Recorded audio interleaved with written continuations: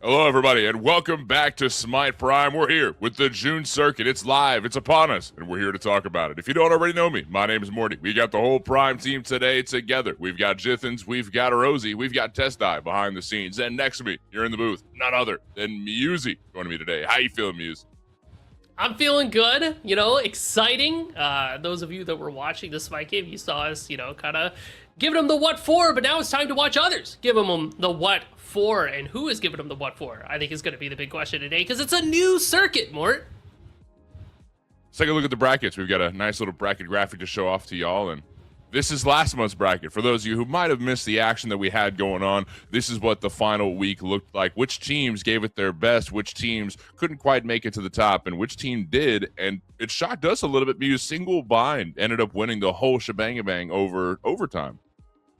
Honestly, Single Bind was playing really well out there. I especially got to hand it to Layers, especially on the Single Bind team, that I think was what really pushed them over the edge. But we saw a lot of good Smite throughout the day. The Vergers and Dirty Water, we see them on the screen now. These are some teams that haven't really had their chance to be in the limelight, be on stream, but really making a name for themselves in last month as some teams that can definitely kind of step up to bat against some of the teams that have been performing super well leading up to this point.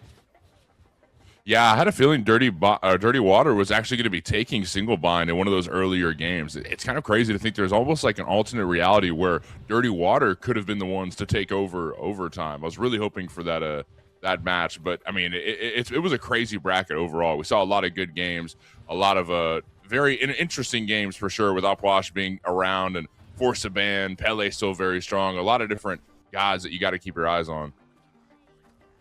Super fun, but of course, that's May, and I'm looking forward to June, but there was still a lot of interesting tech that came out in this circuit as opposed to like recent ones, the Upwash being seen for like a singular game and then never again, right?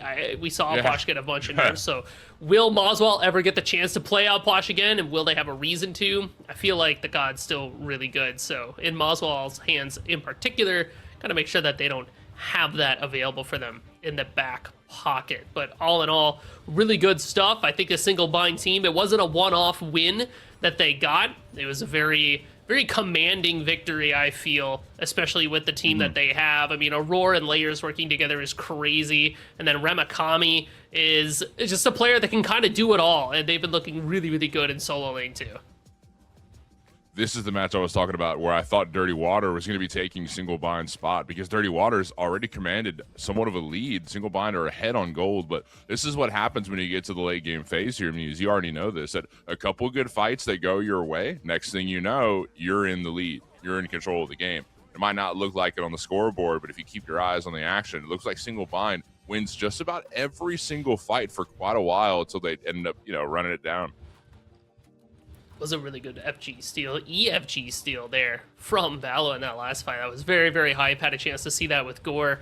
And then as we move into overtime Single Bind, I mean, what are you supposed to do about that, right? The Cersei's Hexstone into the Awelish Pluck. I mean, just absolutely disgusting play here. Really good understanding of like how you can use your items offensively and defensively. And even though overtime kind of put on a big show as best they can, Single Bind just did a good job splitting these fights. It felt like we never had a chance to see overtime play together because Single Bind just kept them all in separate rooms and picked them off as they chose. So overall, very exciting. If you want a chance to watch it back yourself, if you haven't had an opportunity to do so, Smite Prime YouTube channel has everything you need there. A lot of good stuff on the Smite Prime YouTube. We've got something else to show you as well. It's the most recent patch that has gone down. Horus came out last Tuesday, and there's a lot of other changes that went down with the same update. So we can talk about a couple of these here for sure. A couple buffs, a couple nerfs, a couple item differences as well. Muzi, you have any thoughts? The biggest impacts we see here are going to be the changes to Opwash and the changes to Pele. Overall, I feel like Kerberos is still going to be very strong. Yeah, they took away a little prot tread, but still very decent. Kali should still be playable, but I feel like we weren't seeing her as much anyways, and as much as we love the changes to Hunter's Leather Cowl and Hunter's Cowl, feels like Death's Toll and Gilded Arrow. Gilded Arrow is like the item to build for a lot of ADCs, so all in all, good changes, but Opwash and Pele taking a back seat. We'll see if that actually is the case. And we've got one more bracket to show off here. It's the June Circuit Prizing. A lot of what we talked about already was May, so anybody can sign up and earn points to get their chance to participate in the final week on the 27th, where you have a chance to win the $5,000 at the end of the month. And here's the Taking a bracket. quick look at who has signed up, right? I mean, it's day one of 6-7 weekend, and wow! Jeez.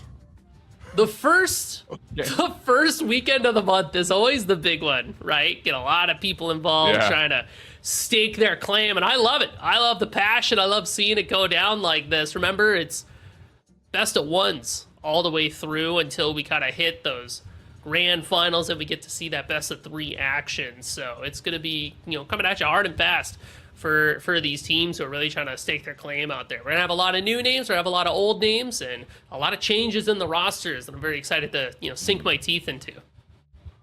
Speaking of new names, there's a couple of new team names that I want to talk about. Hydrogen Bomb. So the drama here is that Hydrogen from Overtime left that team to go join Snatty and Sunprod and Kaidon over for that team. So he kind of like swapped sides, a little bit of trickery there. So Hydro's in a whole new team, Zapman completely gone. That's a bit of tea for you. And in response, Overtime has changed their name to Hostile Takeover. And Tegveer has moved himself from the jungle to a carry role. And replacing Tegveer is Rat Milk. So that's going to be pretty exciting to watch. You've got a couple different player changes there. I think it's going to make for some interesting developments comes through the June circuit. And Tegveer is such an interesting choice for your ADC player because, I mean, Anthony will let you know, as much as he was watching Tegveer during Founders, of the Susano ADC that kind of put Zapman in a box, right? Like, super, super fun to watch. I'm very curious if we get more of that kind of off-color ADC from Tegveer. But me personally, I'm happy to see Rat Milk on the field. Like, I'm just pumped to see that guy play some ball. But we're pumped to see some picks and bans coming at you real quick for our first game today, Mort. Mushroom Kingdom up against Hydrogen Bomb. So that team that we just recently hyped up, Hydro, now a part of Snatty, Sunprod, up against Mushroom Kingdom, which we've seen a lot of success from in recent time. They had some rougher weeks in the earlier parts of Smite Prime, but I feel like this team has stayed together for so long. They're not splitting up. They're not letting a couple losses take them apart. They're grouping together, and they're getting better and better each week, along with the fact that there are some interesting picks on the side of this team. You've got a lot of interesting mid lane picks, the Emoja aspect to which has been coming through for Chang'e Best, Sobek Solo, which was a thing back when they had Port Degree. Now they've got Timer, so might not see it as much now. And Mario Bro, who's the passion streamer, the passion carry. And you got to love what Mario Bro brings to a team. W5's a good shot caller as well. So I've got a lot of high hopes for Mushroom Kingdom, but this is Hydrogen Bomb we're talking about. Yeah, I mean, it's no coughing baby. And, when it comes to what I kind of expect to see from either Mushroom Kingdom or Hydrogen Bomb, just kind of looking at the gods that they like to pick here, I know that while Timer might not be as much of the Sobek enjoyer, we do have Ario and Pele kind of in the bag for this team. So definitely still, in-your-face characters that they want to get active with pretty early. Kerberos, Aphrodite, Tsukiyomi off the board, Discordia, Jingwei, and Agni banned as well. So that is going to leave some pretty solid picks open. The little spirited book in my head is telling me that Thor's up and available. So I'm thinking about that a little bit here, but we also still have the Opwash, right? And I feel like last patch, you might have snatched it up, but this go around, not so much, right? Opwash is definitely like a counter pick into something like an Aphrodite, kind of where we want him to be.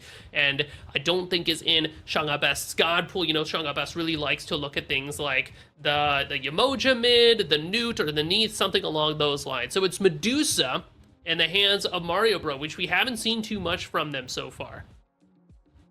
I feel like Medusa's found very rare and random spurts of popularity, and part of that being that the double stacking Transcendence Book of Thoth build has been very popular recently, and Medusa has hybrid scaling. So I've seen a couple Medusa mids come around here and there, but granted, I think you're right for today.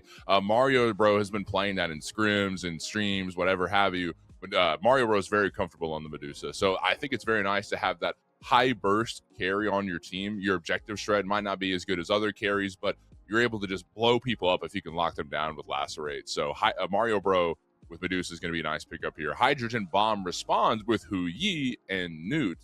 Interesting. I do like the Hui into the Medusa. Medusa is one of those characters that can kind of lack in mobility. Like, Lacerate is a good tool to get out and get in, but because it's, you know, able to be body blocked, you can kind of cut it short.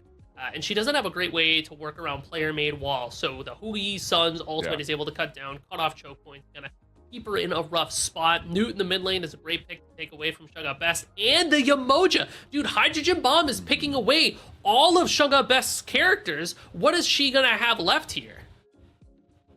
Well, I like to think that it's Cabrakan solo, right?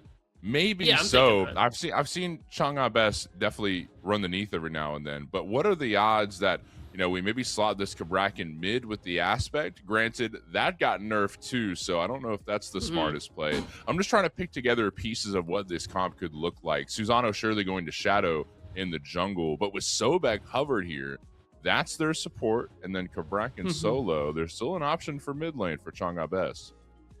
Really looking at the Neath here, I think, is going to be where we look. Or you could see something like a Discordia, or no, Discordia's banned away, so maybe something like a Morgan Le Fay wouldn't be the worst thing in the world to have. Just another character that can really use the Bluestone Soul Reaver build. That is just incredibly prevalent for mages at this point. Didn't really get looked at too much yet, so still something very popular to have. But if you do end up picking that Morgan Le Fay, we talked about how Medusa has some difficulty dealing with player-made obstacles.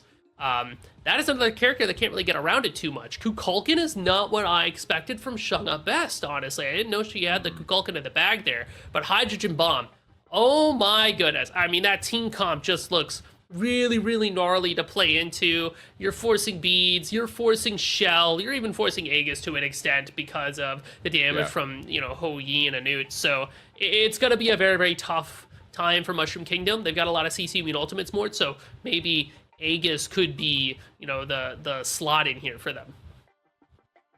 So we are receiving word from production. Shunga Best is out. Slayer is in. So that's a pretty big development as far as mid lane God pool. Shunga Best might not have the Kukulkan in the bag, but Slayer does. And I think, honestly, this is a nice pickup because you've got a lot of zone control, especially around objectives. It's like, if you want to walk into the FG pit, you're going to have to walk through the whirlwind, and the whirlwind hurts a lot. Or to fall through, with the Cabrakan walls. It's in a big circle. You throw the whirlwind down on top of the circle. They're stun locked. They can't go anywhere, and there's walls blocking them in, and now you're stuck inside a tornado. So there's definitely it can go well, right? I think on paper, Mushroom Kingdoms does have a comp that can work together, but it's all the matter of, is there a world where there's no escape tool left for Hydrogen? Think about how Newt, Hu Yi all have escapes.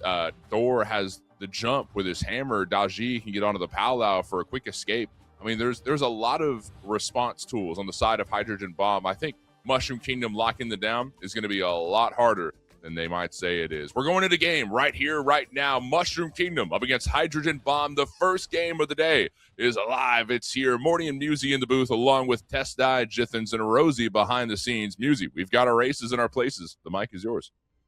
Hydrogen once again rocking the Aspect Ho Yi, which we know that they've really been slamming recently, especially with an item like Gilded Arrow. I really do feel like you can abuse this aspect to get a ton of damage out. So big thing to remember for those of you at home, a little bit new to Smite 2, instead of your ricocheting, it's actually your autos that ricochet. When your basics bounce around, they actually get a little bit more damage for every time that they're bouncing. So crit is very important for this Hydrogen build. A Spectral Armor or a Nemean Lion might be what you want going into it, just to soak up some damage, but definitely have to be careful. I mean, it's just such a terror to lane against because the Hui just sits facing a wall, starts throwing autos, and suddenly you're getting hit with them, right? It just feels very unlucky sometimes.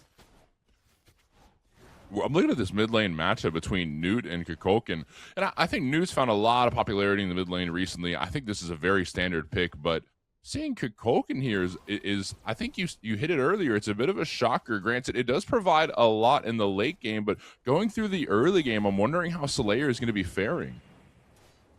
I was watching Snatty play some Kukulkan solo, just kind of building full damage, and this character is able to pump quite a bit. One of the strongest things about Cuckoo is their wave clear, right?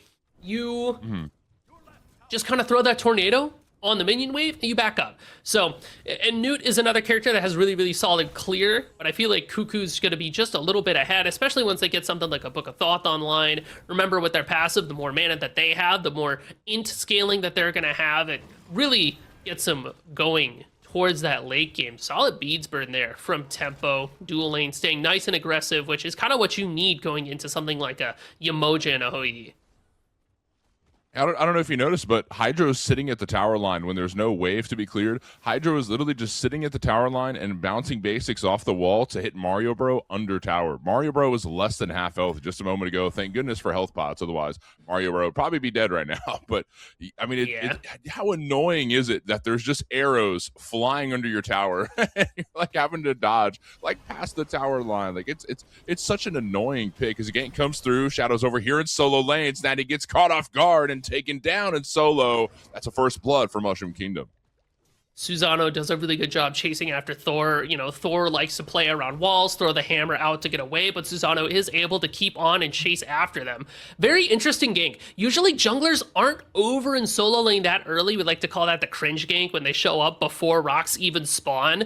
So a little bit of that cringe gank action keeps Snatty in their place, and Kabrakan's a character that does pretty well into the Thor already, just able to get a lot of stuns and damage off to hold them in, but look at the response here. Sun Prod getting their own.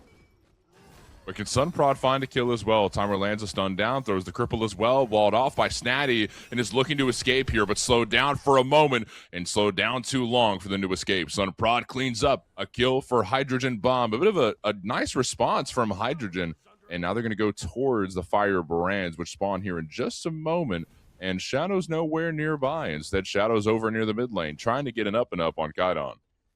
Usually, if you're not trying to pressure out near those fire brands, the purple buff is coming up at the left side. That's where you're going to be looking next. So you see Shadow moving over that way. If you're Timer in that situation, you should kind of expect the Dodge E to be around the corner. You just got to kill. It's not sweet over there in that solo lane, right? With rocks coming up, Prod is going to be there to collect them. So now the response is Shadow on the left side, taking a look at that purple buff. But Hydrogen Bomb are aware. They definitely want to back off here. And meanwhile, Hydrogen Bomb are losing their purple buff, but they're sealing away the blue buff from Mushroom Kingdom's Timer. So it's a bit of an exchange in buffs, more or less. But Timer ends up falling in the process. Sunprod gets the kill. I'd say it's a bit more worthwhile for their investment in solo lane. Hydrogen Bomb got a kill and the buff compared to Mushroom Kingdom, all three splitting one buff. Looks like tempo might be falling down here as well. Jumped on by Hydrogen, just barely able to eke away. The shell did a lot of work there, being able to add a health bar, but also, damage bits against basic attacks specifically handy when you're getting jumped on by that Hoi. I agree with you more, right? We killed this Kabrakan, but it's the second kill for Sunprod there. Purple buff, wasn't stolen away, but you also get the neutral buff and the buff stolen. So Mushroom Kingdom are investing very heavily into their Sobek Medusa, so now we really have to play through this dual lane. Timer 1K is going to be kind of on the back foot for the majority of the game here. Favorable matchup or no. Sunprod is taking another bite out of crime, sitting over by that solo lane. Oh no, Timer, you've got to be careful. Very low on mana, doesn't have the blue buff. Locked in by the Powwow, pulled back into the solo lane, and some fiery claws in response. Snatty is able to get the kill. Timer falls yet again in a very rough position to be in for Timer. 0-3 this early on. The snowball starting to develop for Sunprod. Where do we take this, though? How does the snowball develop into something bigger for Hydrogen Bomb as a whole? Honestly, you can just keep shoving it into solo lane, right? Like, the Kabrakan doesn't have beads, doesn't have an ECC immunity. They don't have a good answer to Thorwall. They definitely don't have a good answer to a dodgy ultimate. And as long as you're able to stick on top of this Kabrakan, if they're behind, they are just cooked. Slayer now eating some damage. You can feel that pressure from solo lane extending out elsewhere because it's enabling Kaidon to feel a little big for their britches so far. But with the right side of the map in total control of Hydrogen Bomb, I do wonder, it's only a matter of time before we take that over to something like a Gold Fury. Sunprod's just getting bigger and bigger and bigger off of this juicy Kabrakan. It's going to be a terror once they start moving towards that mid. And the Firebrand stacking up as well. That's going to be their second round going their way. Hydrogen Bomb are definitely developing something pretty big over here in solo, but I'm excited to see how it unfolds around the Gold Fury because like you said earlier, Mushroom Kingdom are playing through Tempo and Mario Bro to be their lead main characters for at least the earlier part of the game, right? But that Gold Fury needs to be picked up sooner than later. Check out Sunprod over here on the right. Showed up for just a moment looking for maybe another gank, but ult wasn't online. They felt it wasn't necessary. Sunprod went back to base. Baby Gup, do you get plucked here by the Sobek? It's there, and a dash in from the Medusa. Dead! Can't get the Petrifying Gaze off. Barely got the execution, though. Lurking in the Waters came through for a kill on Baby Gup. But meanwhile, Shadow and Slayer are burning Gold Fury. It's down to less than 1,000 already, and Hydrogen Bomb have no idea. The first Gold Fury of the game goes to Mushroom Kingdom in a pretty sneaky fashion. Uh-oh, looks like Sunprod's going to try to take their get back. Slayer under some duress is able to dash away. Good moves there from Mushroom Kingdom, definitely playing the map. You know that Sunprod's been paying a lot of attention over to that solo side. That does give Shadow a lot of room to hang out in the left side, and early objectives left side is where that Gold Fury is. Until Fire Giant, Pyromancer, and Moonlight Queen Naga spawn on the right, I'm more of a believer in really focusing on that dual lane just to get those early Gold Furies. That's going to help Mushroom Kingdom keep their head above the water, so to speak. Plus, being able to get out of the base 50% faster. You see that little gold token right underneath the Mushroom Kingdom kill count. With the first gold token, they get 50% movement speed out of base just for a few seconds, and that just helps them keep their farm up and making sure that they can get back to their camps and get back in the fight. I'm really a big fan of this Barb Carver pickup from Shadow. I feel like Susano is one of the few gods that can mix and match these ability-based or basic attack base items. Skyfall in the air doesn't land. Very unfortunate. Shadow almost got taken out right there as we fight over the beacon in the mid lane. Party Rockers is Sunprod and Kaidon watch on from the side, but look who just showed up. It's Baronary. And hovering in the shadows, maybe looking for a way in to try and capture this point. The numbers game favors Hydrogen Bomb for just a moment, but Shadow's here now. It's 3-on-3, and a pluck comes through. Baby Gup taken into the air, right into the whirlwind, and Spirit of the Nine Winds to follow. Not even needed. Lurking in the Waters used as well. A lot of ultimates for one big kill on Baronary. Whole bunch invested there. Kind of thinking to myself, I wonder if we did need to ult. Because imagine the reality where Tempo finds another pluck into that Spirit of the Nine Winds. That is really what I'm looking at between Tempo and Slayer, by the way, Mort. The old pluck combo, the setup to the put down is going to be big. This Kukulkan's got their Book of Thoth online and a conduit, but Sunprod's over in left side. Doesn't have ultimate. I don't think it matters. This Medusa's in trouble. But Lacerate takes Mario Bro back to safety, not able to block the dash, so Mario Bro is just fine. And back to, you know, I feel like Sunprod is having a lot of success in solo lane, but is having a bit of a hard time trying to further that lead on this side of the map so far. It's been kind of a rough situation, right? Granted, you are correct. The ult wasn't online. That would have probably been the tool needed for Mario Bro to fall there. But Beads was up for Mario Bro as well. I don't know. It's a weird situation for Sunprod right now. Do we keep going solo? Do we keep milking the cow known as Timer? Or do we try and invest our time in other parts of the map? If Gold Fury isn't up, you might as well go solo, right? There's nothing to fight for on the left side of the map right now. Hydrogen should feel pretty good against Mario Bro at this point. Like, you're even. You're stacking your Devos. You're chilling. You're not really looking to force too much. Whereas, if you can keep Timer 1k down and keep Snatty on the up and up, a 2-level difference for solo is strong, but like a 3-level difference is a death sentence. So keep getting Snatty farmed. Imagine a Thor ultimate around an objective like a Pyro or Gold Fury. Once we get this Thor out of the lane and able to rotate, these teamfights get a lot easier for Hydrogen Bomb. It's really interesting too that you talk about, you know, what does Sunprod do here? Shadow's even ahead at this point, so it even calls the question, was it worth it to take a look at solo lane so hard? Still think it is, but this could be a good response here. Shadow is just now pulling up here in solo, but Snatty takes to the skies with his ultimate, lands down under the tower and goes back to base from there. That's going to leave Mushroom Kingdoms with the Firebrands that just now spawn. Slayer and Shadow will get those without really any consequence. Gold Fury not up just yet, but it will spawn in just a moment as we're 10 minutes into this game. 3-4 is the kill count, and Mushroom Kingdom down 1 kill right now. Also down 1,000 gold, but look at Sunprod looking to further that gold deficit for Mushroom Kingdom, going straight on top top of Mario Bro. It's the foul out chains. Mario Bro chained up to death. A great kill for Hydrogen Bomb. Gold Fury could be the move. They've got 3 members on their way, but Shadow looking to collapse. Maybe keep them from their game plans happening. Shadow and Tempo hanging around this duo's side. Chunga ult is up, but Baby Gup is fighting alone. Okay, Riptide. It brings them back to the rest of the team, but a Stampede in response. Mushroom Kingdom are feeling the fight. Slayer's right behind them as well, but the Hydrogen ult is thrown down. The Hu Yi Meteor Shower will slow Mushroom Kingdom for just a moment, so nobody gets caught up to. Hydrogen Bomb still in a very safe spot. It looks like Tempo really wants to find a plug here, but not going to be able to just yet. So Mushroom Kingdom, I mean, at least they got Hydrogen Bomb off the Gold Fury. That's got to be the biggest play there, right? Shadow finds Baby Gup in the jungle. Yamoja has help from Sunprod.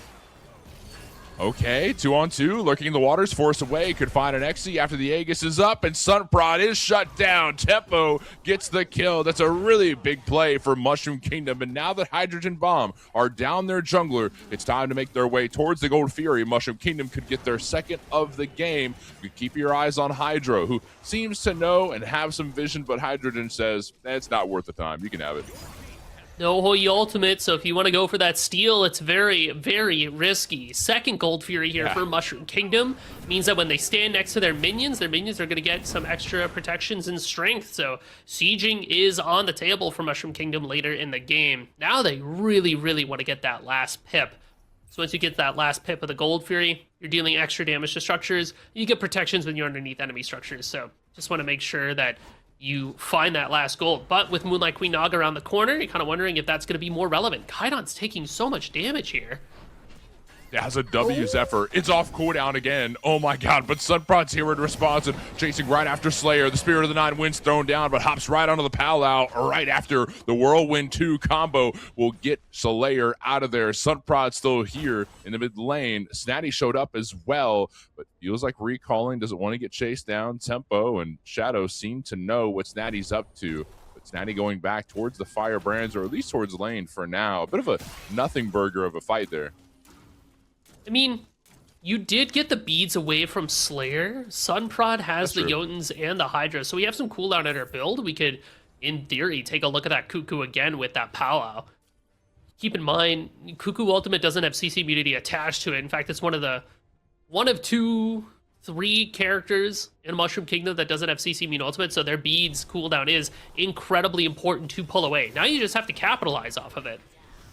A great pluck and a Zephyr combo. Look who's here in mid lane. Timer's here, but not a lot to fight over unless Pyromancer is their main objective, but walled in, Tempo's in trouble, forces out lurking in the waters, but up in the front of the line is Timer as well. The Rivers of Buke is thrown down, and Hydrogen Bomb seem to be in somewhat control. Maybe they're losing control. The Spirit of the Nine Winds is thrown down, and Snatty is taking it to Timer and Slayer. Slayer falls in the process. Kaidon takes him out with a Skyfall. Timer is getting ran down by the Pyromancer and chased down by 3 members of Hydrogen Bomb. The Skyfall used, and Hydrogen Bomb take control of the fight. They kill Slayer and Timer and are now burning the Pyromancer. Tempo tries to find the jump on the side, but ends up killing him in the process. Meanwhile, Hydrogen solos Mario Bro over in the duo lane. Pyro will fall here. Shadow will watch as Hydrogen Bomb get their first big objective of the game.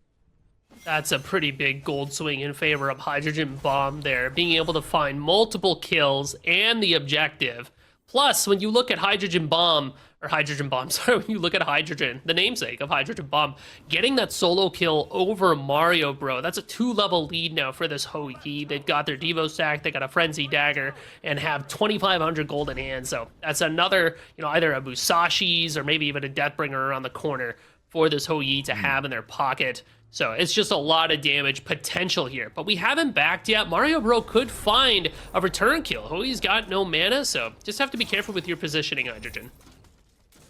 I'm a really big fan of the Snatty build here. So you've got the Runeforge Hammer, which does a lot of damage with your next basic attack after hitting a stun. So you've got That scales off of prots as well, the extra bonus damage you get. And along with that, you've got Prophetic Cloak, which gives a whole lot of protections, along with Dwarven Plate, which again gets a whole lot of protections. You're investing heavily into this heavy prot build, and I feel like that's really common for solo laners right now, is just stack up as many protections as you can and just get stronger and stronger as the game goes on, especially considering how easy it is to stack Prophetic with Thor. I really like this build from Snatty. 100%, especially with that change that we saw to Prophetic Cloak recently, where it went from 20 stacks down to 15 stacks. So Snatty's able to get this build online really, really fast. So like this for Snatty, like a Blinket from Tempo, finding a knockup on a Baby Gop. Oh my goodness, and the Cersei's Hexstone forced away, Riptide as well, so Barrow's okay. But oh my god, that was a lot of damage thrown onto a tank. 100 to what, 40%? Baby Gup was almost in trouble there if they didn't have the active item, but that did get them to safety for now. The beacon spawns at 15 seconds. Queen Naga is up. Gold Fury is up. A lot of objectives here at the 16-minute mark. It's 5-9 on the kill count. Hydrogen Bomb in control of the game. They've got a 2K lead. They might not have any Gold Fury pips, but they seem to be pretty fine everywhere else. If they can get this Moonlight Queen Naga, that would be a fairly, not even a turning point for Hydrogen Bomb because they're in the lead, but it would really seal the deal for them. So shadow pulling this is very interesting, and look at where Hydrogen Bomb is positioned on the map, where we are very far away, and because we have Barb Carver Reaper for the Susano, they have a lot of damage, but even more sustain to be able to just sit here and tank this Moonlight Queen Naga. In fact, it goes entirely uncontested. Shadow confirms it for the Mushroom Kingdom, and that's a nice boon. Very good for characters. I'm looking at the Cuckoo and the Medusa, right? Talked about dual scaling character with Medusa. 5% strength and int stacked up will be very, very nice for this character going forward, and Cuckoo will take every int scaling increase that they can get, because they just get so much intelligence from their build. Looking to get that Book of Thoth online. Then something along the lines of like a Ratatouille. We get so much mana. The Archmagus is going to hit even harder. Really, really good stuff for Mushroom Kingdom here. Just got to make sure that we don't kind of lose this advantage that we have. Fire Giant is going to be very scary coming up. I like it for Mushroom Kingdom, but Hydrogen Bomb has been playing really well recently. And they're eyeing their for next Gold Fury because they don't want Mushroom Kingdom to get the third pit, because that would be very, very bad as far as, you know, the next siege for Mushroom Kingdom, and every siege after that would just be very hard to handle. Hydrogen Bomb are around the mid lane looking at Slayer diving into the tower, but Combat Blink utilized, so Slayer's okay, hiding in the jungle. Skyfall right onto his dome, and it does 500 damage, but barely not enough to take him down. Slayer's alive for now. Tempo's able to play Peel around the Wind Sprite, so Snatty can't jump over the wall. Slayer's out of there just fine. Lurking in the water slows Snatty down for just a moment, but Hydrogen Bomb looking to collapse. The Stampede was used. Mushroom Kingdom is playing it safe while Hydrogen Bomb surround the Gold Fury. I don't know if Mushroom Kingdom have any tools to seal this away. Maybe a Stray Petrify from Mario Bro, who hovers in the wings, watching it's down to 3K. Make it to Timer, runs in, but gets slowed down right after by a Thor wall, and down goes Petrify. Hydrogen Bomb might be losing the fight for just a moment. They dropped the Gold Fury entirely. Mushroom Kingdom pulled him off of it for a minute, but now they're back on the burn. They're ripping it in the faces of Mushroom Kingdom, but the Whirlwind's thrown down. Mushroom Kingdom just grabbed the Gold Fury. Hydrogen Bomb have lost it, but can they win the fight right after? Spirit of the Night wins you to secure the gold, but it's still up. Wait, oh, they finally got it, but Timer, Shadow, and Tempo all fall on the front line in the meantime. And Skyfall's up once more. Mario Bro gets taken down. Good Lord, 4 people dead for a Gold Fury. Granted, Mushroom Kingdom got it, but they just lost the entire team in the process. Was that worth? No, I don't think so. I mean, Fire Giant, Pyromancer is up for Hydrogen Bomb. They're going to get a tier 1 tower. So much invested. There was a lot of trust put into the Cuckoo damage that just wasn't quite there yet. We don't have any penetration online, and we didn't have anybody else there to deal the damage to that Gold Fury. And Mushroom Kingdom had a lot of good space made there, too. Imagine if our Cuckoo had joined that fight. I think that would have been kind of a difference maker there for Mushroom Kingdom. So the benefit, though, is that you do have that third pip on that Gold Fury. So all 3 Gold Fury pips for Mushroom Kingdom. They're feeling strong. They've got all the passive gains there, so they're able to deal extra damage to structures, hang out underneath them for a little bit longer. They get prots. I like that for them. but the gold swing for Hydrogen Bomb there is just really intense. I mean, they have a fairly significant chunk for this stage of the game. Nothing crazy, nothing to like freak out about, but 3k gold is enough to push, you know, maybe an item or half an item, and those stats can really add up in these fights when they come down as close as they do.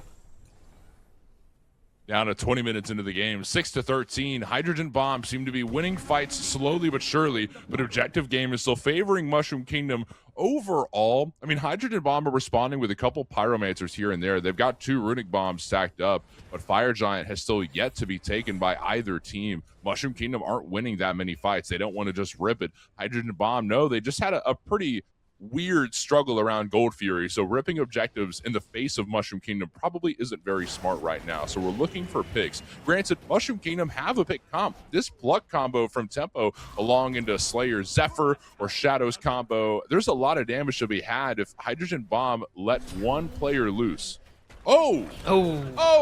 Ricochets from Hydrogen just catch out Medusa there. I mean, it's part of what makes this aspect just so insidious to play against. Shadow, you can't blink over that wall, unfortunately. I've learned that recently. But check out the build from Hydrogen. Musashi's and the Deathbringer. So not only are we landing crits, we're moving faster, but they're just smacking. And with that Lucerne Hammer, you know that a Titan's Bane is right around the corner. So Hydrogen's just going to keep racking up the damage. But Fire Giant is getting looked at. No, Hydrogen Bomb they're gonna start the burn. They're burning it right now. Mushroom Kingdom have everybody there aside from Mario Bro just watching as it falls down. Surely Hydrogen Bomb are looking to start a fight rather than burn the objective, but Fire's down to less than half, and into the air Snatty goes, lurking in the water, forced away from Tempo.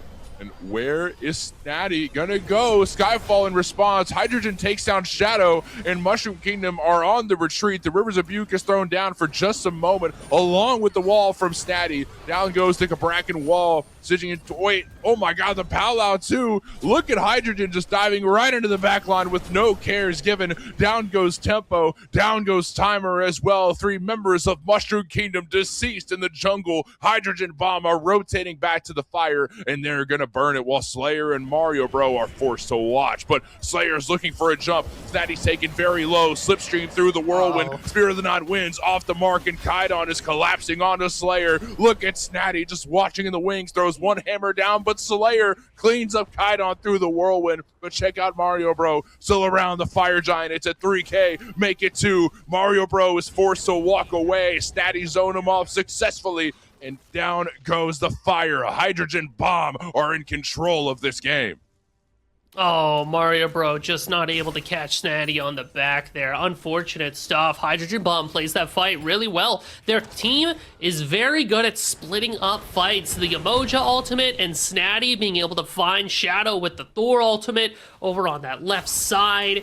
It just makes it very, very tough to fight into them, and the solo kill on Mario Bro that set all of this up. The Medusa wasn't able to show up until the very end. Slayer, of course, had to use their ultimate early, so the steal potential on that FG just wasn't quite there. Hydrogen Bomb are really taking control of this game. Their team fights look really solid. The way that they've been playing the map has been pretty good, too. Now Shadow's under duress again. Snatty's in the air. Stun lands, forces speeds away, and the wall doesn't come through. Shadow is able to escape thanks to the Purification Bees, but that's a good relic pool in transaction for the ultimates. Snatty's surely going to have that up a lot sooner. Granted, the cooldown from Pridwin, which was just picked up, and again, another item that scales off of the heavy prot build that Snatty's going, but main objective right now, Ancient Fury, it's getting burned by Hydrogen Bomb, and because Mushroom Kingdom have, no real way of stealing aside from the Spear of the Nine Winds, and Fire Giant picked up by Hydrogen Bomb, I think that's just the smartest play, is just go grab objectives while Mushroom Kingdom can't do much about it. But the map's been split up just enough for Mushroom Kingdom to grab this Pyromancer and then probably walk away right after. Look at them all 5 go back to base at the same time. That's what you gotta do. Wherever Hydrogen Bomb is, that's where you should not be at this stage in the game. You have to wait out that FG, because if you weren't winning the fights when they didn't have FG, you're probably not gonna win them while they have it. The benefit here from Mushroom Kingdom is, though, that they do have really solid base defense. Cuckoo is great at hanging out next to a bird, throwing down tornadoes, and basically saying, hey, you can't walk here, right? You're gonna eat up a bunch of damage from the tornado. Totem of Death and Ratatouille are online, so Slayer's got a bunch of damage in their pocket. Hydrogen Bomb at this point, they're going to trim these tier 2s, and get ready for the next round of a big OBJs, the Fire Giant as it respawns, and another Ancient Gold Fury to debuff the Phoenixes. So if you're Mushroom Kingdom, you've got a little bit of time to find a chance to breathe, get your farm up, but don't play into the aggression from Hydrogen Bomb. If they sit outside your Phoenix taunting you, don't play into it. Let them come to you, get your damage, and then get out. Especially because they don't have the Gold Fury pips that help them out with the siege, right? I feel like that's definitely a good tool. Sure, Fire Giant helps a lot, that's for sure. But, I think the siege is going to be a little more difficult than what they're usually used to with the Gold Fury pips in pocket. So Mushroom Kingdom are on the defense, and Hydrogen Bomb rush into the Titan room to take down this left bird. They take Slayer down a little bit. Spear of the Nine Winds connects on just Baronary, and Tempos to the round, maybe looking for a pluck. But look at where Snatty is. I don't think he's going to be killable, though. You got to remember all those prots. Surely he doesn't just fall off of one pluck. You've got to be very careful of who your target is if you're Tempo. If you're going to kill this Thor, you definitely need the Cuckoo and the Medusa working in tandem to shred away those protections. Good split here from Hydrogen Bomb. Snatty in the air, probably looking left. Looking left indeed. Down it goes. No, Tempo's still alive, but Sun for just a second. But check out Sun Prod, who dives into the back line, onto the Palau, and looking for a pull. Slayer's in trouble. Ends up pulling beads off of one, but Tempo's still in the front, looking for a pluck, but mainly using it to play safe. You don't want to take anybody towards your team that can just evaporate Mario Bro or Slayer. So I think we're, just investing in a defense of the Titan room in general. The Phoenix will still fall. Hydrogen Bomb got what they wanted, but they're walking away right after. Good split there from Snatty. You pull the attention of Shadow over towards the mid. Phoenix and Thor with their semi-global ultimate. They can be in the left lane in a flash. If Snatty's able to go in and start a fight, maybe pull some beads, that means Sunprod can jump in afterwards and pull with their own Palau ultimate. So with beads forced away and ultimates forced away, it means that Mushroom Kingdom is left exposed and vulnerable. But losing your Phoenix was all they did. It's unfortunate that they lost the left Phoenix. It's an ideal Phoenix to take when you're the aggressors in a game. Reason being that it sets you up to take the next FG. Now Mushroom Kingdom need to make sure that they push out this left side and try to defend their Titan, and that happens right around the time that Fire Giant spawns. So Hydrogen Bomb will have priority over this Fire Giant because they'll just have the man advantage, and they're already doing a good job winning these fights. So Mushroom Kingdom kind of pulling out a Hail Mary at this point. It's not a good position to be in, but they do have a lot of damage that can come out of nowhere. I'm staring at Slayer. I'm looking this Cuckoo dead in the eyes and hoping that they can land a big ultimate.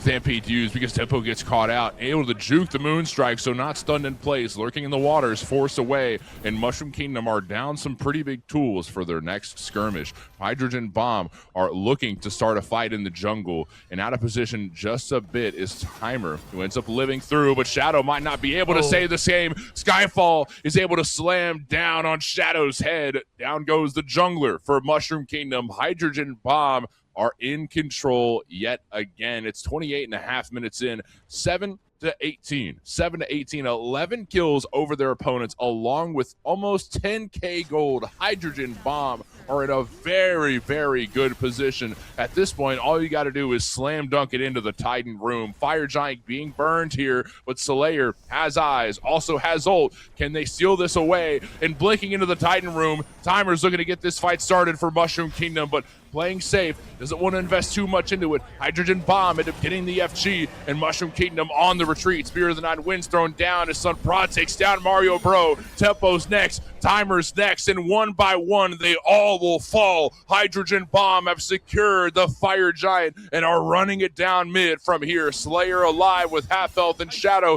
just now getting out of the fountain. Can they save this game? We'll see. Kaidan has ult. Hydrogen Bomb taking away the mid Phoenix. This does not look ideal for Shadow or Slayer. They don't have ultimates. They don't have anything to really get in there. All they can do is poke, damage, and hope. Shadow gets taken down very quickly and blinks right back to the fountain. The Titan's down to half health, and Shadow's gonna fall immediately after. Huge damage comes through for Hydrogen. A double kill for Hydrogen to send Mushroom Kingdom packing, and the first game of the day was won by Hydrogen Bomb. Really good stuff. I mean, Hydrogen on the Sun Prod team makes a killer difference. This team was already really good with Zapman, but Hydrogen is filling up those shoes very, very well. Really good stuff from Hydrogen Bomb, Mushroom Kingdom. Yeah. You know, they didn't have their normal mid laner, but Slayer was making a lot of moves out there. That Cuckoo was very slippery. More than the few times I consigned them to death, but they were able to get away just in time. So, you know, well played from both teams there. But ultimately, Hydrogen Bomb, while they didn't have control over the Gold Fury, they definitely had control over everybody's lives, and that ended up winning out in the end. Yeah, even with just one goal the entire game, Hydrogen Bomb, all they need is an FG and confidence, and they are just going hard. You got to love it. I mean, they found a lot of success by splitting the map, and Mushroom Kingdom did get a couple golds because of it, but shutting down Timer early, I feel like was a really big contributing factor for Hydrogen Bomb to be winning so many fights, because Timer just kind of falls apart pretty early. Not a lot of prots in this build. You know, the Breastplate gives some, but Runeforge doesn't give any, and look at Timer just kind of fall apart because of it. Bracken is one of those characters that really relies on having an early lead, being a lane bully, and being able to throw your weight around. But Sunprod puts an end to that and puts them on, you know, Weight Watchers. There's no weight to throw around now. So with that said, Snatty is able to make some really solid rotations, always has a lead, and this Thor is a killer to a lot of the characters on the Mushroom Kingdom comp. They don't have good answers to the wall, which Snatty was throwing out expeditiously, putting a lot of pressure onto this Mushroom Kingdom team. All around, really, really good stuff. I also got to shout out this Yamoja. I mean, the damage, the walls, everything from the support was so good. Hydrogen Bomb is another team that looks like they are ready to take a crack at the top 4 spots at least. Wherever Sunprod is at the helm, it's really hard not to imagine that they won't be going the distance. Yeah, I mean, and this team, I think you hit it on the nail earlier, looks so good with Hydrogen around. Granted, you know, Zapman was a big player for this team, obviously, but I think Hydrogen is slotting in just fine. This is a very nice switch up. It's a good change of pace for, you know, our circuits in general to see a bit of a difference in the situation. You know what I mean? The teams juggle up every now and then, and this is an interesting slot that I'm glad we're keeping our eyes on. So Hydrogen Bomb will surely be making their way down the bracket. Mushroom Kingdom, at least for this week, won't be going too far. Well, good stuff. Good way to start the day, I think, Mort. I mean, I'm excited to watch this Hydrogen Bomb team go on in Mushroom Kingdom. I know they'll be back next week to give it the old college try. So just need some small minor adjustments to that team, and I think they can really start to do things. We've seen them hit it all the way up towards finals before, and I know with Mario Bro at the head, they've got the passion to be able to do it again. And I think a part of that, too, that contributes is the fact that Mushroom Kingdom got a lot of their own picks taken away from them. So I think the picks and bans phase, you know, if it goes a little bit smoother next time, they've got a really good chance. But we'll hopefully see them next week. But for now, we're going to take a quick break before we move on down the bracket. We'll be back in a few minutes. Don't go anywhere. Hello, everybody, and welcome back to the June Circuit. We are here with Week 1, and it's live. It's upon us. We're here to talk about it. If you don't already know me, my name is Morty. We've got the Prime crew with us today. It's Testai, it's Jithens, it's Rosie, and Musey with me here in the booth as well. Musey, as we look over the bracket, tell me how you're feeling about last game. Last game was a good one. I think we got a good peek into the brain, the eyes of Hydrogen Bomb. I'm interested to see how they do in the future, seeing that they're up against Hostile Takeover. That'll be pretty solid, but let's see who else came out ahead. Looks like 17K and Akatsuki are going to be going at it. Dirty Water's still in the mix. Love seeing that. The Gospel of John. Love that. Chingle Blorgan. W name. Big fan. Big fan. Sparta's Top Doggies, the OSL team is back. That's hype. All right. So, I think we got a really solid collection of names here, really solid collection of teams. I'm loving this new June vibe so far, but I'm loving who we're looking at next. The returning champions. Single bind up against Rose in Time. So that's going to be an exciting match as well. Just like you said, this is a team that found a lot of success last month. A lot. Practically the most success you can find in a month. Single bind found that. And this is a team that has been, I feel like they've been contenders for a while, right? But now they're finally starting to show we're not just contenders, we're champions, baby. Picks and bans on the way. We can look over our next matchup of the day. And now that we've got rosters in front of our face, Layers, Mozball, Aurora, Donut, Doug, along with Remakami. So this is a very strong team in itself. But on the other side, a couple new names that we don't know too much about, but they're looking to make a name for themselves. I like it. New Jack, later, Fish, Bojo, and Dillid? Hype, right? Rosentime Sit in the Wind is actually a sick name to have as well.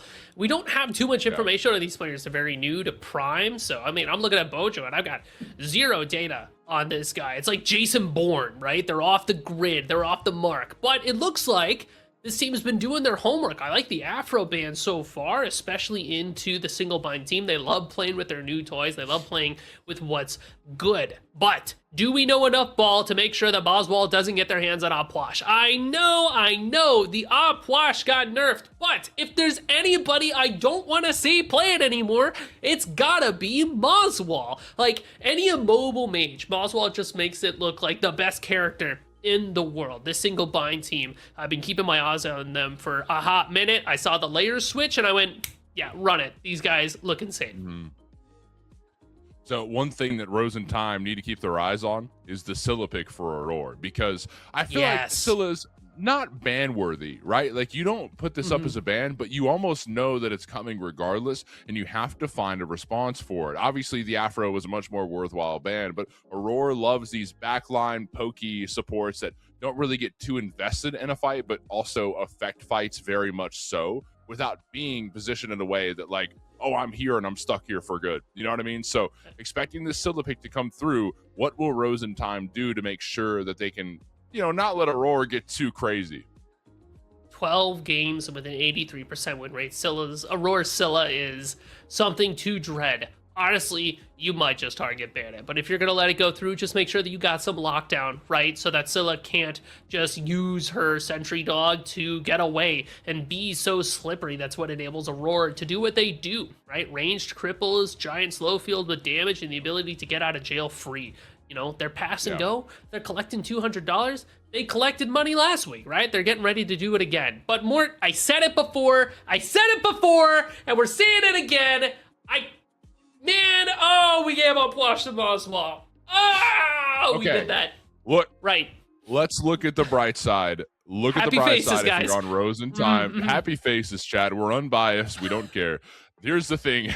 We do care. Yeah. This is a pick that has no mobility within its kit. That's true. Without a Xerxes or a Stampede from somebody else or something, Opwash is a sitting duck.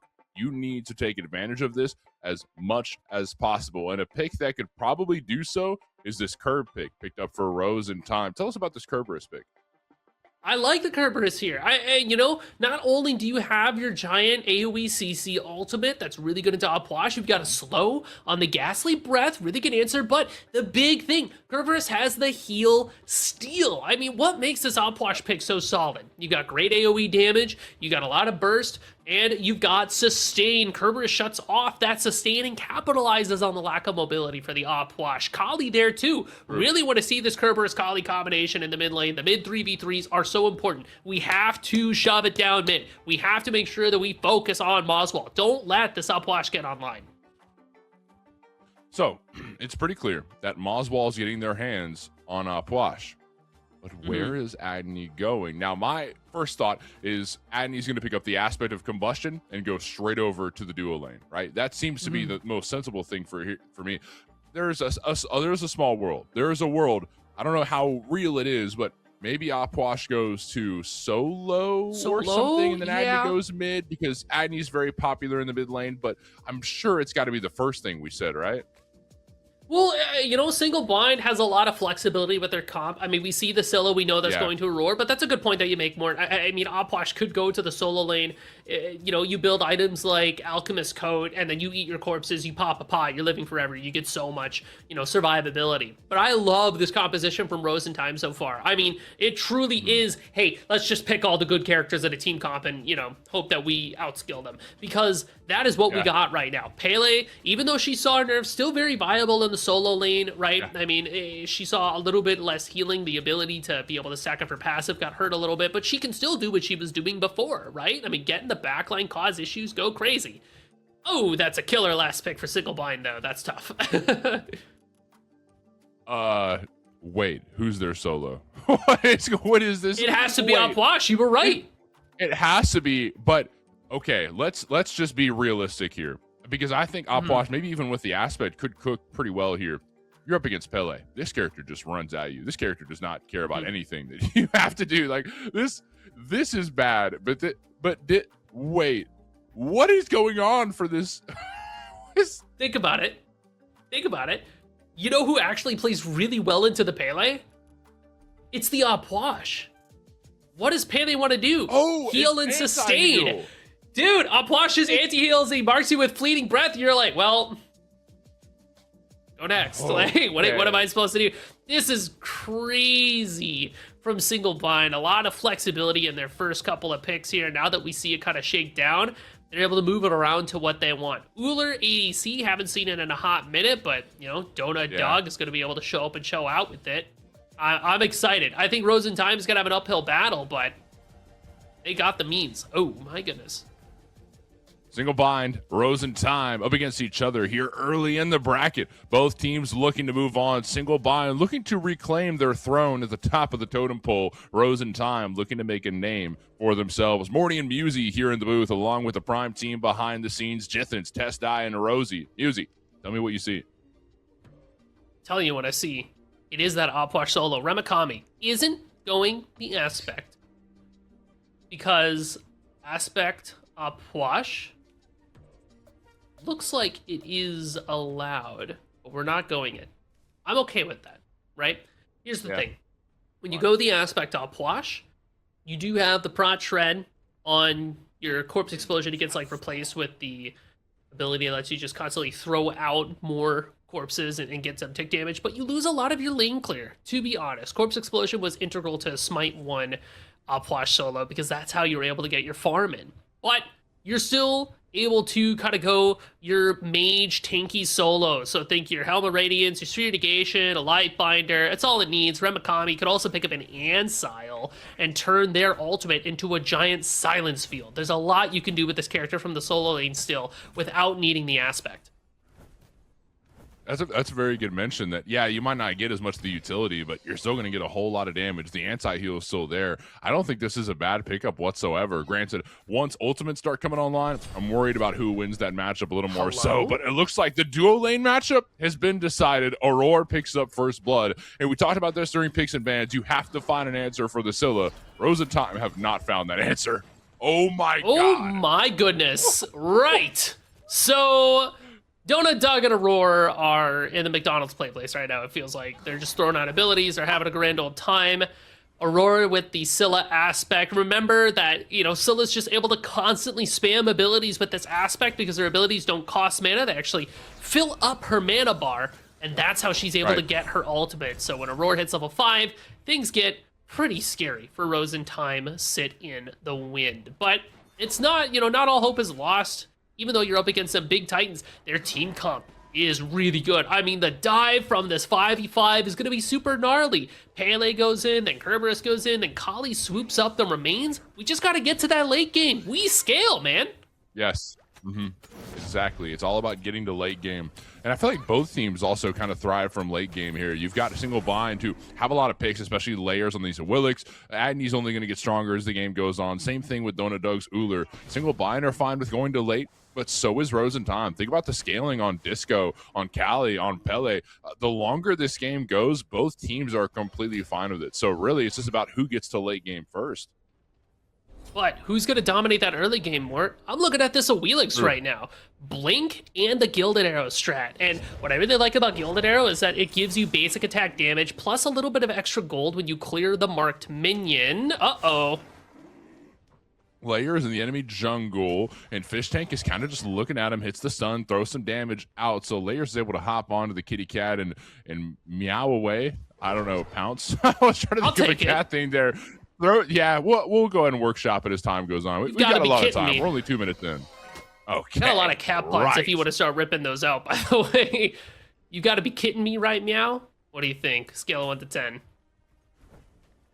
It looks like Fish Tank is going to go say Meowdy over to Remikami in solo lane. I've got a couple here too, Muse. This isn't just a you thing. I've got a couple as well. Ooh, I'm liking that. Big fan. Day 1 of 6-7 weekend. It looks like Rose and Time want to get it started right, but Layers is going to be here for this blink in.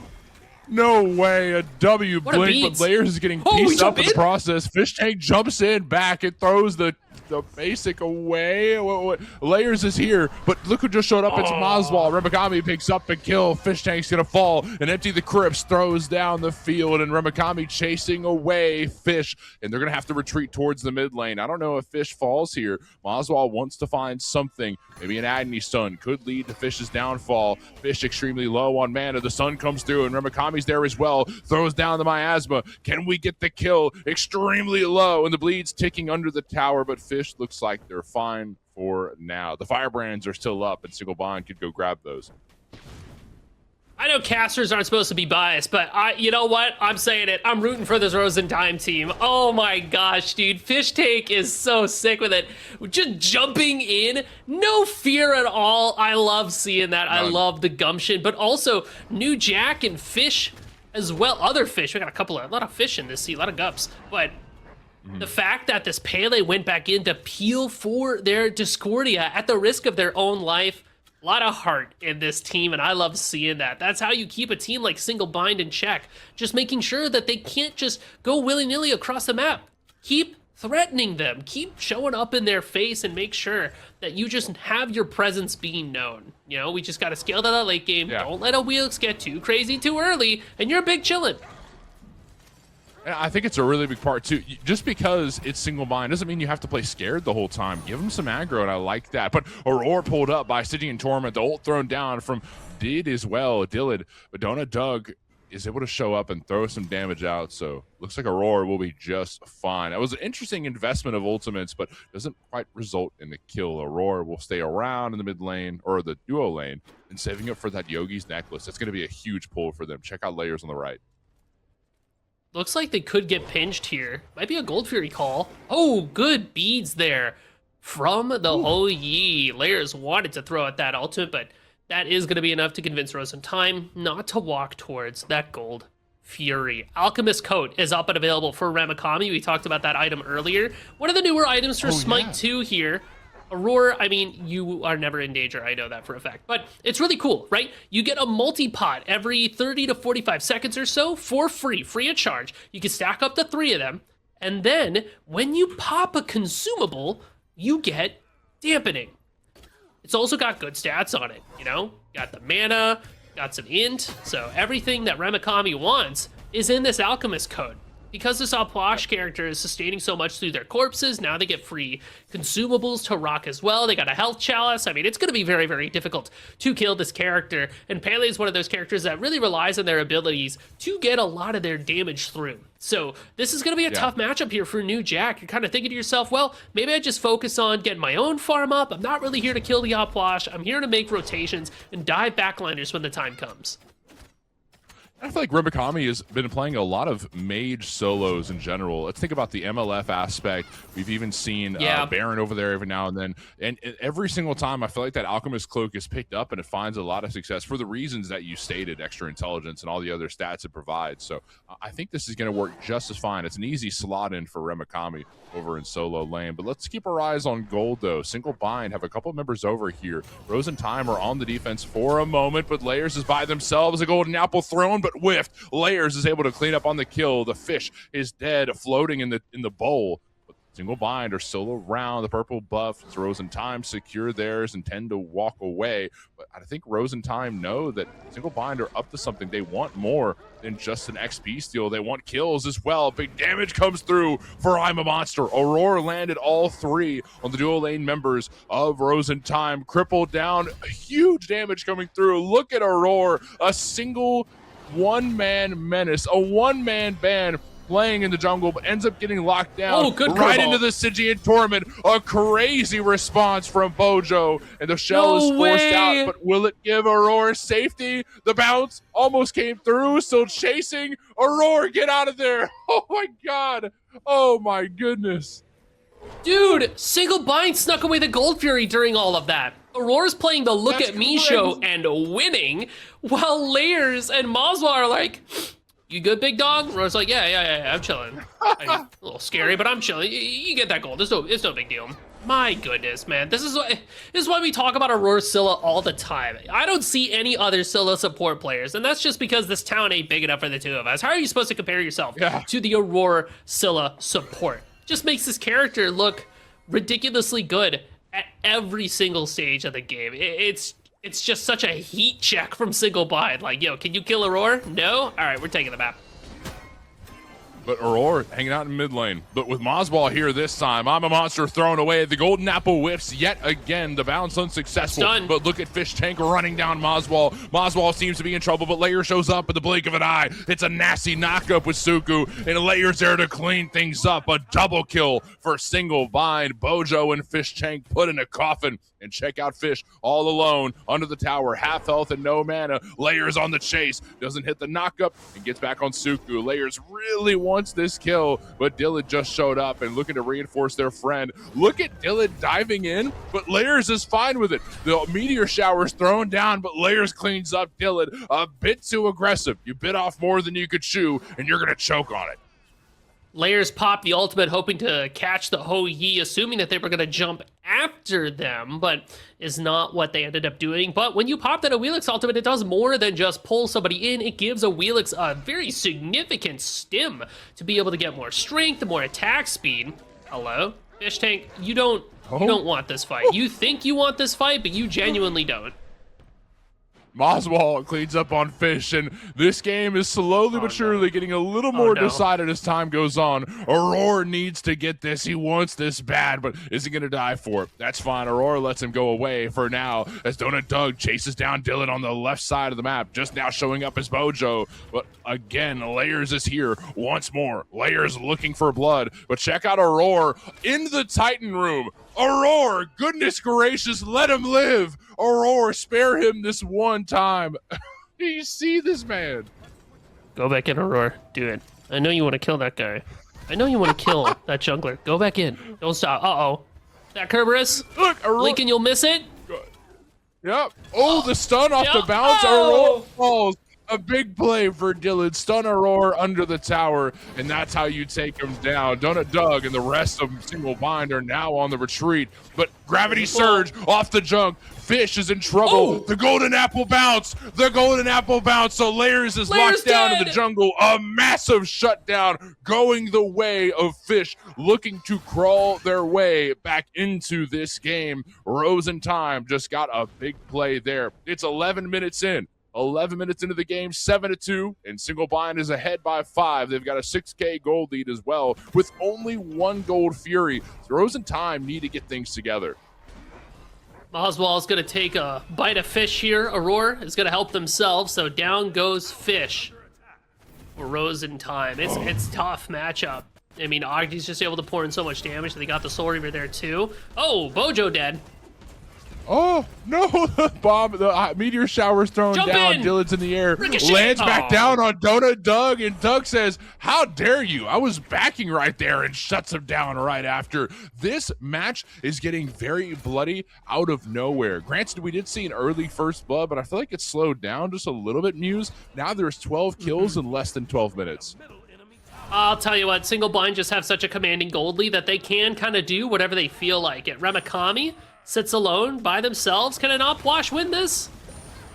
I don't think so. Remikami's going to end up falling. That's, you know, I think there's just a lot of mobility, and Remikami's just like walking left, walking right. Where do I walk that gets me to safety? Nowhere, really. As a Gold Fury gets burned, Single Bind are going to get their second one of the game. Rose and Time have no idea that it was even happening. That, or they just didn't want to sacrifice anything to try and steal it away. Aurora is deuce it up. Fish in the mid lane. The golden apple thrown. The bounce is unsuccessful, but Dylan not able to escape. Layers on the left side of the map. Another kill for Layers, who is on a rampage right now. Did just get shut down a little bit earlier, but Layers is looking really good on this Awilix. Man, I'll tell you what, this Collie's got their Book of Thoth online now with their Transcendence, so first step of getting that late game scaling that you need. Layers flips over the Kerberos ultimate just to style on him. Aurora looks mortal for a second here, but Mort, we can kind of skip to the end of the fight. Doesn't look good for Rose in Time. No, it doesn't. I don't think it does. A good slow for Aurora, providing some space, and Mozball's there to find a stun. New Jack now on the run, looking to find a jump on Aurora, but Fish goes over the wall, getting really aggressive. You've got to respect the aggro from Rosentime, regardless of the situation that they're in. Try and catch out members of Single Bind. That seems to be their game plan. Check out Fish Tank jumping right onto Remakami by the Firebrands, all alone, one-on-one for now. But look at where Bojo is, getting chased down by Mozwall and Aurora. Looks like Bojo is going to get pieced up here in just a moment, but Fish is there for reinforcement. Ends up body blocking Bojo for just a moment, and the Golden Apple comes down, does a lot of damage in the process. Fish Tank shuts down one. Down goes Mozwall. Remakami cleans up and takes down Fish Tank. Down 2 members of Rosentime, and Single Bind are cleaning up the scraps remaining in the jungle. Fish will fall, and Remakami's on the chase. New Jack is in trouble. At least you can push them back to the Titan room. Single Bind can get what they want from the map at this point. Firebrands are up, so is that Pyromancer. Firebrands, Pyromancer, Red Bluff, Blue Buff, Red Fish, Blue Fish. Man, Single Bind are just kind of running through this game right now. Rosentime are really just at a stage where you gotta sit on your hands a little bit, get some of your farm in there, maybe find an Aurora cut out by themselves, but again, still a mobility. Herbert's ultimate could be enough, but there they go, right? Do we ever think Aurora gets caught, ever? Like, it's scary to think about. No. Rosentime do have a pretty solid team fight, though, once we get towards that late game. I love Bojo's ultimates. I love the way that they're willing to just let it rip. You got a couple of big circles there, too, with the Ho Yis, so we just got to make sure that we find Single Bind in a corridor, in a jungle or something, drop all of our damage on top of him, and kind of clean house from there. If the Kali's able to blink on top of a squishy and jump or get in there and find the stun damage, it's good. It's just, we got to get our items online to enable that kind of play. Single Bind have not really been letting off the gas. They are looking very comfortable right now, just kind of doing whatever comes to their mind. Golden Apple thrown yet again, but a bounce is successful. Nice. Yet again, Mozwall's pinned down for just a moment, but the damage comes through. Aurora cleans up on Fish, but Fish Tank in the back line kills Mozwall, so 1 dead on each side. Both mid laners deceased for the moment.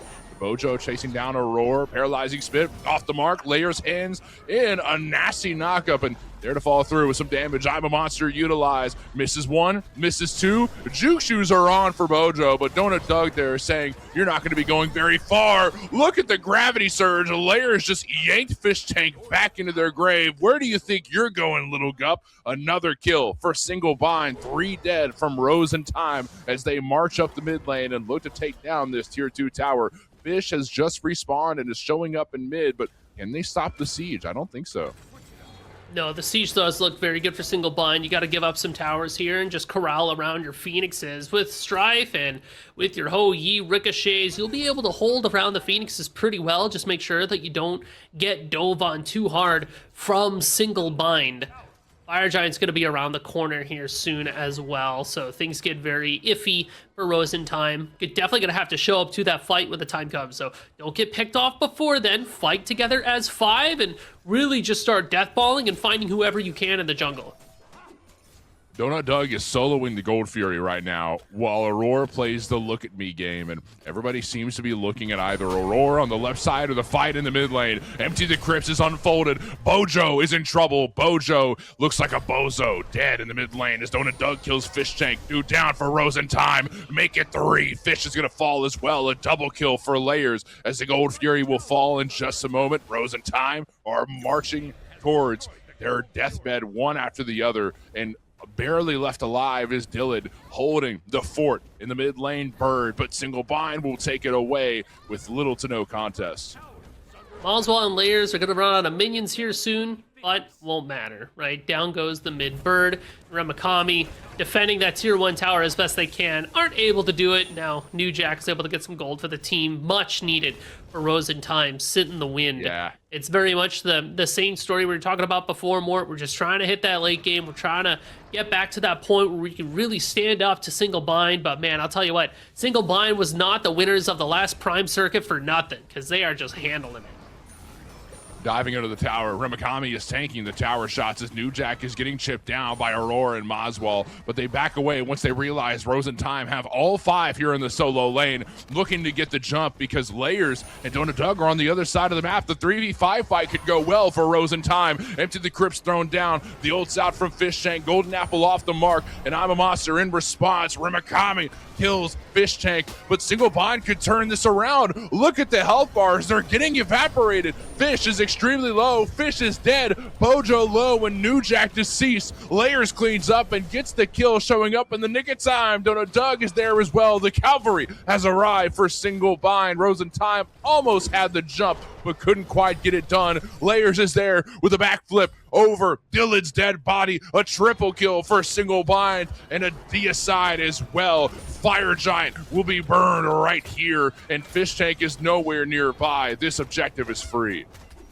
Man, the fact that Remakami didn't die through all of that, just constantly eating up a whole bunch of corpses, and you look at their build, makes sense, right? They have just a ton of cooldown. We're waiting for Maswell to spawn, and then we're going to get this, right? Yep. W. So, Fire Giant confirmed there by Single Bind. We got pushers on the map. We got a lot to do, and I guess plenty of time to do it, right? I feel like Single Bind have not really been challenged too much so far in this game. Rose and Time have been on the back foot for a long time, but we are hitting some pretty good power spikes. You know, Dylan's got their Deathbringer online. Looks like we're pretty close to a big item for Fish. See that evil eye there. Oh, Pele? Oh my god. Yeah.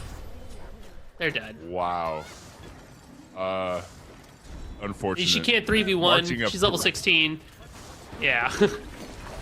Yeah. Gravity surge off the soul expulsion. Bojo's dead as well. And this could be the last fight of the game. Dagger in hand for Donut Doug, but probably not even needed. Look at Doug piecing up Fish and Fish Tank. 4 dead in the blink of an eye. What a crazy fight. Marching up to the right side bird. The mid bird is down as well. And with not a single tier 2 tower in sight, maybe Single Bind could end the game here, but they're having a hard time sieging this bird without the minions. Maybe they don't go for endgame, but minions are here and everybody's still dead. Bojo just now respawning. Same thing with Dillard. Fish Tank and Fish both have 10 seconds. Single Bind are still here in the Titan room. Can they find one more pick to make this end game happen at the 20-minute mark? Remakami still fronting in the front line, poking out damage. Where can we find the crowd control? Donut Doug hits an axe and down goes Fish Tank. Doug dives under the tower. I'm a Monster utilized, and Aurora's on the chase. Doug kills Dylan as well, diving right next to the fountain. And at this point, Single Bind are just playing with their food. The Titan will fall in just a moment whenever Single Bind feel like it. New Jack dashes in Volcanic Lightning, but doesn't find too much damage. Single Bind are still A-okay, just tanking in the Titan room. Just putting out damage. We're stat padding. Well, we gotta get the Smite Prime stats up, right? Maswell says, I can't go 4-3 this game. That doesn't look very good. I gotta go 5-3. Because if you look, you go 4-3, you're kind of like, yeah, you know, I had it okay. Yeah, you go 5-3, you can be like, yeah, I did fine. Yeah, it was fine. I did good, right? I did all right. But, yeah, I mean, hey, that's it was the winners of the last Smite Prime, and I think, you know, Rose and Time did a really good job, all things considering. Had a lot of spunk. I really like a team like that. That is, they never backed down, right? They were always looking for a fight, always looking for that engagement. Even though I'm sitting here thinking to myself, like, guys, we gotta farm, we gotta keep going. They're just like, nah, man, if we kill them, we don't have to worry about it. You're like, you know what, dog? You're right. Like, if you can kill them, I guess that helps quite a bit. And you know what? I really gotta shout out Bojo. I think this Kerberos had some really solid ultimates, really good spit stuns. I was really looking at Kerberos for a lot of this Rose and Time team because they were making it work. And, you know, Fish as well. The Discordia had some crazy good apples. I mean, we're ricocheting them off the walls. Who ye who? Like, just really fun stuff, I think, overall from Rose and Time. Sit in the win. Just excellent all around. Yeah, I think they had a really good attitude going into it. Like you said, I think you hit it perfectly. It's just all about, you know, bringing the fight to them. You can't be scared of Single Bind from the get-go just because they're Single Bind. So I think Rose and Time did a really good job of bringing the punch, you know, when it was needed. And granted, at a certain point, I think the the lead just kind of developed for single bind. Part of that being, you mentioned this earlier, it's all about the look at me show that Aurora is playing, and Aurora is just attracting so much attention. Aurora is putting out a lot of damage in the early game too, and I think just being such a big distraction lets single binds other members farm up to a point where they became the main characters, right? That's when layers started snowballing. That's when Donut Doug just started killing everybody. Around this point right here is when you could see the rest of the team is here in a big way. Aurora no longer needs to be a main character. Aurora's just kind of here to hit some stuns and throw out a bit of additional damage on top. You know what I mean? But single bind kind of had it from that point. But like you said, it was a great fight. Loved it. Loved the gumption from Rosentime, sit in the wind, and from single bind, very much so what we expect from a team of this caliber. I would be surprised to not see them in the finals today, to be honest. Another really good team to look out for, them and Hydrogen Bomb for sure. So another really good game to kind of keep our start of 6-7 weekend going, 6-7 weekend. It's 6-7 weekend, big dog. It's here. Tomorrow, I had to check. I looked at my clock. I was hoping to be today. Is it the 6th? But it'll be tomorrow. It is. Oh my God, guess what's tomorrow? We're going to take our way onto a break. We'll be back in a couple minutes with another match for you as we make our way down the bracket. We'll see you in a few. Hello, everybody, and welcome back to the June Circuit. It's live, it's here, it's upon us, and we're here to talk about it. And if you don't already know me, my name's Morty. We've got the whole Prime team today. It's Rosie, it's Jithens, it's Test Die, and with me here in the booth, none other than Musy. And Musy, tell me how you're feeling as we make our way over to the brackets. I mean, I'm feeling pretty good. It's been a really solid day one so far in the June circuit. And as we kind of get a chance to see who has moved on and who has fallen off, I am excited for who we got here. Vergers versus Sparta's Top Dogs. I'm interested to see how that pans out. We got Dirty Water and Gospel of John coming up soon. Single Bind versus 17K. I'm interested to see how 17K does. Kind of a newer team in my eyes, so we'll see if they'll be the ones to kind of knock Single Bind out of the bracket. So we talked a little bit earlier today about the new teams, Hostile Takeover and Hydrogen Bomb. Hostile Takeover being what used to be overtime, what used to be clocked in, but then Hydrogen left this long-term team to go to Sunpra, to Snatty, and took the place of Zapman, right? Those teams are facing off right now. Unfortunately, I wish we were watching because that is the drama of the century, right? But it's not happening. Well, they're facing off, but we're not seeing it. But only one team, one of those teams, is going to be going to the quarterfinals. But enough talk on that. Let's talk about the matchup we're going to be seeing right now. And it's Dirty Water up against the Gospel of John. Picks and Bans is here. It's live. It's upon us. And music, I mean, we've got some names to talk about here. Jengaru are on cue for Dirty Water, which put up a really nice fight last week for week 4. But this Gospel of John team looks pretty nice as well. I mean, it's Kveka team, right? Cannot go wrong with Kveka team. They always bring out some really fun picks.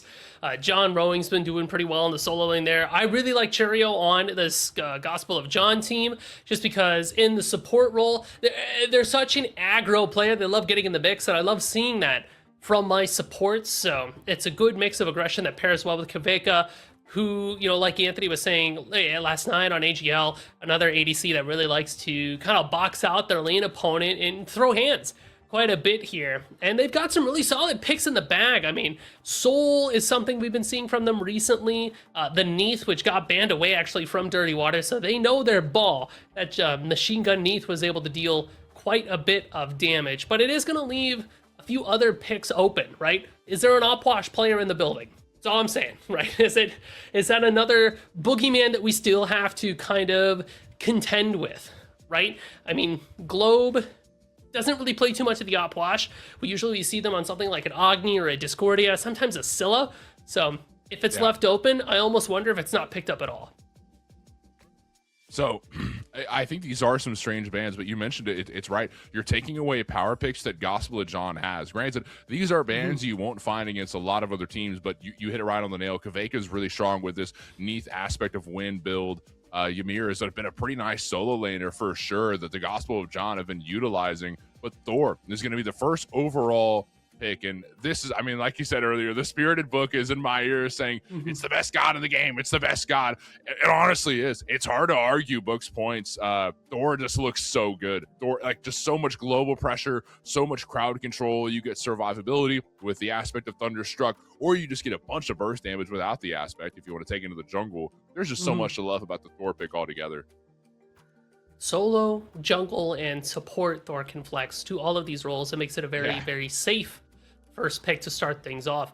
The Mordred, though, not quite what I was expecting. We don't see it too often from John Rowing specifically. Yeah. We don't see it too often in general, right? But I have been seeing this resurgence of the Mordred, tuning into some streams from, Smite 2 solo laners. Obviously, Crow, allegedly reformed from playing Mordred, still slamming it, right? The pick has value. And I feel like it's one of those picks that if you're able to have an ego in the solo lane, you can develop a lead and really force it, right? Like, you just have to be confident in yourself. You have to be constantly aggro, always looking for a fight. That's what John Rowing does, right? John Rowing loves to row it down the lane. Win or lose, we're looking for a fight. I feel like Mordred, kind of personifies that very well for this player.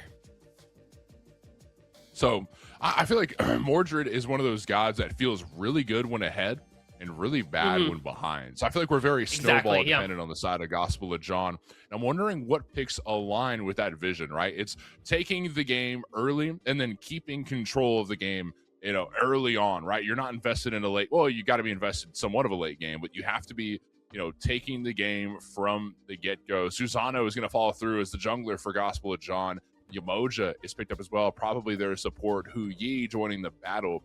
And a lot of early game aggression. I think it goes exactly what we were talking about. Early game aggression is the name of the game for Gospel of John. Hu Yi is an interesting one. I wonder if this is going to be a Kaveka, probably. Kaveka, Hu Yi with the aspect, Ricochet autos building crit, kind of what we all know and love. We saw Hydrogen Rocket recently today. We know that it's good. We know that it's in the bag there. I like Dirty Water's composition, though, as well so far. Thor, Jingwei, Sobek, and the Awilix. So we have a good answer to Hu Yi there as well, but a sneaky answer to Yamoja. She launches herself with those rings, and Awilix can catch anybody that wants to take a ride on the water slide. And with that Sobek and a Jingwei, too, and even a Morgan Le Fay, lots of knockups in this team to be able to have a lot of opportunities for Awilix to find the ultimate that they're looking for. It's a good answer so far. And it looks like Gospel of John are looking at that Opwash last pick. And you know what? I don't think I like it here, Mort. I don't think this is an Opwash game. Think about it. Thor and Awilix. This Opwash is going to have a really hard time operating once Thor starts rotating to mid and Awilix is able to find a knock-up and pull them in. You said it yourself earlier today, Mort. You're bang on the money. His character has no mobility. And to something like a Sobek, I mean, you're just happy to see it when you're Sobek. You have to pluck him, you're like, all right, you're all mine. Yeah, the pluck is honestly the biggest threat for Gospel of John's mid laner here, Globe, who granted likes to use some of these more immobile mid laners and kind of just run with it anyways. You know what I mean? I feel like Akate was a really strong pickup for Globe for quite a while there, especially throughout the Founder Series. And I think he's resorted to a lot of these picks that just don't move around too well, but have a lot of damage. I feel like Globe likes to play these picks where you tend to fight your way out of a lot of situations. You know what I mean? That you also have a bit of help through Cherry's Umoja pick here. That Riptide definitely helps a lot, but I think Globe's here for the skirmish, and I think it's going to be fun to watch. I expect a lot of blood to be spilled early on here, Muse, but 5-on-5, you see the guys that are picked up. Where are you putting your betting odds? Honestly, we talk about 5-on-5, thinking about the 3v3 as we get a chance to pop into the game. Coming at you here, Dirty Water and the Gospel of John, Morty, Musey, Rosie, Testai, Jithins. We're all here to talk about it. And Mort, I'm thinking about 3v3. The Awilix, Morgan Le Fay, Sobek versus the Susano, Opwash, Yamoja. I'm pretty sure I'm favoring Dirty Water in that regard. And I've kind of experienced recently that if you have a really solid 3v3 versus, your late opponent, it really helps you control that mid game, which feels so important these days. Yeah, no, it definitely does. It's all about I feel like you play a lot out of mid lane. You know what I mean? I feel like there's a lot that can happen. You rotate over to Brants, you rotate over to the Gold Fury. You know, whatever side of the map that you want to prioritize as a jungler, you got to have your mid laner with you as well. Jengaru is one of those mid laners who's not scared to rotate either. I feel like Jengaru is a very aggressive player. And on this MLF pick here, wait, Valo here, Jengaru. Wait, what? Am I crazy? Easy. This. So Valo's here, Jengaru mid. This is. Yep. Are you understanding what I'm trying to say? The words, but. I'm just thinking about how this team. Spell it out for me more. Musi, I'm trying to visualize the team fight and how this goes down for Dirty Water. Like, what's the combination of abilities? You know what I mean? Oh, I mean, you know, Morgan Le Fay finds a knock-up off their Dragon Ascent. Awilix goes happy knock-up, Pull City. You know what I mean? Like, able to find it there. And then you also have the Sobek that really enables the Awilix as well. Oh my god. Dude, Kaveka's dead? What just happened over in dual lane? I'm invested in a whole different story. Meanwhile, Dirty Water and Gospel of John's dual lane are just duking it out. And first blood goes to Dirty Water, Kaveka deceased, and what a crazy coincidence. Well, want to talk about that mid 3v3? Let's focus on that dual lane 2v2 more. Jingwei and Sobek, the pluck to destruction combination. Usually the Yamoja does pretty okay into it. She's got so many abilities to spam out at you. And Ho Yi, the Kaveka, not rocking the aspect. So we do have a lot of stuns to go with our knockups. So it's a lot of lockdown. You need it for Jingwei, because if you try to go for the dive bomb off the mark, she can just dash away. Remember that Jingwei dash works when you knock up. That's why she knocks herself up. Gotta make it happen. But like I said before, I like this Dirty Water comp quite a bit. It's clean, it's simple, and there's not a lot of questioning as to like what it's going to do. You know, you're going to find some CC, you're going to follow up off of it. Be it Sobek, be it Morgan Le Fay, be it Awilix, be it Jingwei. Everybody has something they can do to get a fight started. When you have that kind of flexibility, that means that team fights can look, you know, very, very different, very unique every go around. A massive blink followed by a dragon flight, and look at the trouble that Globe is in, but putting on the juke shoes, escaping abilities. Look at this guy go, but Snicks is able to take down Valo, but Valo kills Globe. So down 1-for-1 in the mid lane, Egg is forced away, and Jengaru looking to put on the juke shoes. The dragon flight will make sure that Snicks falls, but so does Jengaru. A lot of blood spilled in that mid lane exchange. Kind of insane that the Opwash was living for as long as they did. All you got to do is eat one corpse and get a little bit of health back. The survivability of this mid pick, you know, what you lack in mobility, you make up for in health. Wrongy seems to be losing a lot of their health, but Kaveka with a nasty ricochet. Wow. Wow. Oh my god, Orangu is in trouble. The Moonstrike lands and a nasty stun onto Orangu, but Tuba feels like fighting. Tuba dashes right into Gospel of John's duo. The second ricochet doesn't land, but I can assure you that Tuba felt the wind on it. Valo takes down Globe with the mid lane, but Jengaru falls as well. Both mid laners dead once again, but Snicks and Valo are looking to maybe duke it out here. Check out Valo still on the chase. Snicks is on the run to solo lane and runs right into the loving arms of John Rowing. The Gospel of John and Rowing will save you today. Man, if that Thor was level 5, the pincer there could have been gnarly. There's so much fighting going on all across the map, Mort. Oh, Awilix ultimate down. We went for it. I gotta respect that. But it was really interesting there. We trade our mid laners' lives as the junglers sit on opposite sides of the lane. All well and good, but with Dirty Water and Gospel of John constantly brawling, you have to ask yourself, who's really coming ahead when it comes to these early kills? I feel like Snicks is really looking like the strongest one here. They've got all the kills for the Gospel of John. All the gold is funneling towards them. And as long as the Susanoo can keep this rotational pressure up, if they can just keep bringing the fight somewhere, it keeps the pressure off of Globe, this immobile mage where Dirty Water really wants to be focusing on. If they're so scared of Snicks, they won't have time to be proactive against Globe, who's trying to get to their items like Soul Reaver, Chronos Pendant, spam away, and they get a little bit of safety. Wouldn't hate to see a combat blink down the line, just so that they can keep themselves up. And John Rowing, you know, while they haven't been able to find a kill or anything like that, should feel pretty good into a Thor, especially if they don't have ult. A very nice juke from Dishonor there. John Rowing looking for a pursue of the week, but didn't quite find the knockup. A bit off the mark because Dishonored had the shoes ready to go, dancing over here in the solo lane. But check out Rongu looking at Kaveka, dives into the air for just a moment, and a pluck in response forces beads away from Kaveka, and the meteor shower thrown down forces away lurking in the waters, and a phantom shell from Rongu. So a lot of relics pulled and some ultimates as well, but no kills exchanged in duo lane just yet. So far, things have quieted down quite a bit. And I'm kind of thinking about who's going to be able to be the first one to take a look at something like a Gold Fury.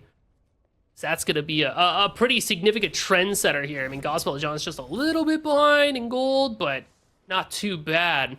Wheelix is one of those characters that's really sneaky when it comes to gold, I think. Just because she has a lot of damage in the early game with an early Hydra's, but also that Gilded Arrow start that we're seeing again. Extra basic attack damage really helps her out.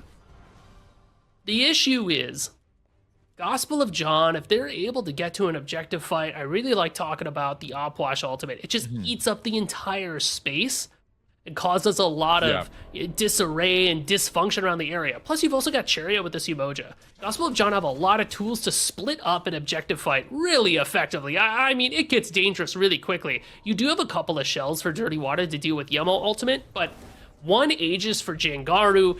Everybody else is certainly eating that Opwash damage.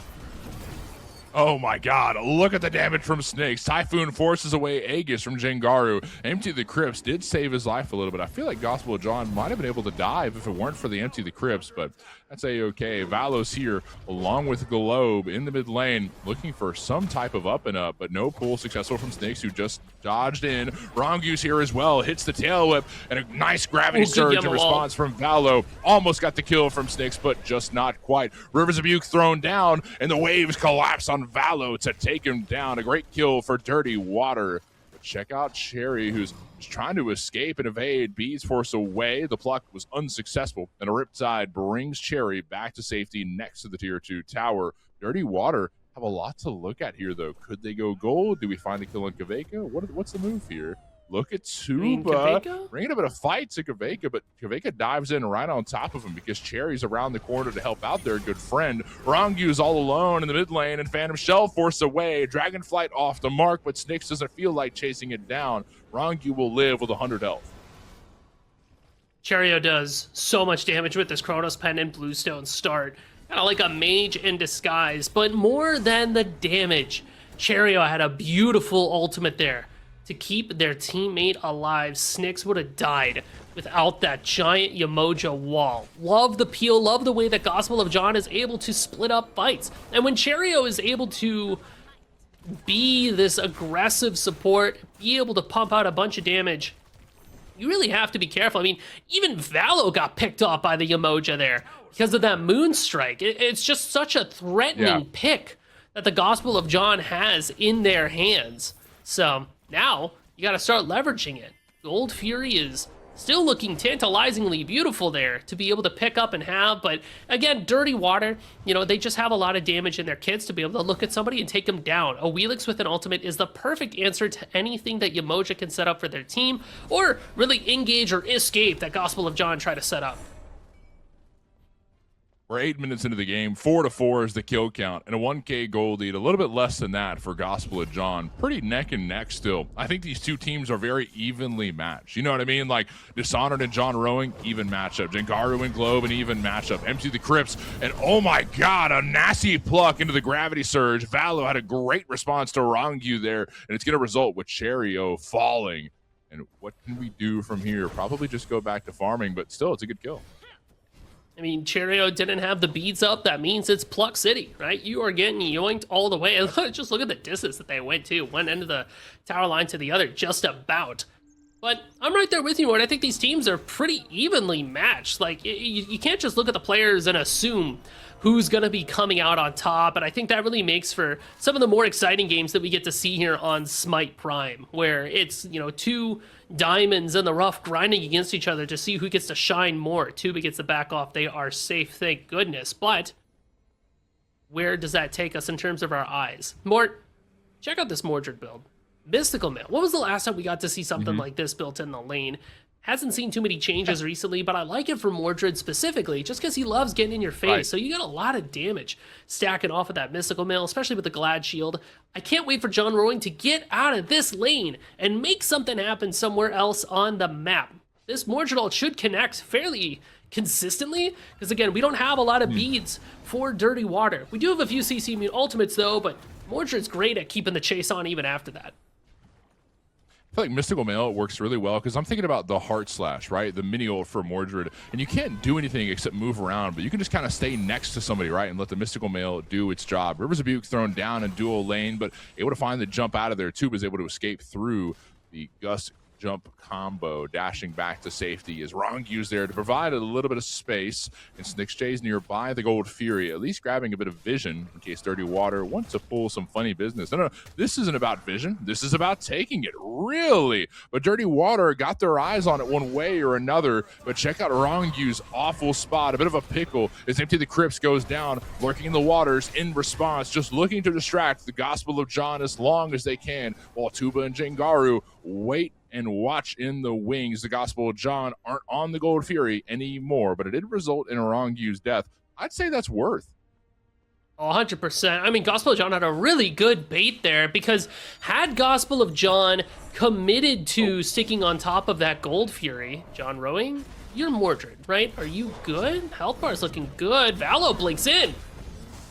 No, not good. Dishonored takes him down. John Rowing is in a very weird spot right there. It took me a second to think, like, wait, John Rowing's on Whose their jungle red is buff. this?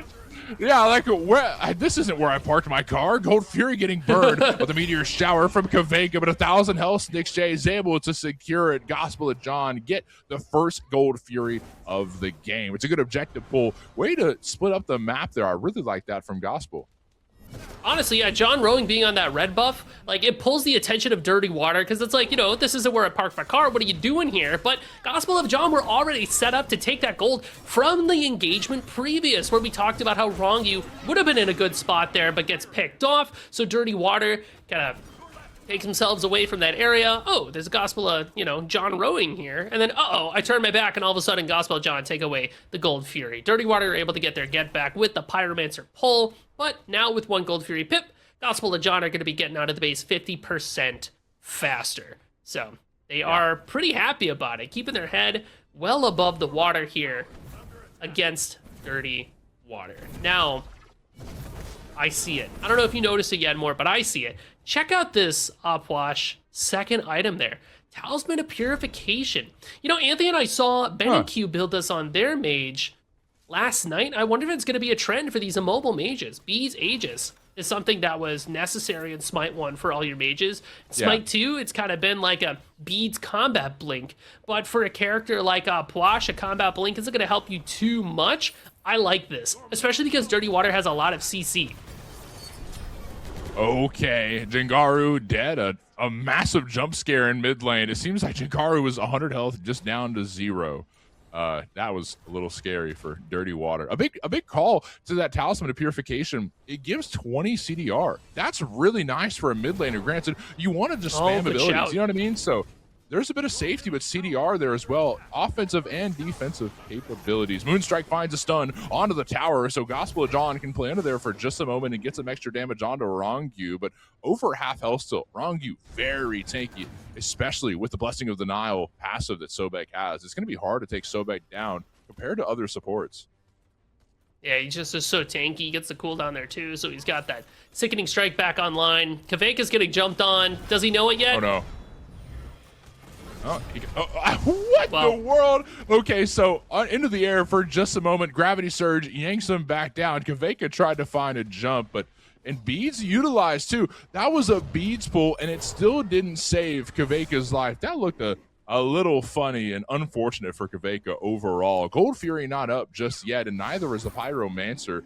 They already got one earlier. Dirty Water are just kind of running through the map and taking farm away from Gospel of John, and I think that's the best play they can do right now. You feel me?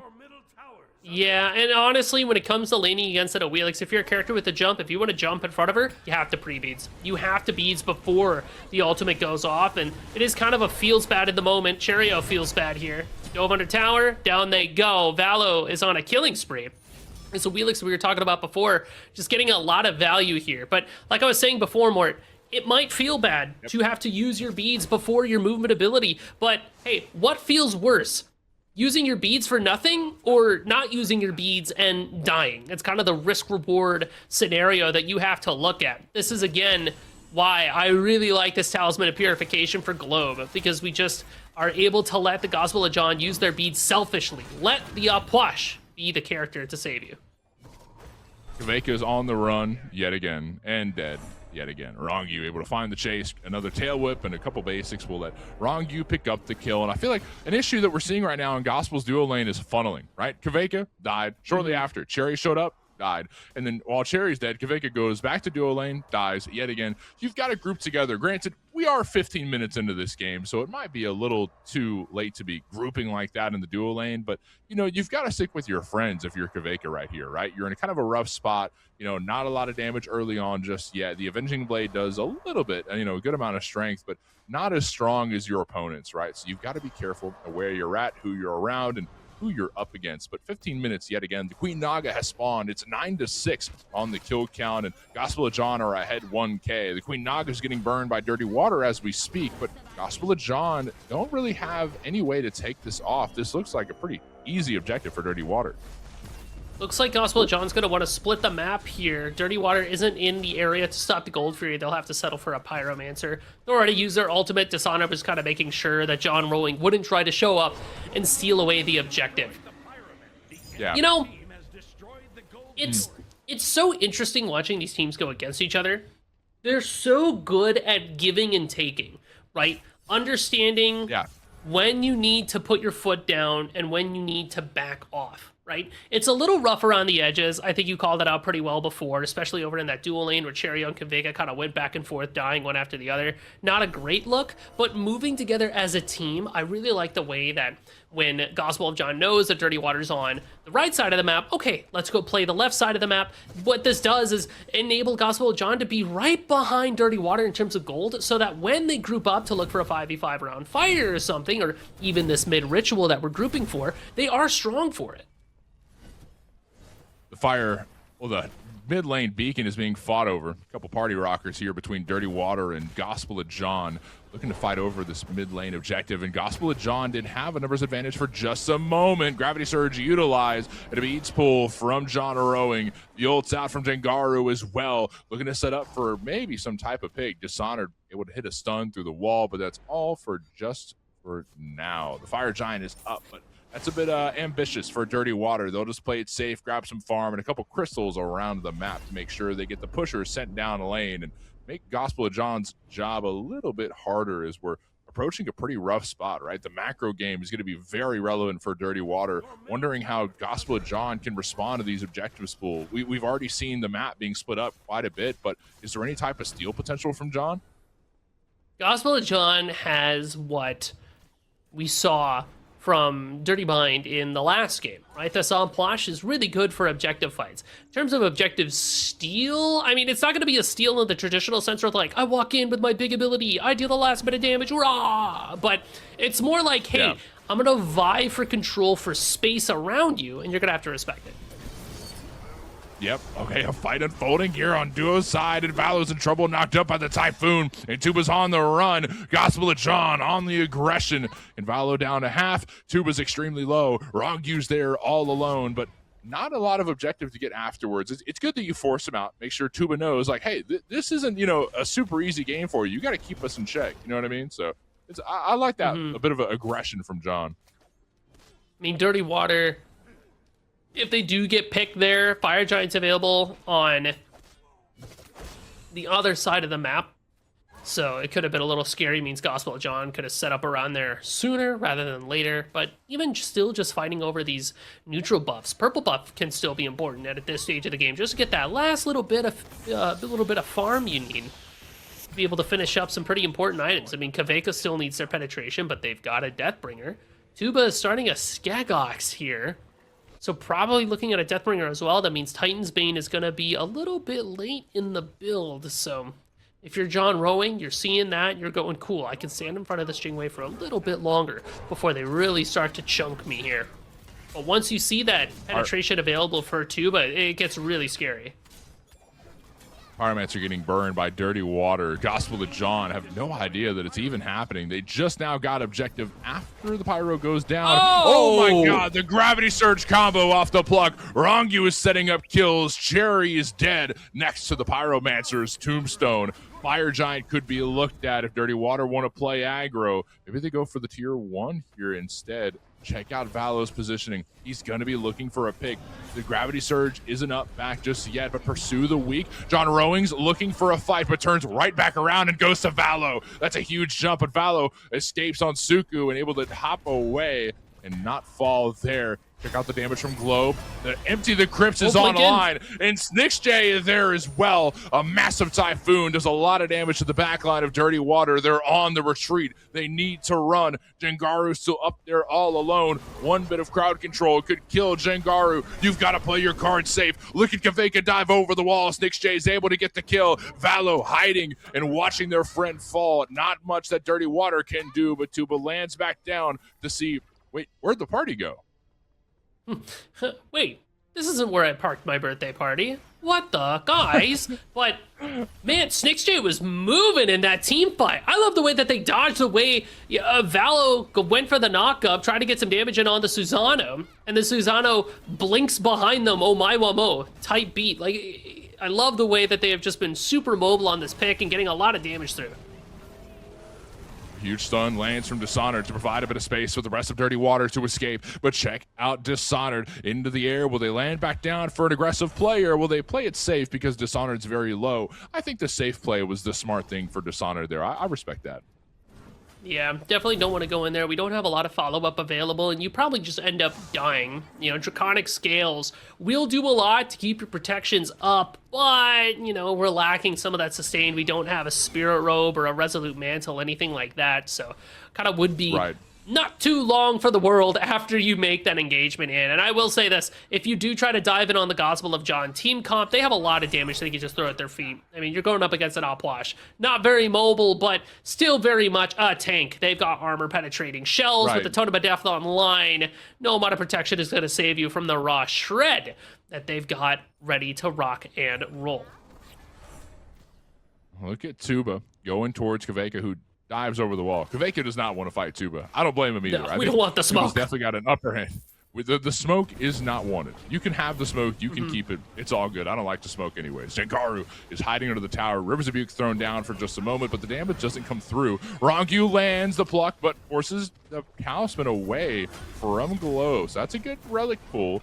What can happen right after? Look at Dishonored in the air, could land back down to the mid lane or even onto Snix. We're going for mid lane. Lands a nasty stun. Dragonfighter response, but a little bit of a whiff. That's fine. We got the tower, and we got another beads pull away from Cherry. Goodness gracious. Gospel of John can't even breathe for 1 minute without worrying about a pluck from Rongu.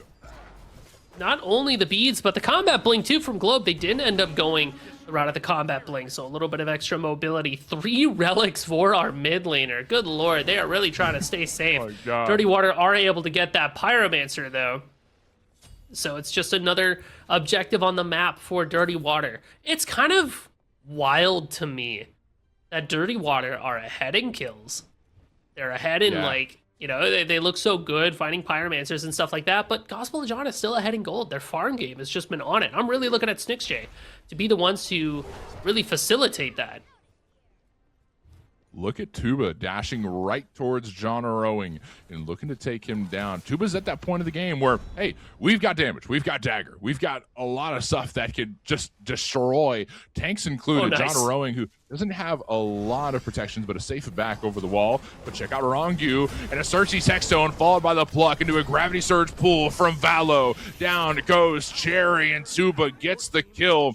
With John Rowing just now teleporting up the solo lane. Not there in the nick of time to help their friend, but Gospel of John still hovering around the Fire Giant because Dirty Water are showing intent. John Rowing dives in and knocks up 2 into the air and a Typhoon to follow. A bit of damage from Gospel of John, but the Shell of Rebuke thrown down from Dirty Water's Rongu to make sure they don't take too much damage. And now the jump is back on the side of Dirty Water. Snix takes down 1 in the back line, but Globe is going to fall. Jerry's still dead, and John Rowing duking it out in the front front line, gunning straight towards Tuba, but locked down by a pluck. Snakes is gonna fall. Tuba gets the kill and 3 dead for Gospel of John. John Rowing takes down Valo in the process. John Rowing looks unstoppable right now. He is not stopping for anything. W keying at anyone that looks at him funny. Rowing so continuing to run down the rest of what's left of Dirty Water, but you're gonna have to give up the chase at some point. We trade our mid junglers and we go back to farming. You know, a little more than a trade for the junglers, right? More to me, Cherio got picked off right at the beginning there. And you see this Umoja get a wheel exalted and pulled in and killed, and you're like, man, they are just getting completely blown up. Look at the build. Saucy as ever. Chronos Pendant Worldstone is not tank. Hello? It's Xingwei. Eats their own knock up. Tuba's got to get out. But like I was saying before, the Worldstone means that we get constant Umoja ultimates, but Dirty Water plays into that. Umoja doesn't even get a chance to ult most of the time. They're just constantly harassed, forced out of their beats, and then plucked in by an Awilix. Gospel of John have not been able to fight the 5v5. They've been fighting a 4v5 and still finding fairly decent trades into it. Imagine what they can do when Cherio doesn't get picked at the very beginning. Dirty Water getting ready for 4th of July a little early this year. 4 runic bombs stacked up. That's going to be a hell of a light show news when that goes down. I tell you what, their next siege. Yeah, no kidding. It's going to be like a freaking Michael Bay movie in about like 10 minutes or 12 or something. Check out Dirty Water moving towards the FG. They've got heavy intent. They've got 4 bombs to secure it. I'd like to think they're going to get this pretty easy, but Gospel of John might have something else to say. They here pursue the weak. John Rowing's Batman signal. So the rest of Dirty Water are just going to walk away from FG. They drop it with ease, and the Eye of Erebus thrown down in that push. So it looks like Gospel of John aren't going to be able to find a jump on Dirty Water just yet. They're going to have to secure a 5th runic bomb. What is their game plan? Like, right. Oh my god. So you have 5 runic bombs. You know, it is really funny to think about, like, what if we toss all 5 bombs on the fire giant, guys? There's nothing that Gospel of John can do about that. It sounds really cool in theory. It's very hard to execute, right? Unfortunately, just because that requires all 5 members to be standing next to FG to drop their bombs at the same time. And yeah. That really can't happen because you need Dishonored and Wrong You to kind of be positioned a little bit up to make sure that the squishies have the room they need to burn the FG. But I think you're on the mark here when it comes to the siege, right? Dirty Water gets to a Phoenix, it's dead. It dies, right? Well, there's nothing you really do about that. That's 1,000 true damage to structures. It's what makes this bomb so useful and why Pyromancer gets a lot of focus in that mid-late game, because these bombs are just so good. Look at Snake Shade looping around the left side, though, trying to stop this Gold Fury. And maybe they can. It's down to 1,000. The Oh, Typhoon's thrown, but they drop it right after a nasty drop right there. So maybe nobody gets the gold, but at least Gospel of John doesn't get their 3rd. But no, that they're picking it back up. They're picking it up. Gospel of John really want this Ancient Fury. Debuff tier 2s could be really good for Other Gospel. side. But wait, Fire Giant's getting burned? There's just so much objective play. Now Gospel of John are hurrying their way over to the Fire Giant pit because they need to contest there. And they drop it yet again. Guys, can we please commit? You've got 5 runic bombs. Just throw them all at something. It's probably going to evaporate. Come on. I mean, man, it's crazy. Insert joke about commitment issues or something along those lines. I'll come up with one when I'm feeling a little bit more clever. I mean, what a nasty drop there, though, from Wrong You and Tuba. Just not even willing to take the risk of giving Gospel of John their 3rd Gold Fury pip. Remember, it's you really want to get that pip. It's extra damage to structures, and you take less damage around structures because you get more prots. It makes your siege so good. And for Gospel of John to then go to pick it up, I love the way Dirty Water were like, all right, let's move around to the other side, but still not feeling confident enough to, oh my god, John Rowing's health bar. And look at him just take one into the air. But way to go, a response from Dirty Water. Rivers Buke thrown down for just a moment to provide some space for John Rowing. Kavek is in the air and dives away. Dishonored goes into the air as well, slamming back down. John Rowing's in trouble, but Empty the Crypts is thrown, so Dishonored loses a lot of health. Wrong You gets the execution jump onto Kaveka. A good kill for Dirty Water means that Gospel of John have a little lower of odds of contesting the Fire Giant. If Dirty Water want to go for the burn, but they're not going to commit to it, they're not committing to anything. That's, the only thing they're committing to is the Pyromancer. They might go for a 6 Runic Bomb. Who knows? How heat would it be to kill the Pyro, drop the bomb, go pick up Fire Giant, start killing it, drop a bomb on it, back, get the bomb from the dead Pyro, and drop that bomb there as well? Yeah. It's not what they're gonna do, heat. but you know how cool that'd be? It would be heat. It would be heat. Oh, there's 5K the bombs. health on the Oh, Fire there's the Giant, bombs. and John Oh my Rowan God. goes in. The bombs are thrown down. They did it. They did exactly that. They threw down all 5 Runic Bombs, secured the FG, and killed Snicks J at the same time. And now with dagger in hand, Dishonored and the rest of Dirty Water marching up the right side of the map. I mean, was that a meme? Was that a serious play? Because now, No, that was awesome. That was great. No, that was amazing. Because what is Gospel of John supposed to do? In most circumstances, a Fire Giant with 6k health, if Gospel of John wants to contest that, Dirty Water is going to have to, kind of commit to a fight or back off. Dropping all 5 bombs there was actually fantastic. And something that could have only happened because Kaveka got picked off and we were able to kind of fully commit on a Fire Giant as 5 people instead of having to worry about Gospel of John trying to jump in on you. You don't have to play for space. Now, you've got FG and another bomb in the hands of Tuba. I mean, that's just sick. That's so funny. I can't wait to watch that one back later. That's gonna be so good. A light show in the Fire Giant pit. FG goes the way of Dirty Water. Ancient Fury is getting burned as well, and Dirty Water can probably get this pretty easily as well. No Runic Bombs. Wait, no, 1 Runic Bomb. Tuba has another one. Yep. Where are all these explosives coming from? This feels like the plot to a Call of Duty game. Where are all these explosives coming from? Who is funding Dirty Water's weapons program? It's just what I'm trying to figure out. Tuba's got a crazy amount of damage. I gotta imagine it's the Jingwei, right? We talk about how Jingwei's got the shotgun blast. Well, now they got bombs too, right? Whole bunch of projectiles happening here for Dirty Water. Gospel of John, though. Ancient Gold Fury goes down for Dirty Water. Gospel of John's right side bird will be the only one affected. Not too terrible to play into. Gospel of John aren't out of this, but I'll tell you what, Dirty Water have been playing these fights so well. Because, like I said before, where Cherio got picked off, this time it was Kaveka that got picked off. When was the last time we saw a 5v5? It's just not happening. Speaking of getting picked off. Yeah. Oh no, he's pulled from Kaveka. Kaveka's in trouble, jumped on by Valo, and evaporated as soon as they get jumped on. Kaveka is in a very rough spot against this Dirty Water team. Gospel of John lose their carry once more, and Gospel hiding under the bird. It's not debuffed.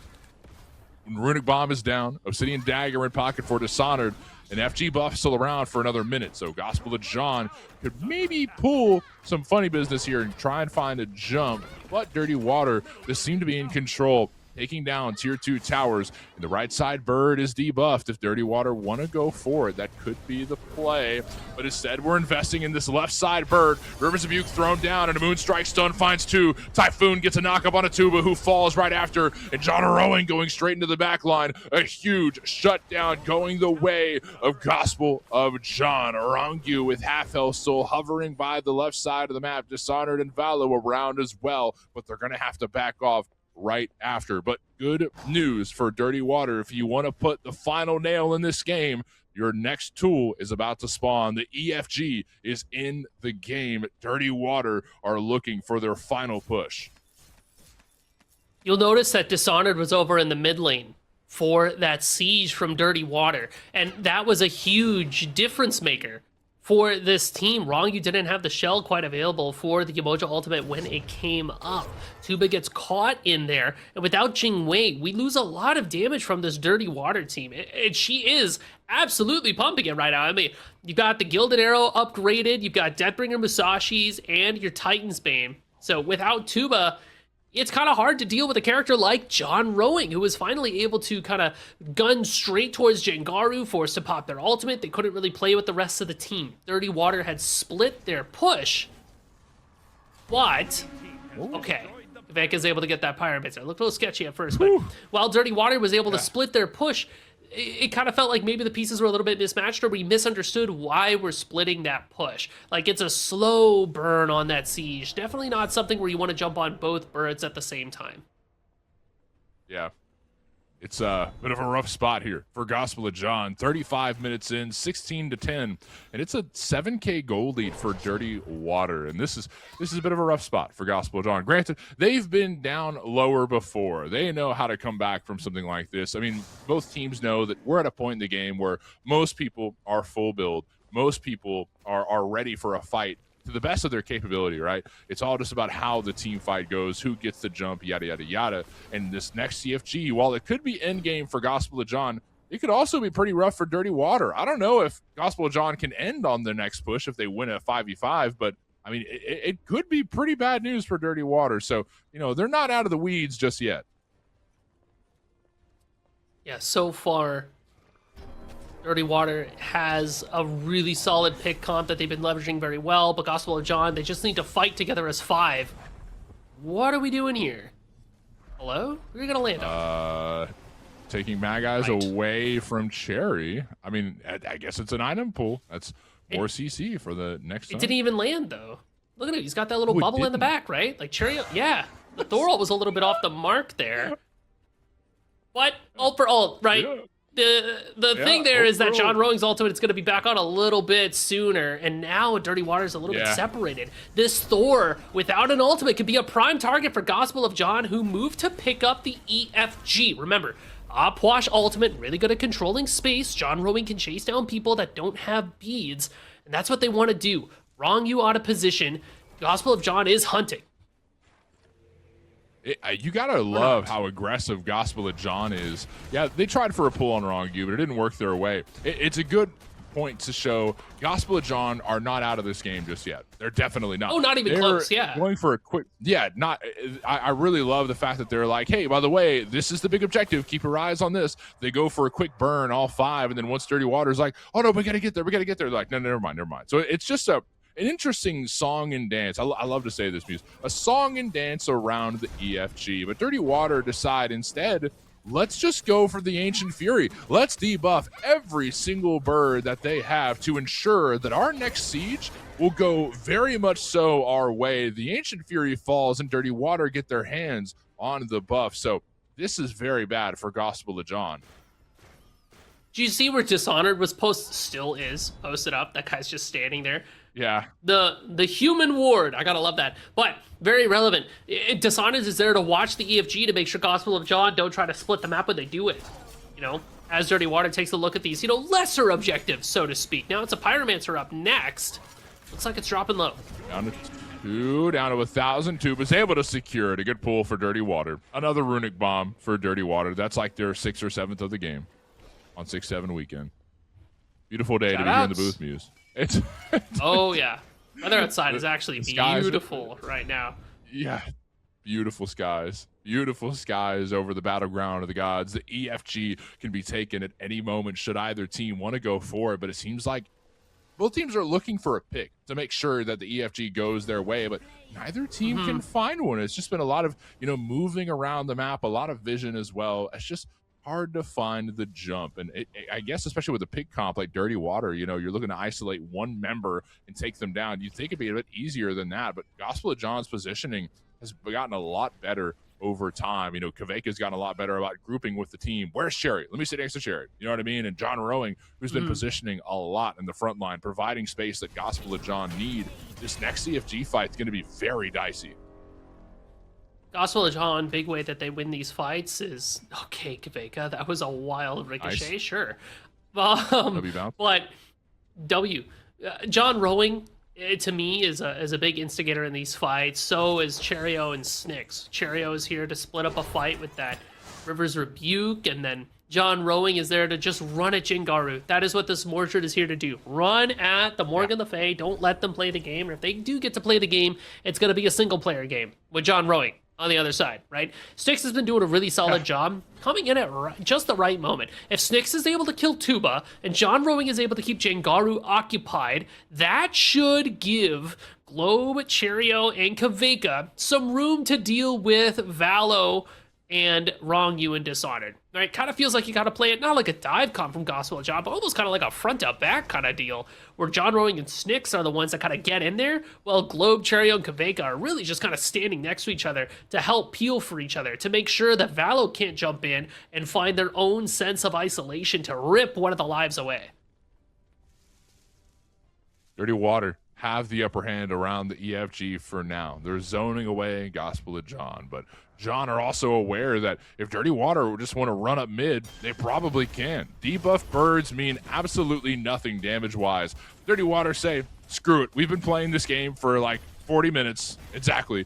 Let's just burn this pyro, this EFG down. We've got a runic bomb to work with, but Dirty Water going for a fight. Into the air, Dishonored goes, and Globe is extremely low. The Rivers of Buke is thrown down. Valo finds the jump, and Globe is dead. Dishonored lands and doesn't find a stun through the jump, but goes straight for Kaveka, looking for the lockdown. But Kaveka's got some damage. Dishonored is in trouble. Kaveka hits a nasty stun, and forced away is Dishonored for a moment. Tuba in the mid lane, zoned out by John Rowing. Rongyu looking for a pluck, but a little far away from the rest of the team. Snicks is positioned very high right now, still on the chase for Tuba, but can they catch up to him? They're going to be able to pinch them off here. Tuba doesn't have their ultimate. Here comes Snicks, who gets exploded! Oh my god, he's dead! God! Holy crap, the damage is online. Right. Tuba gets one, and down goes John Rowing as well. 3 dead for the Gospel of John, and things have exploded in a big way. Blink Pluck combo takes beads away from Kaveka, but gives enough time for the rest of Dirty Water to react. Kaveka deceased, a tombstone lying in the Titan room. And book 1, verse 1 of the Gospel of John says, John giveth and John taketh away. And for now, John giveth, a huge opportunity for Dirty Water to capitalize on. The Rivers of Buke thrown down for just a moment to create a bit of space, so Dirty Water don't end the game just yet. But good Lord, Gospel of John gotta be quaking in their boots. Oh, dude, that was gnarly from Tuba. 3 crits of like 700 to 800 damage on your head top. Good lord, Jingwei is a character in the video game. And the way that that fight starts too, Gospel of John start walking up and funnel in that little front part of the FG pit near that opening. 4-wall creates a ton of havoc there, and Dirty Water are able to just completely dive towards Globe, a really important part of these objective fights, completely excised and taken away. Now Gospel of John can only watch in horror as Dirty Water confirm themselves the EFG, and that marks the beginning of the potential end. Dirty Water have all the tools they need to be able to run it down and find this win. Pyromancer, once more, a runic bomb just to put a cherry on top of the Gospel of John's tombstone is what Dirty Water are using that runic bomb for, and grabbing everything that they need from red buffs and yellow buffs and all the buffs and EFG buffs, every buff that Dirty Water can get their hands on, they're gonna get it because they're gonna need it to burn away the rest of the remaining Titan room of Gospel of John, grouped up on the right side of the map and pushing up in a big way. This could be the end of the game, Muse. I'm a little nervous for Gospel of John. They've got every tool available under the sun. Kaveka will have beads in 20 seconds. What is the perfect team fight for them? How can they leverage this? Somebody's got to kill Tuba. You have to do it before they can pop the dagger. Snakes has to make sure that when they do decide to go in there, they don't get popped away by the Jingwei. And God help you for finding a way to make it happen. Tuba, you know, if they get plucked in by the Susanoo, they can dash away. They've got Wrong You standing next to them. There's so many layers to this fight. In Dirty Water, they just bite straight through the onion. They're like, whatever, man. I'm not scared. I got tears in my eyes. I got damage on deck and the ability to kill you if you step on my porch. Smite 2 is a stand your ground state, and Jingwei's got a shotgun in hand. The Runic Bomb was destroyed by Gospel of John, so down goes a bomb, but continuing to push here in the mid lane. Empty the Crypts forced away from Globe, and some resources slowly being pulled from both teams as they invest into what could be their final stand. Dirty Water are marching in to the room with the minions. Oh, my damage! Thrown down, and Tuba is knocked back away. Blink forced from Tuba to make sure that they live just now, but Valo goes into the back line and looking for a pick, but Valo is shut down. Snyx is able to find the kill. A nasty Typhoon, and Rangu is forced to back away. John Rowing goes into the front line, but melted down quickly by Tuba, so Gospel of John are stuck under the bird, but at least that's a pretty successful defense altogether with one dead, but Dirty Water not giving up just yet. Rangu under the tower, Runic Bomb thrown, and a nasty knockup, and Tuba seems to be in a bit of trouble. Dirty Water are having issues getting into the Titan room successfully. Gospel of John just have to defend after wave after wave after wave. Part of what makes this EFG buff so good is the regen blinking from Rangu. It eats the talisman. No way, Rangu, you've got to be careful. There's the Heart dagger. Slash forces the dagger away from Tuba, and a Moonstrike stun to follow through, but an ult from Tuba will make sure that they escape just fine. Dirty Water have officially uncommitted from this siege. Gospel of John, against all odds, against every single buff that exists in this freaking game, they defended their Titan room 45 minutes into this game here, Muse, and it's not going to be stopping anytime soon. I mean, really, it starts with the fact that Valo goes all the way into the backline, jumps on 4 people, assuming that they're Superman, and gets hit by a kryptonite that is damage. I mean, good lord. It really felt like it was a big missed opportunity there from Dirty Water. And you have Tuba with dagger in hand standing next to this bird and still can't jump in there because for once in the game, the Gospel of John has the man advantage. And like you said, Mort, every buff under the sun in the hands of Dirty Water, they still can't even take a weakened Phoenix. It's got 1 health. So how do you turn this around? Your EFG is wearing off. You're getting ready to walk back up on the left side. All the tools available for Gospel of John. Seen this movie before. You want to take that risk? Oh my goodness. EFG buffs wearing off as we speak. EFG buffs are gone. Dirty Water realized this, but they're still gonna push. Players on the right. This fight didn't go so well last time, but Valo, yet again, it's taken out by Gospel of John. Snyx cleans up the kill with a nasty Typhoon. Dirty Water are having issues one after the other, getting done what they need to get done, but EFG is about to spawn. Gospel of John could contest this. This game has never looked better for John. Whenever they're feeding that right side Phoenix, listen, I don't know if we drug test in Smite Prime, but I need to know if that right side bird is doping, right? I want to come out and say it. I can't believe that it's still alive. I can't believe it is still hanging on there. A shred of health. Valo went over to try to take a look at it, and Snyx matches the rotation and just kaboom, takes them off of the board. My gosh. Gospel of John have just been hanging on, and with Valo dead for 20 more seconds, again, Valo the one to die. Gospel of John, oh, Snyx is dead. Okay, so now the jungler for Gospel is dead. Both junglers deceased, but Valo will spawn a lot sooner than Snyx J. Dirty Water around the EFG, and Dishonored looking for some type of pluck.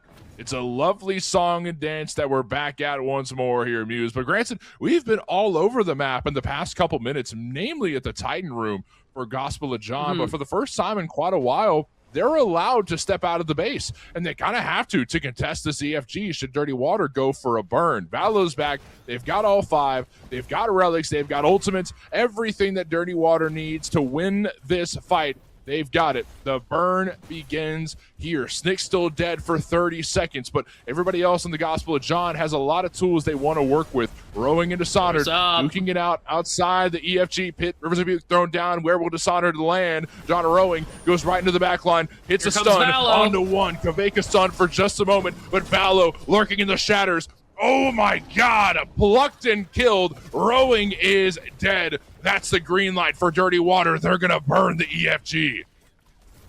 Gospel of John still waiting around in the area. Cherio and Globe not ready to give it up. A look around the left side. Valo's waiting for their chance to go in. A Wheelix still has the ultimate, Mort. So Gospel of John, this is not a defense that you want. but Rongu's going to secure it. EFG is in pocket for Dirty Water, and they're going to collapse on the rest of Gospel of John. A Riptide Blink will get John to safety, and Snicks kills Valo. Valo bit off more than he could chew, and he's going to fall because of it. Globe is low, but still alive. Dirty Water are not giving up on this next siege. They're running up the right side. Rongu off the mark with the pluck, stunned off the Moonstrike, and Rivers of Buke thrown down once more. Dishonored kills Globe. Globe's in dead, but Dishonored's in the back line. A nasty stun from Dishonored, and Cherry all alone by the bird. Can't defend it. The right side Phoenix has been destroyed. The mid lane bird is next. Dishonored is here with the rest of Dirty Water. Jengaru cleans up Snicks J. 3 dead for Gospel of John. Surely they can end here, right? I mean, they've got 3 with EFG, but they've got 3 from Gospel to John. They're going to settle for the left side bird. Kaveka walks up with the mark, but can they even get the damage through? That bird, a foregone conclusion, more. Dirty Water, get ready to re-siege. But the bird is still... We're still here, Muse. We're still in this game. Dishonored is in the front and zoning away is John Rowing, who gets chipped away at. Look at the damage from Tuba. John Rowing doesn't stand a chance. Oh my God. Dishonored goes in, finds a stun. Rivers Rebuke is out, but Kaveka's dead. Dragonflight from Jengaru will melt down Kaveka, but Cherry's there in response with a Moonstrike. Down goes Jengaru, but 3 still dead for Gospel of John. Dirty Water forced to retreat once more. The Gospel of John have been putting up an Alamo level defense this entire game. 51 minutes, and we're back at the Ancient Fury begging for more resources from the map so Dirty Water can finally end this game. Gospel of John are not going to give up. Oh my goodness. It's the defense of a lifetime from the Gospel of John. And every single time you think Dirty Water's has what it takes to kind of turn things around, like Gospel of John just put their foot down and they're like, no, dude, I'm not losing today. I don't want to lose ever again. Here's how it works. Here's how Gospel of John win the game. Honestly, genuinely. Snicks kills Tuba, this game's over. That's it. That's the math. That's PEMDAS right there. Snicks kills Tuba. This game is over, right? Once you get rid of that Jingwei, Jengaru is the next big thing to take down. But John Rowing's been doing a good job keeping this Morgan Le Fay away. Morgan Le Fay is able to kill Snicks J. Snicks J is able to kill Tuba, right? Rock, paper, scissors, shoot, right? Get in there. Make it happen. As long as you don't get picked beforehand, I mean, Valo has not had a good play in the past 10 minutes. They can't get in there anymore. Gospel of John is wise to the antics. So as long as you can play around that, you can make this work. All it's going to take is a couple of fights here, more for Gospel of John. They got a lot of towers to chew through after the fact, but minutes will be passing while people are dead. Dirty Water timers are going to be like 70 seconds. You just got to get one team wipe. Moonstrike barely off the mark. Tuba's playing a dangerous game. Big ricochet damage from Kaveka, but Rivers of Buke thrown down, looking to back Dirty Water off this left side bird. Dishonored's in the air. Where will they land? Onto Kaveka, or no, Globe on the left side. The final bird has been taken down. Gospel of John's Titan room is completely exposed, but Dirty Water dare not go for the Titan just yet. Gotta make sure that you're careful. Globe still has the ultimate. Even if the upwash isn't pumping the damage that you want, it's still a giant area denial where people can't play the game inside of that. Great for defenses. So how do you break this bunker? How do you get the bust in there? You get some damage off. Oh, John Rowing might have an idea. Run straight at them. That's John Rowing's idea, but no, he didn't hit the knockup. He was forced to beads, and he almost died because of it. Gravity Surge hit the knockup. John Rowing's dead. Gospel of John just lost John himself, and the gospel might not be preached anymore. Dirty Water are looking to end this game as the fire minions enter the Titan room. The right side bird has just now spawned, and the mid lane bird will spawn in just a moment, but they are debuffed. So Dirty Water should be able to take them down with ease, but Gospel of John not giving up on this defense. And once again, Dirty Water cannot end this game, we are back in the same position we've been in for the past 20 minutes. EFG is up, and Dirty Water could grab it and try and end, but Muse, I'm out of options. I'm out of things to talk about. Like this is just a crazy game. Well, surely EFG will be the thing that ties up the game, I say, for the third time in a row, right? Like, right.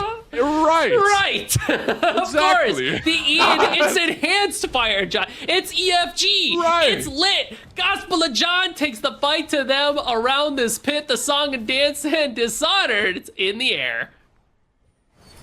But Dishonored landing down onto the back line. Snicks is in trouble. Barely escapes, walled in for just a moment, but Valo kills Globe. Rivers of Buke thrown down, and Cherry's by himself. This could be the time. Dirty Water are picking apart Gospel of John. 3 dead. Snicks, Globe, and Cherio all in the grave. And Gospel of John have only 2 members left.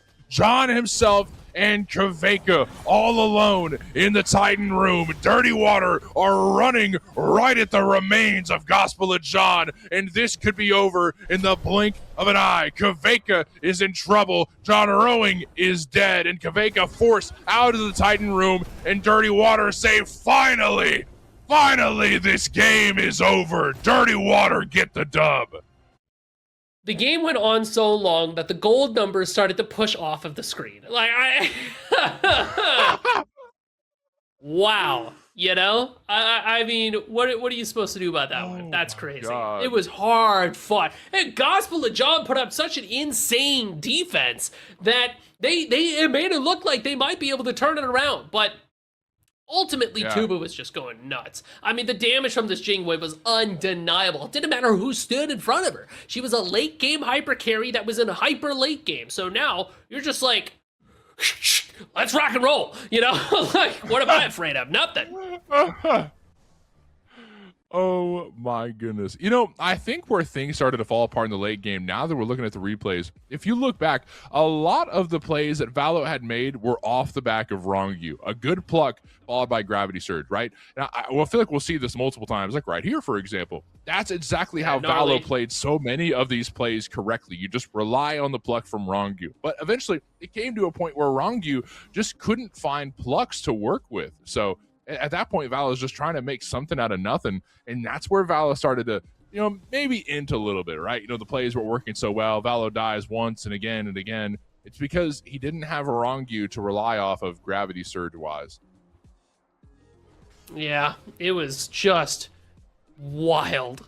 I mean, Valo was looking really, really good early. Not as good late, but you know who picked up the slack in the late game more? Dishonored. These Thor ults were able to slam into the back line, cause a lot of problems and disruption.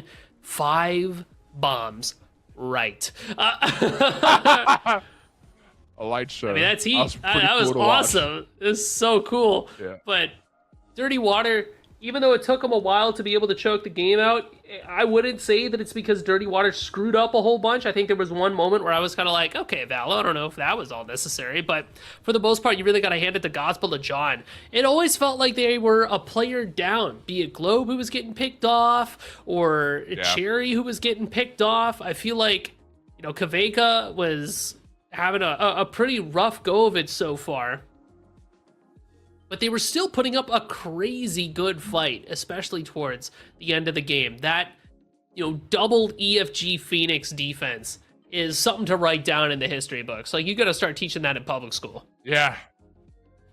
I do want to call back to picks and bans here, Muse. I don't know if you remember, considering it was like an hour ago. It feels like forever ago. Yeah, literally an hour ago.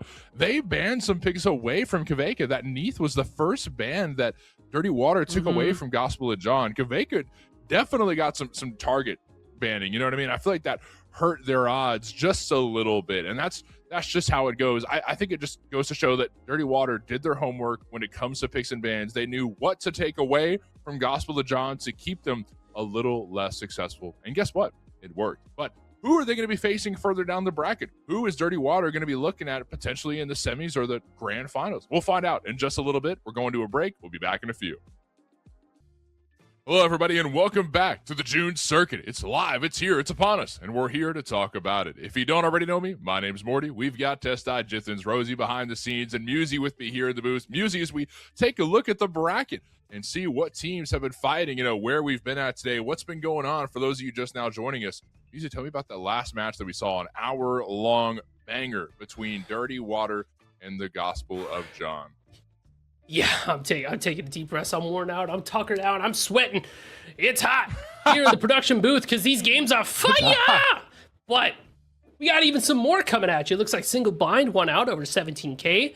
Verger's moving on over Sparta's Top Dogs. And Hydrogen Bomb. Looks like they won over the Bull Lovers. So, nice. Also, like Hydrogen Bomb beat over Hostile Takeover. Kind of crazy. So, whew. Big day today, Mort. Semifinals ahead of us. And the teams that we have here, I feel like the one that is ranked on the 18th, only by virtue of the fact that they're new, quote unquote, is that Hydrogen Bomb team has quite a bit to prove going into today, right? Were they carried by Zapman? Or are they able to stand on their own legs? So I'm really excited. Let's just get into it more. Let's see these picks and bans.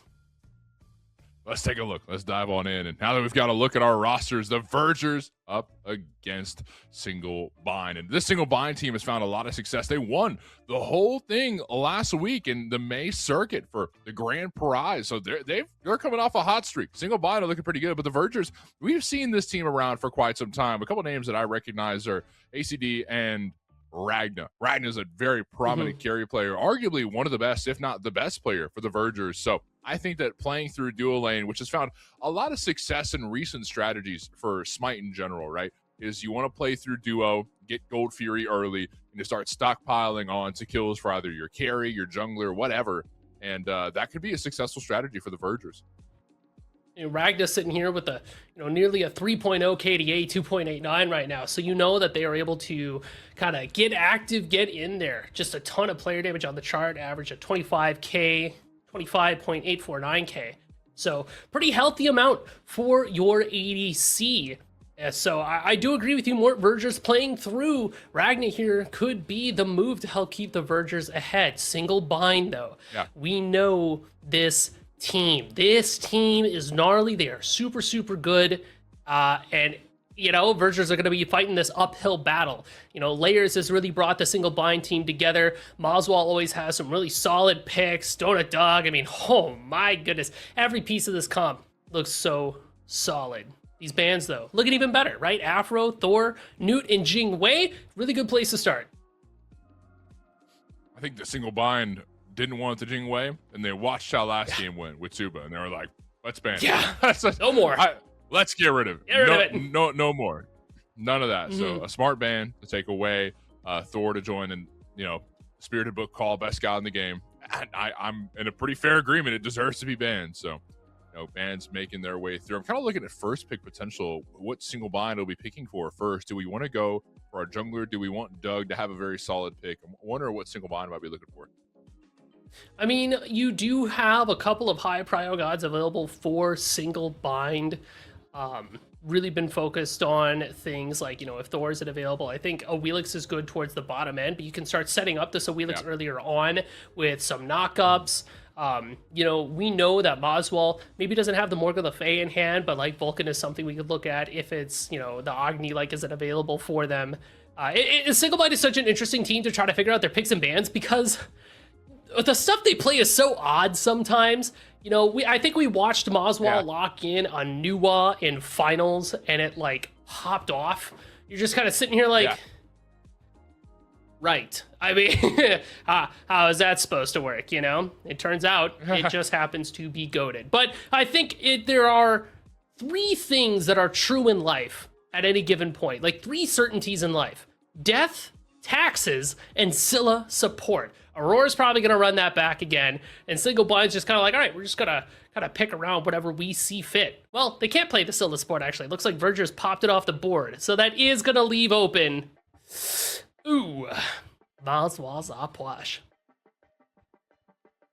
Arguably the best Apwash in Smite Prime. This is a player that knows, and I think it was Book that told me It was Worlds a while back in Smite 1 where Moswell was playing Opwash and the Worlds, the big whole shebang.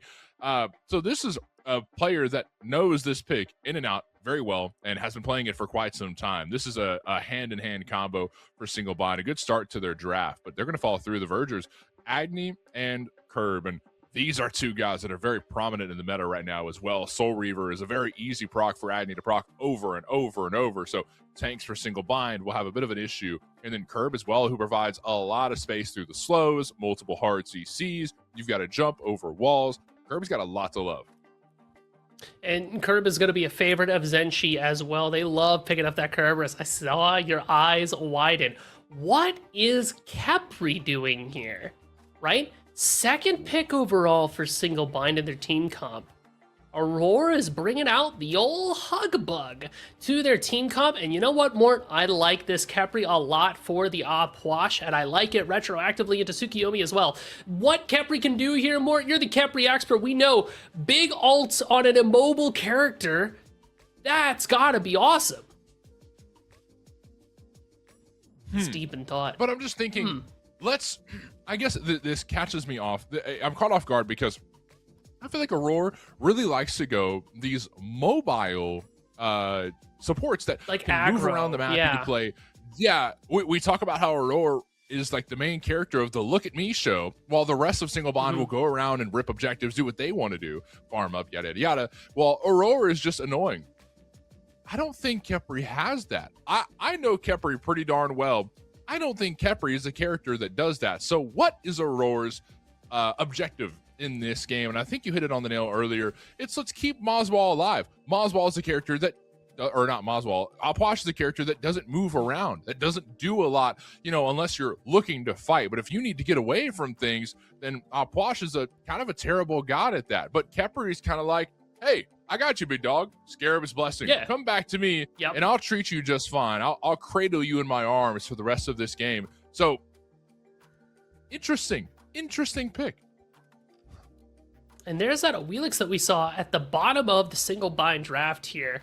And I know Layers loves to pick it. And the thing about this Awilix pick is that you just can't pick it right away. You have to know that you can get some value off of it. Notably, single bind doesn't have knockups, right? Like, except for Awilix, you're not really playing with too much. So you can't play off your team. You're really playing off yourself. Maybe the Kerberos jump is what you're looking at. Ishtar as well, good answer into what she does. She kind of flips into the air. That's a prime opportunity for you to get in there.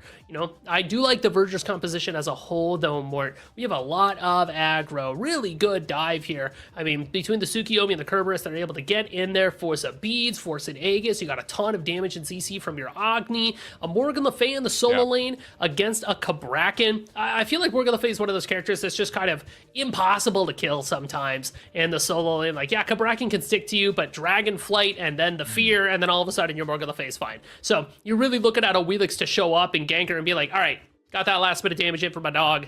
You're sitting down. I like to put some gambling ups here. Khepri going Cersei's Hexstone. I think it's going to happen. I think there's a lot to love. You talk about the setup for Awilix. Oh, we saw it last week. You remember the boar gives that small little lockup.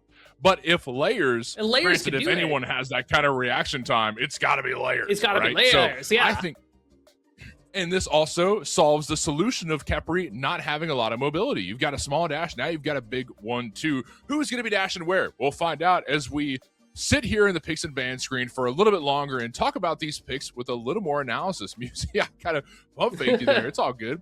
But 5-on-5, we're going to find out as we go into the game. No more sitting at the picks and ban screen. We're going in live right here, right now. Single bind up against the Vergers, Morty and Musi here in the booth, and along with the prime team behind the scenes, Rosie, Testside, Jithens. And look at this pairing over here on the left side of the map. And back to picks and bans. We'll go back to picks and bans. Musi, I don't think we thought enough about the picks and bans and how much there is to talk about here. I'd say let's dive even further into thought here, Muse. Really elaborate on what this picks and bans screen means. And before we get to that, let's take our way into the game here. Let's find out what's going on. 5-on-5, live on screen. Musi, what are your thoughts? Let's head on back to the Oh Pixel my. Band screen. Let's get on back into that. I don't think we've dissected these team comps enough yet, Mort. Hold on, Tess. Let's go and roll back. But you know, I'm really curious as to your thoughts here because I'm seeing a Khepri with an aspect and a selflessness to start in the support. And it's interesting because we don't really see the quote unquote the support starters anymore. Usually we find them, we find supports favoring something like a Bluestone or a Conduit Gem or something along those lines. So Khepri really is leaning into that backline support and just kind of, you guys good over here? You're just duking it out in the side jungle? The minions are over there, dog. Like, what's going on? But they're just they're having a ball over there. That's heat. But with this Khepri focusing on the selflessness, but then you also have the very aggressive aspect with the Khepri aspect there. So I'm kind of wondering, like, how does this change for Khepri? You're the support guy. So, I mean, this is just a weird spot to be in, right? I think the best thing that Aurora can be looking at, there is not a single execute on the side of the Vergers. I'm sitting here thinking, we picked up Khepri second round in the draft. We have not picked up our solo laner. Why don't we just go Achilles? Right? We could even send MLF to mid, and then we go, well, I guess Agni was an early pickup. We could send Agni to carry or something, and we can pick up Achilles solo, and that would be a really nice slot, I think, to counter that revive. But Aurora doesn't have to worry about that. I think that opens up a lot of opportunities for Aurora to just let the Scarab's Blessing run wild, right? Pick up a Breastplate of Valor, some early cooldowns, so you can ult the more the merrier, maybe even multiple times in a long, drawn-out team fight. And this is a change of pace for Aurora as a player, but I think he knows what to do here. Big old Khepri hug bug. Got the peel, got the starts. Yeah. I mean, range root into the pluck where it's kind of like a pseudo root because you're not going anywhere. I think the silence is what really is the kicker. So I'm kind of interested to see, kind of like what you said, like we're so used to Aurora being so active and aggressive on the map. Now we're going to see the Aurora really just playing the enabler, right? To just go in, find a Cersei's Hexstone, and then pop off from there. So if you're layers, you got to be ready for that moment. This Wheelix has got to get our farm on. Gilded Arrow start's going to help enable that, so we're getting some extra gold, but also going to make sure that we're able to find some early kills. I mean, earlier on, we saw Remakami kind of beating the brakes off of Wengu there. The shell is forced out. That could give us an opportunity for layers to go for a gank over towards that solo side, but they're just getting chased out of the jungle now. The couch drops don't slow down layers for a moment. He hops onto Suku, jumps over the wall, and is back towards the fire of Barans. And speaking on solo lane here, Muse, I know you're our solo lane extraordinaire for the Smite Prime broadcast team. You love Walk solo. me through this matchup for MLF Aspect and Remakami's Bracken pick. So a large part of what I see when I see this matchup is Remakami wants to close the distance on top of Wengu, get their damage off, lock them in with the ultimate. But Wengu's got the shell and a lot of tools that Morgan Le Fay has to just say, hey, get off me, right? I say she has a lot of get off me tools. Dragonflight is a big one. Remakami's going to be getting a lot of knocked up on top of themselves. But here's that layers gank we talked about earlier.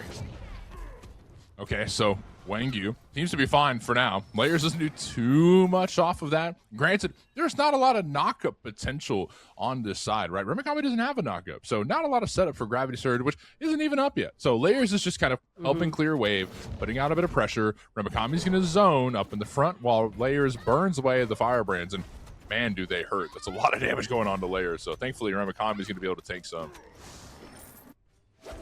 Goodness gracious. Meanwhile, this dual lane Aurora able to get aggressive. Looks like they weren't quite able to take away that purple buff, but Aurora still is going to have that showing and just kind of be like, hey, you have to acknowledge me. I'm still very much annoying and in your face. I see the engraved guard there to go with that health medallion. So not the Cersei's Hexstone right away. No, not right away. It could pop up later in the build. You know what I mean? You've got some time to look at it. There's a couple different options here. Maybe a Stampede could get picked up here, something like that for Aurora.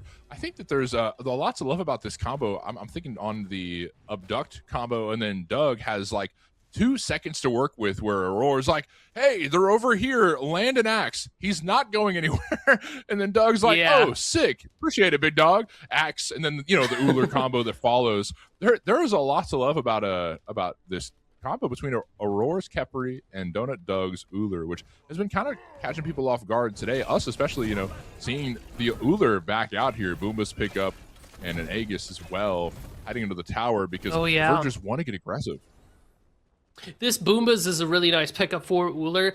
Being able to channel your abilities, throw out an auto, and get a little bit of cooldown back on the rest of your abilities. For the same reason why you see Boombas on Artio, works really well on stand switchers in general. Look at Dark behind Donut Doug. Sitting Torment forced away, taken into the air for just a moment. Looks like Aurora is deep in trouble. The cow chop slows them down for just a moment, but Layers is fine with fighting this out. But the piercing moonlight comes through. A lot of damage for the Vergers, and Donut Doug is in trouble. Aegis forced away, and the Scarab is a blessing as Layers seems to be fine. The revive is already finding work. A great play by Single Bind. Layers is alive and well thanks to this Khepri pick. An early Khepri revive, very, very important for this character, Mort, because Khepri benefits a lot, not just from, the revive of helping their team out, but it helps Khepri out too. Yeah. Yes, it does. That's extra prots for Scarab's Blessing to provide. Every time Aurora hits a successful revive, that's 2 of each protection that goes the way for Aurora. So you'll start to see Aurora get a little bit tankier should we see these revives keep going the way that they are. Ragnar's in trouble with low health and mana as well. Donut Doug also doesn't have a lot of mana. Jolt is unsuccessful. Ragnar's at 100 health. The stun lands. Doug whiffs the basic. Ragnar's still alive. And here comes in the reinforcements. Caltrops thrown down and a paralyzing spit to follow. Ghastly Breath will slow down Doug for just a moment. Walks through the minions. And Shingetsu will kill Donut Doug where they stand in the duo lane. A great flank by Dark. Man, it looks like Layers was off playing over in that solo side, was not able to steal away the blue buff. Look at the build from Aurora too. So we saw the health medallion and the engraved guard. Check out what it becomes. Eye of Providence. Now, this is a newer start that I've been seeing some supports go. It's a fairly cheap item, all things considered, and the stats on it aren't bad at all. 30 of each prot and 250 health. Yeah. But the real benefit here is the fact that you get an additional 50 gold when you destroy a ward, and it can place a sentry ward, essentially, to kind of help you along in that endeavor. So Aurora's really playing for vision here, and this does help the supports kind of keep up in gold to make sure that they can keep their farm on. So because Aurora isn't playing a pick that enables them to kind of go into the Verger's farm and steal things away, we're going to settle for stealing away wards. Now, the one drawback I see from this early Eye of Providence is that we are sacrificing an active item slot, and those slots come at a premium. You can only have 3 total, so that means we don't have room for like upgraded shell, as well as Stampede, as well as Cersei's Hexstone. So you really got to pick and choose what's valuable to you. Solar Flare thrown down, and look at Aurora trying to escape back to the tower. Sitting Torment pulls him up for just a moment, but empty the crypts, locks Zenshi in for just a moment, and Scarab's Blessing right onto himself. Aurora says, "Kill me, please, I need the prots," but doesn't work out that way. Moswall is able to get the kill on Zenshi, though, which is a good play. Overall, Single Bind come out on top, successful with that, and they're going to be able to hold on to this mid lane pad. Single Bind are fine with Party Rockin' here in the mid lane and hanging out to get some extra pushers sent down the lane. But check out Donut Doug, who lands a great axe, and Layers is going to follow through with a backflip. Down goes Ragna. Another kill for Single Bind. Immediately after finding something in mid, Layers is on the cat and moving over towards that dual lane. Wheelix is such a mobile character because of Suku, the Jaguar, that she's able to jump on top of. But now Suku able to get Layers out of trouble. Tsukiyomi's on the chase.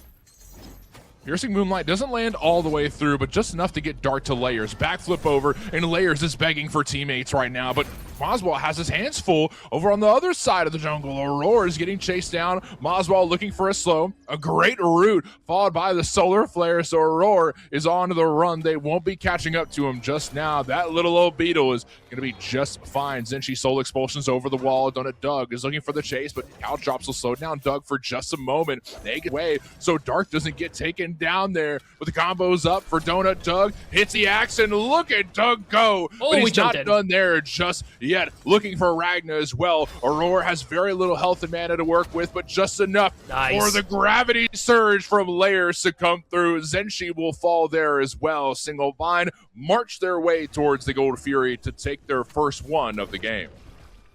Meanwhile, the Tsukiyomi is able to chase after the Awilix as she jumps over the wall with that piercing moonlight. Unfortunately, it puts yourself pretty deep into the territory. A good rotation from Donut Dog there. And really getting aggressive with this Uller will earn single bind. The first gold fury of the game enables them to get out of base 50% faster. So all in all, playing the map very well. I mean, if you're Dark, you're happy to take a kill off of Layers, especially now that you've got your Transcendence online. You're really just trying to make sure that you have the gold to stay relevant in fights because you are playing for the late game with the Transcendence Book of Thoth build. So just making sure that you show signs of life and be like, yo, you cannot forget about me. I'm still very much in this game. Please respect me. Talk about respect here, Mort. We have not paid a lot of attention to Maswell this game. I'm not going to call it a quiet outplash game. Right, Uller is a character that could just do that. Zenji just lost half their health. They'll be fine, but yikes. It is interesting that we see again Talisman of Purification second. Yes.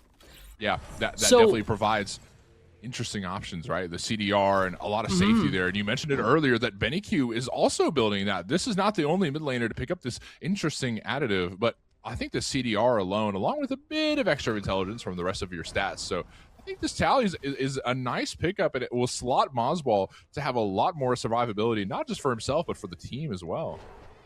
It goes right in that spot that Chronos Pendant's got. Oh, Zenshi's dead. All right, sweet. Awilix ultimate, yoinks in the Kerberos. They tried to jump away. They're not beans. They are dead. Moving on. This Talisman of Purification slots very well into the spot that Chronos Pendant usually would be, is what I've noticed. Like, right. ICD's got Chronos and Soul Reaver, but now Maswell gets to stay safer as a general rule.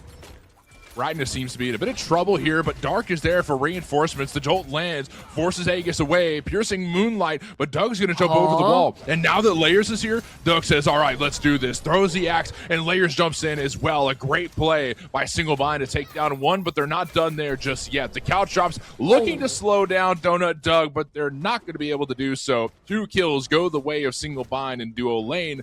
Not a lot to grab off of that, but I think we're just happy to get kills in the first place. Ah, dude, Donut Dog is just playing like an animal right now. 2, 1, and 4 does not tell you the story of aggression and just damage that we're outputting. Plus, we got the Hydra's Lament there too. Works very well with our Bumbus Cudgel. So a character or a player like Donut Dog is very easily able to mix in auto attacks with all of the abilities that they're throwing out. It pumps a crazy amount of damage per second, and Donut Dog abuses that extremely well. And where are all these kills getting funneled to? Where is all this gold going towards? Its Layers. 5 and 1. Hydra's in the Barb Carver online. Combat Blink on the way. So the aggression is only up from here. Aurora seems to be in a bit of trouble. Scarab's Blessing is still alive. They invested a lot into Aurora just for him to turn around and get the kill. That was a massive abduct to follow things through. We call it the Caprexecute around here. Pyromancer is going to get burned next up by Single Bind. Aurora's sitting back, not in the Pyro pit, but in case anybody wants to jump in, the Vergers are going to have to deal with a revive. Maswell is able to get the Pyromancer, and this has been a great game for Single Bind. Here at the 13-minute mark, it's 9-2. We've got a 5K lead for Single Bind, but Ragnar looking to reverse that lead and maybe make it for the Vergers because Ragnar just soloed Donut Doug, and Doug really wanted to dive the tower, but couldn't quite get it done. A good kill for Ragnar. I think it's a confidence boost for the Vergers in general. Definitely has to be. I mean, caught Donut Doug lacking just a bit, didn't have the Aegis available and online, and Ragnar has what Donut Doug does not. In Ultimate, Remikami needs a team, though, getting jumped on. Yeah, this is really bad for Remikami. He could maybe stun and run his way out of this one, looking for a combination of the damage. I'll tell you what, though, Remikami is pretty dang tanky. Look at this guy. Buying time for Layers to show up with the Gravity Surge. Forces ult away from Wengu, but locked in yet again. Remikami is able to lock them in for just a moment. Layers blinks forward and really looking for the play here, but Layers isn't going to be able to make it happen. ACD rotates, and a Flame Wave will melt the cat where they sit in the bush. Remikami not done fighting here. I think he knows that he can't escape, so maybe he wants to take one with him, but Wengu's just fine. Got the Genji's Guard online, a little bit of Lightbinder action there, so health and prots should help Wengu deal with Remikami when they jump on top of them. Really good rotation there from ICD without it. Layers could have absolutely cleaned house there, but I like the way the Vergers moved towards that solo lane initially, how that fight started. Dark is just trying to keep active on the map, keep rotating around. I called before that I was expecting to see that Book of Thoth for this Tsukiyomi, but it looks like it's actually going to be the Hydra's Lament, which does work out for similar reasons like, you know, Wooler and Awilix, because when Tsukiyomi throws out one of their abilities, they get an enhanced ranged auto attack they can follow up with afterwards that is affected by Hydra's Lament. So, a lot of damage in hand for Dark if they're able to get those combos off. Who do you get that damage off on top of, though, is the big question.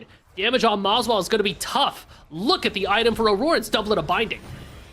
But oh no, wait, the doublet is out. The doublet! The doublet! I love this item, by the way. I use this in my casual queues all the time, thinking it's like a bad item.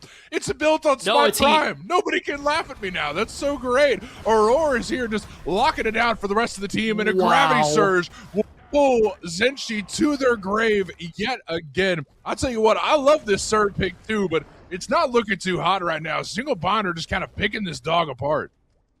I mean, think about it. Moswell's got a Talisman of Purification. Aurora's got a Doublet of Binding on top of Moswell. So, how do you kill them? Right? How are you doing that? Yeah. It's just not going to happen. And the way that the Doublet of Binding works is that you're able to, as a tank, connect onto one of your squishies. And while you're tethered there, your carry that you're tethered to is going to be taking less damage. Like, you soak up the damage for them.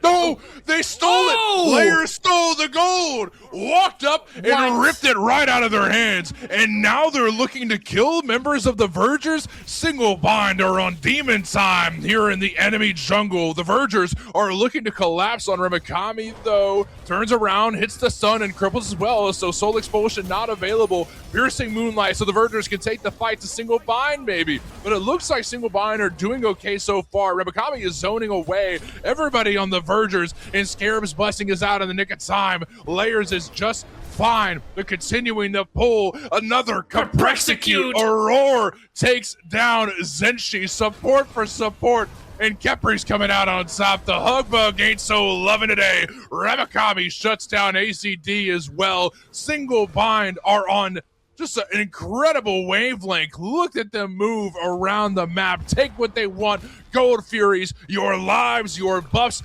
everything belongs to us. Man, Hugbug might be their name, but do not be deceived. This Kepri is not sweet. Good Lord. I mean, we were sitting here picks and bans like, man, how is this Kepri going to get active for Aurora? You know, it's a backline support. It's not very aggressive. And Aurora said, listen, it's not about the god. It's about the player. I don't care what I'm playing. I'm getting in your face and I'm getting active. Here's the thing. With Aurora walking Moswell around on the leash of the binding and just saying, I'm going to stay tanky, you're going to be tanky, we just get to run at them for free. I got a range root and a pluck. Let's get ready to eat.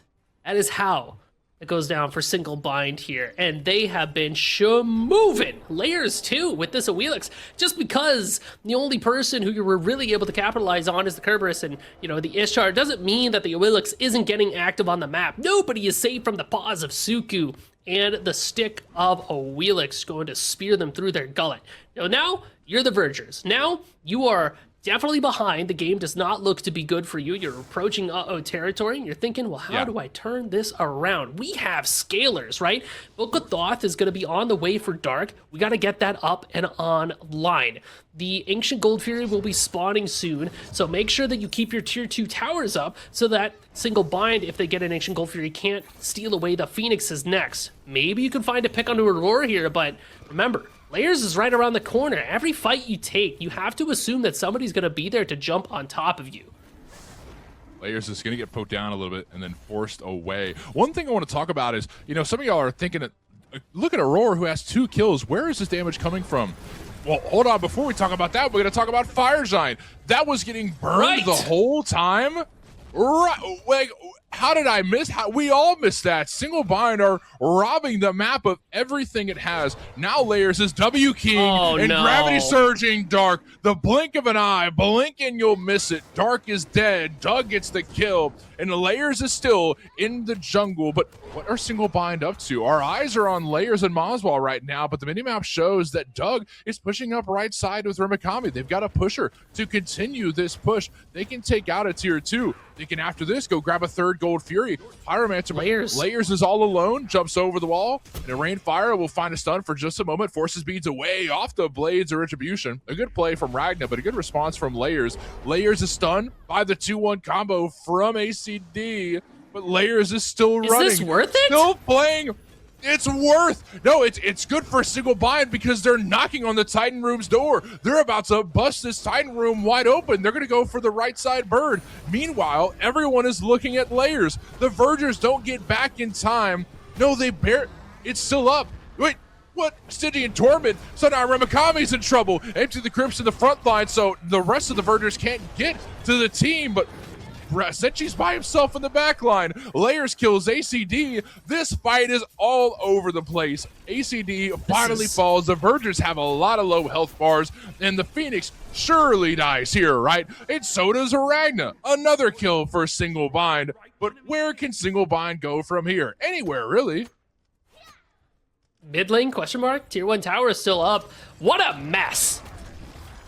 What a mess. I'm saying it. I know. That was messy. That was messy from both sides. From start to finish. I mean, I'm talking about paint on the walls. I'm talking about spaghetti sauce all over our white t-shirt. We just showed up to this nice Italian restaurant with our family and we're making a mess. The server hasn't even brought out dessert.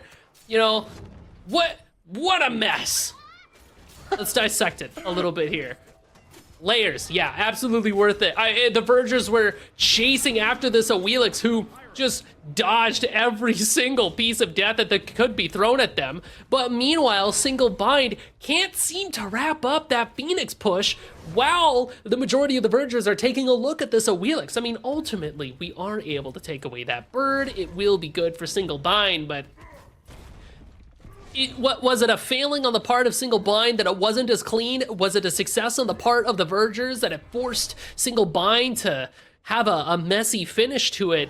Is fairly up to interpretation, but at the end of the day, Single Bind have a Phoenix dead, and the Vergers haven't even cracked through these tier 2s. Single Bind now taking a look at the Gold Fury. It'll be their third pip, means that their future sieges should go a lot easier. Remember, they're going to get increased protections when under enemy structures, and they'll be able to deal bonus damage to enemy structures. So the Vergers at this point, it's like I was saying before, we're trying to get online, we're trying to stack and get our penetration going for our carries, last bit of active items for our tanks, stand near our Phoenixes and goad Single Bind underneath them into a fight. Agni and the Morgan Le Fay are really good at defense. I mean, their ability to show out at range. Oh, Donut Doug is okay. And with that, the Vergers should be able to kind of keep Single Bind away at bay. But once Single Bind is able to crack in, it looks really rough. Ramakami, a 1v2 in the solo side. Yeah, they're pushing up with the right side bird. Single Bind I think they're aware. Layers is en route. Ramakami is chasing. Layers. Does have an ult ready to go. Yeah, Layers like a shark fin in the waters looking to pounce. No, the knockup was off. That's fine. ACD is able to dash away. Radna can't quite say the same. Radna is dead. ACD collapse on Layers. Pounces, a double kill for Ramakami. Meanwhile, Aurora caught alone in the mid lane, but Aurora's like, I'm cool with it. I'm completely fine here. You think Kepri's worried about getting caught alone in a dark alley? Bro's like, I'm not alone. I have the sun. Pushes it on up, and the two, assumed robbers are like, why are we trying to mug a bug? Realistically. What is the goal here, right? And then they go home bewildered and confused. If I saw Kepri in real life, I'd run. That's a giant bug. But no, Aurora is so tanky at this point. Look at the build here, too. So we talked about how when you go the Eye of Providence, you kind of lose out a little bit on the active items. So let's see what they slotted for. We got the Doublet of Binding. We upgraded our Shell. Now we have this Chandra's Grace, an item that we don't really get to see too much, but functions really well with Khepri, just being able to offer a little bit more sustain to their teammates. Pair that with the Khepri passive, with the shield, the selflessness, it's a lot of sustain. A lot of sustain is the move for Aurora support gameplay right now. Ribakami's game plan is to just run at people and stun them while Layers just dissects the backline. Dark is dead, and the rest of the Verges are on the run. The root's off the mark from Aurora, but the Empty the Crypts is forced away, so Maswal gets decent damage out the door. The Vergers still S-King, retreating back to their Titan room. The Bird has just now spawned, but Single Bind are going to take it off the map pretty quickly. They've got 2 runic bombs to work with to take it down easily, but they're going to save the bombs instead and maybe march towards the Fire Giant. Doug is on FG right now. Doug is burning. Doug does not solo FG, does he? He might. What? I mean, Barbed Carver, What? maybe, and a bomb. Can he do it? Yes, he can. All right, Wow. Donut Doug solos FG. Single Binder, like, cool, let's run it down.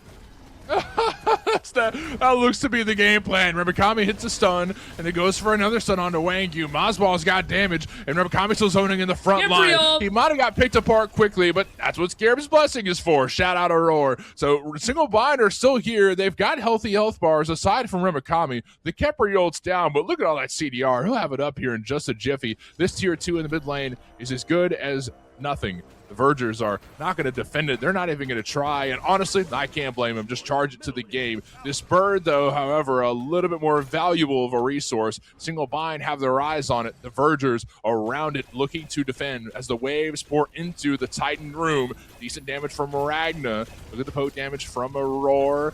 Good stun from ACD, provides a bit of space. Ribakami's under the tower, but a good team beads will make sure that Ribakami doesn't get picked up. Piercing Moonlight takes Dark into the back line, but Empty the Crypts splits the fight up entirely. Ragnar kills Ribakami, but the rest of the team's going to fall apart from there. Dark is dead, Wenkyu's done, and Donut Doug destroyed Ragnar. A double kill for Donut Doug, and 2 left on the side of the Vergers. This could be endgame with Single Bind coming out on top. Vergers caught in that corridor next to the jungle. ICD and Zenshi don't have any ultimates to defend as Titan should Single Bind want to push it in. They've got the Fire Giant available, no ultimates, but they got damage in hand and minions in the base. Dagger in pocket for Donut Doug. He's going to tank this thing head on. He does not care. The world is his oyster, and Fire Giant is the final tool they needed to end this game. A great pattern all together from Single Bind. That was just... It was so clean. It was so clean. Every single sequence from Doug soloing the FG while the rest of the team's at the Phoenix line. Doug secures it, and they're like, all right, let's go. That's what they did. A small little hit of a break before the next fight, and then they win another fight, and then they win the game. Like, you can't make this up. It was really well played by Single Bind. They have been looking better and better every time that we see them on the screen. And I gotta say, I think the Vergers played pretty well into it, especially in the early game. Definitely showing up, like Donut Doug pays for his aggression here. Dark was moving across the map, but unfortunately Layers just starts running laps around this guy. This Awilix was getting so much value off of their ultimates into a team where you're like, well, I don't know if Awilix is maybe the best pick here. Awilix is kind of going from a counter pick to... maybe I don't even need a Cersei Sexto to set up for my Awilix ult. Maybe the character is just that good, right? I feel like it was propaganda when we were being told, like, no, Awilix isn't good. No, it's not good, guys. As we're watching in Smite Prime, like, week after week, like, I don't know, man. That looks pretty playable to me. That looks pretty good to me. Layers is definitely him, but the pick is putting a lot of work in as well. Just a ton of damage on board, mobility, survivability, and just great CC. Really matches what Layers wants to do, which is move around the map and just cause havoc. You know, I do want to do a bit of a lore check on this Awilix pick and how historically, yeah, you're right, it was considered just a counter pick for a while. You know where it started? Sunprod and AGL was the first to bust out the Awilix pick in a long time. And he went like 10-1 in that game, right? And that wasn't a best of 3. It was vault ban, so he didn't see it again. But then Sunprod picked it up again. And then Layers came back, and Layers is using it. And the next thing you know, half the junglers around Smite Prime are utilizing this Awilix pick. It's pretty awesome to see how, there's like a trickle up, trickle down system, right? Like, one of the best players, Sunprod, picks the jungler. And now other junglers are like, well, if Sunprod can do it, I can do it, right? And then next thing you know, we're seeing it every game. And yeah, you're right. This Awilix is just nasty. We've seen it from Valo. We've seen it from Layers. We've seen it from, like, everybody today. You know what I really like too? The Capri from Aurora. Like, really fun stuff. Yes. The duplicate binding, like crazy, crazy tech that we really don't get a chance to see too often, but really putting the work in there. I'm excited to see damage mitigated from this Capri because, oh my gosh, they must have just been soaking up a ton of damage that the Vergers were trying to pump into Moswall, who went deathless, by the way. 30k damage taken, 37k damage mitigated. What do you mean? Yeah. Like, dude, that's crazy. His Kepri health bar barely ever moved. Moswell never saw a gray screen in the game because Aurora was there with ultimates and just shields, passive health regen, and the doublet to keep people up. The single bind team, not only are they mechanically gifted, not only do they move across the map with purpose, the crazy amount of spice and tech that they're bringing to these games, every game, has just been a joy to watch. And I've been enjoying this joyous moment with you. We've got more joy on the way, more Smite games to bring you joy. But before we get there, we got to take a quick break. We'll be back in a few minutes. Don't go anywhere. Hello, everybody, and welcome back to Smite Prime. June circuit is upon us, and we're about to enter the grand finals of week 1. More to hear on the mic, and we've got a whole lot of people with us today. We've got Jithens, Rosie, and Testai behind the scenes, and Musi with me here in the booth. And my beautiful, lovely Musi, tell me how we're feeling today. I'm not gonna lie to you, Mort. I'm feeling awesome! Let's go! It's been a really, really solid start to the weekend so far. These games have been turned. I mean, it is sick what we got going on in Smite Prime. Yeah, we've got a couple things to talk about before we get in there. Let's take a look at the brackets. Let's find out what teams have played today and how did we get here to the finals where it's going to be single bind up against Hydrogen Bomb. And granted, we saw Hydrogen Bomb for the first time earlier today. This new team that has taken Hydrogen away from overtime, from clocked in, now playing with Sunprod, Snatty, and friends. So that's going to be pretty exciting to watch. Before we get into there, though, let's talk about this vault ban system here, Muse. So, vault bans and how it works here, Smite Prime, Smite 2 competitive scene. Essentially, once you pick a god in a best of 3 set, that god can't be picked for the rest of the set. The example that we use on screen, for those of you that are listening and those of you that are watching and reading, if somebody plays Thor game 1, Thor can't be picked in game 2 or game 3. So we will have a graphic for you in game 2 when the time comes. You'll see those gods are grayed out, but we still have our normal god ban. So come game 2, after all said and done, 16 gods will be banned away, and we'll have to play with what we have remaining. You cannot get by being a 1-trick, a 2-trick, or even a 3-trick. Gotta make sure that you have a god ocean, not a god puddle. Right. And I've been trying to talk with Jithens, trying to convince him to maybe give us a best of 5 or maybe even a best of 7, so we can really elaborate on this whole vault ban system, but haven't gotten it just yet. 7. We're doing a best of 3 today is what's going to happen. So best of 3 in the grand finals. And game 1 is about to happen, by the way. If you were looking for finals action, you haven't missed any just yet. But between this new team, Hydrogen Bomb and Single Bind, walk me through how you think this matchup goes here, Muse. So, Single Bind has been fairly dominant from when we've been seeing them, but up against the newly and, new and improved Hydrogen Bomb team composition, I feel like the Sunprod squad has got what it takes to take Single Bind to task. Layers versus Sunprod is where my eyes are focused this game. Sunprod is a momentum-based gamer. As long as they're feeling good, they're playing good. If they can exercise control across the map, things tend to go the way of their team. But Layers does a really good job of playing a similar game. The aggro from this jungler who plays similar picks to Sunprod. Both of them share that Awilix pick, that they're going to be arguing over. But Also the Loki too, that I know Layers likes to whip out on occasion. So it'll True. be interesting to see how these two junglers clash up against each other. But then you also have the question of the duo lane, Donut Doug and Hydrogen, the Hydrogen Bomb namesake. Personally, I rank Hydrogen a little bit over Donut Doug, but Donut Doug playing with this Uller so far today has been looking pretty solid, you know, playing these picks Yeah. that we don't really get a chance to see too often, especially when things like the Aspect Yi is so prevalent, along with picks like, you know, Neath Aspect that Kaveka likes to pull around the corner, and Apollo is something that I think Zapman would lean on pretty consistently here. We won't have that global presence, that split push potential for this Hydrogen Bomb team that we saw so frequently for Sunprod's team before.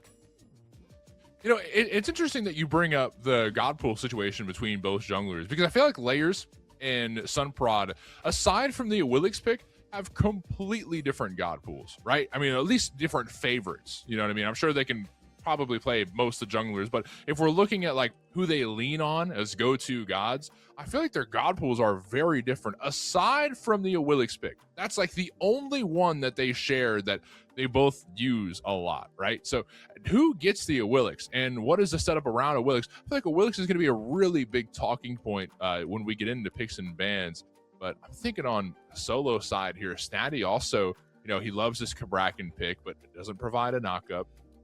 He does the RDO a little bit often as well, and the RDO does a pretty good amount too. I'm just thinking about, you know, there's a lot to think about when it comes to these two teams. You know, Single Bind, who are fresh hot off of a W last week, and then Hydrogen Bomb with this brand new carry that has found so much success in previous episodes of Smite Prime. You know, it's going to be a pretty good one, a one for the books for sure. Picks and bans are ready for us, so let's dive our way in. Let's take a look at the rosters, a bit of a closer look, and these picks and bans for sure. So let's address the elephant in the room too. Moswall mid up wash has gotten through more times than I would have liked to see today from the teams that have gone against Single Bind, and I'm gonna say it, Hydrogen Bomb should definitely think about taking that off the table, because every time we see the up wash get through, you think to yourself, okay, immobile mage, maybe we can capitalize off of that. But the only op-wash that I really saw get handled and get taken to task was Globe, right? Now, earlier today, where the Thor was able to connect on top of the op-wash consistently, but Moswall does not have to worry about that as much. It feels like way more comfortable with the op-wash than any other player that we have in the Smite Prime scene right now. So if you are Hydrogen Bomb, definitely take it off the board, or at least get a plan in place to deal with the op-wash. Daji's off the board and Thor's off the board. Those are the two picks that I really think would be able to hurt an op-wash the most. You might think something like a Tsukiyomi could work here, but I'm going to tell you right now, not quite. The op-wash corpses do a really good job of absorbing those enhanced auto attacks that Tsukiyomi throws out after every single ability. You know, the corpse take 2 autos to break down, and hey, those projectiles are auto attacks for the Tsukiyomi, so op-wash can hide behind his own corpses if it comes to it. A big thing that we could talk about here too is the Scylla, right? Aurora Scylla, which is a Yes. classic pick for Aurora at this point. He's been utilizing that aspect Scylla so often. And a big question that a lot of teams have to ask themselves, what is our response? How do we respond to Aurora Scylla pick? And I mean, bans, sure, it's a way to go about it, but as far as in-game, I feel like we haven't seen an answer in quite a while. It's been difficult to try and shut down Aurora Scylla pick, but it's not going to get picked up just yet. Newt is going to be the first lock in here. This is an interesting one. I wonder where this goes. It's very interesting because we don't see Newt too much for Moswall, and I don't see it too much for Donut Doug. So there is kind of a flex potential of where is this going to be headed. And if we are going to pick it for Moswall, what is Donut Doug going to be looking at? You know, Aurora is also known to play the Newt aspect in the support, but that's another pick that we don't really get a chance to see too frequently. But then we are kind of missing out on that Scylla support that we all know and love. But if the Kepri game taught us anything, it's that Aurora can kind of do anything that he puts his mind to. Easily one of the top 3 supports in the scene right now, and I'll tell you this right now, they are not number 3. So, Moswall gets up-wash. There it is. It happens again. It happens again. Hydrogen Bomb are not that afraid of the up-wash. And we'll see if that fear is righteously placed in all the other teams, or if maybe Hydrogen Bomb can see through the fraudulent damage. You mentioned earlier today that up-wash caught a little nerf. He caught a bit of a damage nerf. He's, not as strong as he once was, but granted, still strong enough to get picked up every single game for Maswal. Sylvanas is picked up. So let's put our thinking caps on here, Muse. I mean, I'm looking into this Sobek here, who's got anti-heal, who can also pluck Sylvanas out of position. He doesn't have. That's a funny looking thinking cap. So he there's not a lot of response for what Sobek can do from Sylvanas. So I guess we're playing for the late game team fight phase. That's really where Sylvanas finds the most usefulness here. I don't know. Well, I feel like Sylvanas plays pretty well into what Aurora likes to do, which is kind of get in your face and get aggressive. But instead of moving forward to get into your face, you pull somebody into your face, right? With that Nature's Grasp. The pick of Cabrakan here functions pretty well into the Sylv, just because Cabrakan can be rune immune. But I have to say, single bind's AoE damage seems to be pretty significant between Opwash, Sylvanas, and the Newt, and there it is, that Awilix there. Going to be able to pull the Hou Yi out of the sky. Hydrogen Bomb's composition is coming together as well, Mort. Tsukiyomi and Sobek are great characters to enable a dive. Cabrakan as well is doing a lot of work to pull away resources like Shell, potentially a Beads. You need Aegis to deal with the Tsukiyomi. A single bind's going to be leaning pretty heavily on their sustain from Sylvanas in between fights so that Hydrogen Bomb can't swoop in all at once and eat away a health bar. I'm done with the thinking cap. Okay. It looked a little silly. I'm glad you took it off. So I'm thinking, I'm starting to see a little more usefulness too now that a Willix has been picked up. Sylvanas has the knockup, which will grant a little bit there. And I'm also looking at this this Suku pick and realizing, well, why would Sunprod go for Suku over the Willix? Now, granted, Hydrogen Bomb knows that if Willix is open, Layers is probably going to pick it. Okay, so how do we counter this? Piercing Moonlight is CC immunity, so you're not going to get knocked up. You're not going to get pulled with Piercing Moonlight. There's also displacement or knockup immunity within Suku's kit. It's his shoosh. I wish I knew the name off the top of my head, so I'm just going to do a silly dance and hope you know what I'm talking about. Exactly. He doesn't get second knocked ability up during that. His two, you're instantly not CC immune, but you're knockup immune. So Layers doesn't have a response to that either. That's actually a pretty huge counter pick, and granted, this Suku pick hurts. Sunprod knows the Tsukiyomi very well and knows how much damage it can do. You might lose a little bit of early usefulness because with Suku you want to get double stacked and get that done as soon as possible. So Sunprod might be hyper farming a little bit, but I like this comp together overall. When you look at Hydrogen Bomb's comp, this is nasty. This is disgusting. This is good. Yeah, there's a lot of lockdown here. You've got good AoE with the Hou Yi as well and Anubis, so, a lot of good pieces to the puzzle. Well, let's see how that puzzle will be solved as we get our way into the game. Grand finals of week 1 of the June circuit is starting right here, right now. Morty and Musey in the booth, along with Testai, Rosie, and Jithins behind the scenes. And Musey, we've got our aces in our places. The floor is yours.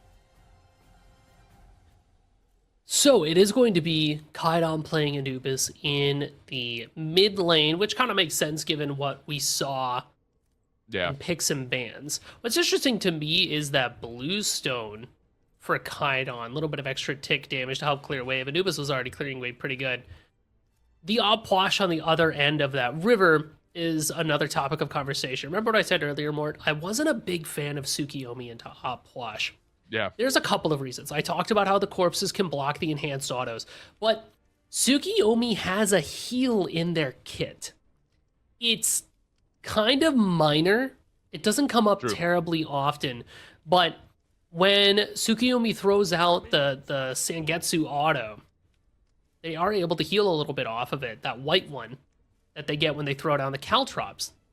So if Opwash is able to catch them with a fleeting breath, and Tsukiyomi, doing Tsukiyomi things is, pumping damage into the Opwash, all it takes is one heal, suddenly you're getting stunned. And a character like Tsukiyomi is very much a all-in character. Once you're in the mix, you can't really get out. The only way out is everybody else being in a body bag. Opwash shuts that down. A small stun is all Maswal really needs to make space and kite the Tsukiyomi yet again.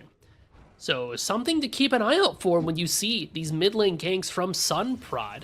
And, I imagine all these players know it, but it is just a very minor thing that you don't really remember until it happens to you, and you're like, oh, that's right. I do have a heal. Aw, man.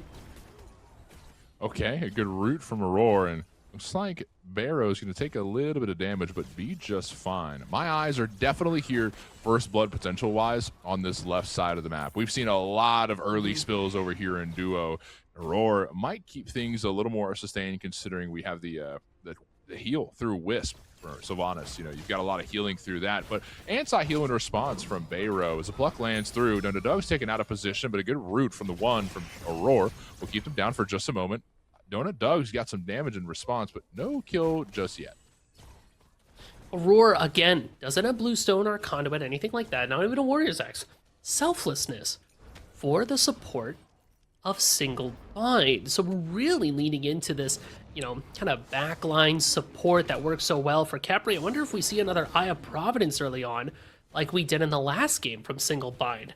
Or if Aurora is going to be taking a look at something like a Cersei's Hexstone this go around. Yeah. Also, you'll notice Hoi hits the ricochet, so it's not Hoi aspect that Hydrogen has been favoring so much leading up to this game. It is just base Hoi, so we're keeping that ricochet stun while having some normal auto attacks, but still expect to see something like the Devourer's Gauntlet to start the game off, and looking towards a little bit of crit towards that late game.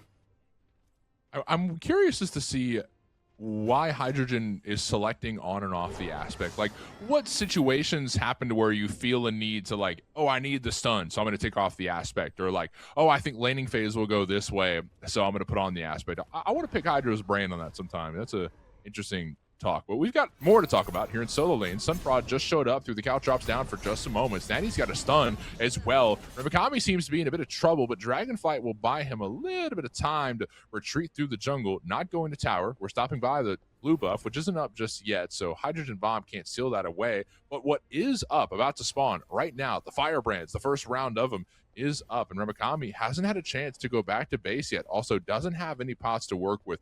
Hydrogen Bomb could grab the first round of these. Layers makes the TP rotation up towards that solo side, but it may be a little bit too late. Hydrogen Bomb are going to be first on those brands. Looks like they have to give up space from it, actually, as single binds start to maintain control over that Firebrand pit.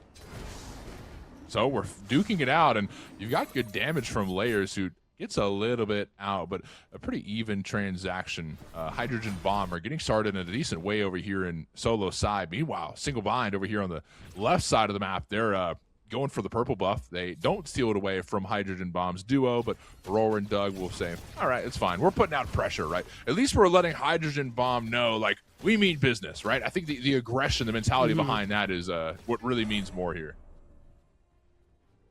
Very quiet start to the game here so far, and I find that tends to be the case as you get closer and closer towards, semis and finals, where both teams have a mutual understanding of their power spikes. I look at both of these team compositions and I say, well, you know what? Both of these teams are very happy to get to that late game. No one jungler is really trying to shove a lead hard super early. I'd say maybe Layers, and so Sunprod is not quite ready to invest super early into fights, but even Layers is kind of like, yeah, I'm not trying to force anything right away. It's just not quite worth the risk, because if you fall behind as a Wheelix and the Tsukiyomi ends up overtaking you, I mean, that's a character that feels stronger the later the game goes on. And while a Wheelix can do that, Suki, I feel, abuses it just a little bit more. So I like the respect from both sides here. But a level 6 Sunprod is ready to kind of hang around this duo side in time for the mid-neutral red buff to come up. Aurora and Donut Doug, the question is, do they challenge? That's a good question, but I think with 3 there, Hydrogen Bomb have established dominance for a moment, and Aurora going back to base looking for, I don't know if it's going to be a first buy. It is a first buy, and it's that Eye of Providence again, but Donut Doug, because Aurora went back, is all alone, and a good pluck will take Donut Doug out of position. The couch drop slowed down. Doug can get into the Skyfall soon enough. First blood goes to Sun Prodigy of Hydrogen Bomb. We might see another kill here in solo. Blinks in, misses the knockup, and Snatty's just fine hiding under the tower. A little unfortunate, but it is, at least they got 1 kill, right? Hydrogen Bomb are doing good. Oswald arguing with Kaidon up next to their Cyclops camp. He'll take a couple of steps back. Donut Dog walks up to face check that mid-neutral camp. Sunprod doing a good job just staying on a vision there. Single Bind didn't have any wards in the area at all. Just not there yet. The Eye of Providence that you had mentioned earlier, Mort, just now purchased by Aurora, would have been really handy about 30 seconds ago. So hopefully Donut Dog doesn't get caught out like that again. But like we said before, yeah, Sunprod on the Tsukiyomi pick is definitely trying to scale towards the late game. Now they've got a full Transcendence that they're starting to stack, a kill in their pocket. This means there's some extra legwork that Layers has to do in order to keep up. Interested in how the rest of this interested in how this fight goes in mid lane. The Empty the Crypts is thrown out. Moswall is able to do some damage with it, but not enough to get Hydrogen Bomb off his case. So the mid laner for Single Bind falls. Meanwhile, the Skyfall here on the left side of the map gets some damage onto Hydrogen, but no kill to happen after. So with Hydrogen Bomb moving around the map, I don't think they're comfortable enough to just go rip Gold Fury. Instead, they'll go for some camps, get some farm in, and get ready for when that first objective pool comes around. Very refreshing. Very, very refreshing to see more pressure being put onto Moswall in this mid lane. You know that the Opwash has Aegis, no beads, so CC is very effective here. This is where the Sobek comes into play. Pluck and the Tail Whip are two forms of CC that Opwash really struggles to deal with because they just displace them out of position really effectively. A Talisman of Purification should be on the way for Moswall's second item. We know that's where they kind of like to gravitate towards in terms of their build, and they'll definitely need it this go around. But means we're really relying on that Soul Reaver damage.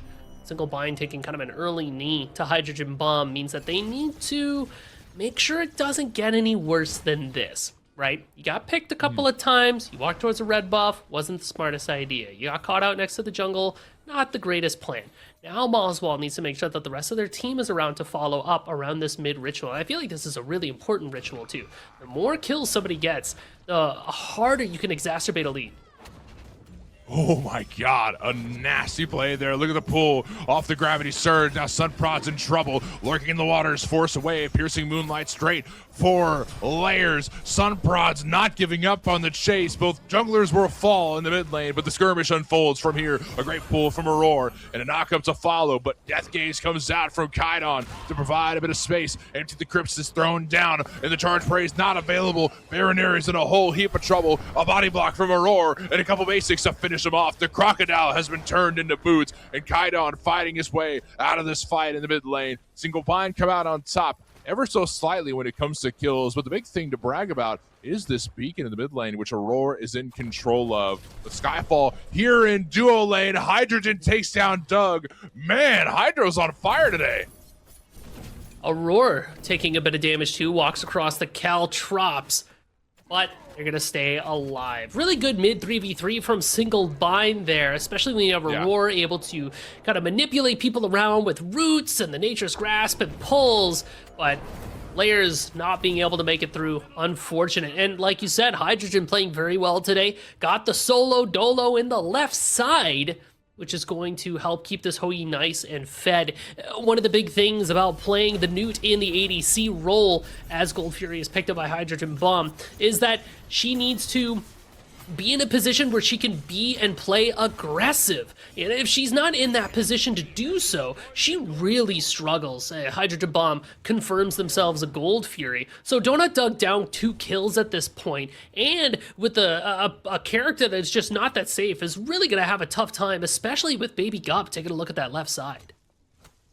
10 minutes into the game, it's 2-4, and Hydrogen Bomb are up 2 kills, and a very minute, it's a 2k gold lead. It's something to talk about, right? I mean, this is how snowballs develop. As of right now, it's not too lively, but it can turn into something should Hydrogen Bomb go unchecked. But Single Bind are kind of just biding their time right now. These are picks that don't come online very early, right? You know, Layers wants to get built up a little bit. Moswall wants more items. Donut Dug in the same boat. You know, we're looking to further our build and then show aggression from there. And speaking of builds here, I'm looking at the moat, right? The moat picked up by Moswall, and that makes sense because we talked about how this slots in for Chronos Pendant. You made a really good point earlier. You know, it's extra CDR, it's a lot of safety, a lot to love with this second item beads, but also Aurora's getting it too.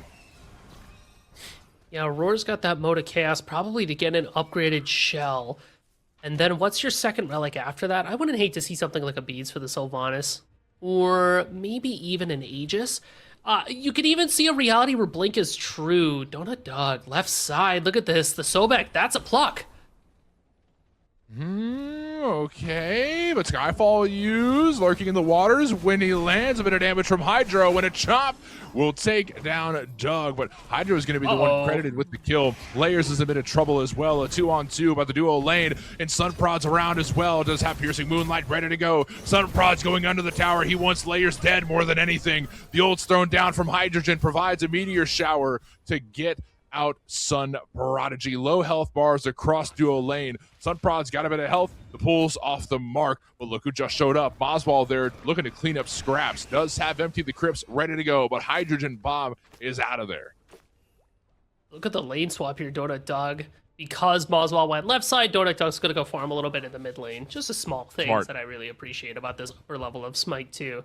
Man, Hydrogen Bomb have had such a crazy solid start so far. And it's in the hands, too, of Sunprod on this Tsukiyomi. Double stacking now, Transcendence and Book of Thoth. Without Lucerne Hammer, we could have a Heartseeker on the way, or maybe even a Titan's Bane later down the line. So the build is progressing very nicely here. It's interesting to see Layers on the back foot for once. 0-2, only have Hydra's Lament and Barb Carver. And it really doesn't look like the bleeding's going to stop anytime soon. I feel at this point we're really relying on Aurora to find a pluck with the Nature's Grasp and really try to force a 5v4 or a 3v4 at this point. The solo laners are off in their own little, la la land. The solo laners off too, to really make something happen here. Because when it comes to larger scale team fights, it's very hard to play into Sunprod pressing 4 on you and having a Sobek in your face. So we kind of have to play around that. But it looks like Hydrogen Bomb's going to play around the solo lane. Sunprod looking to put down Ramakami.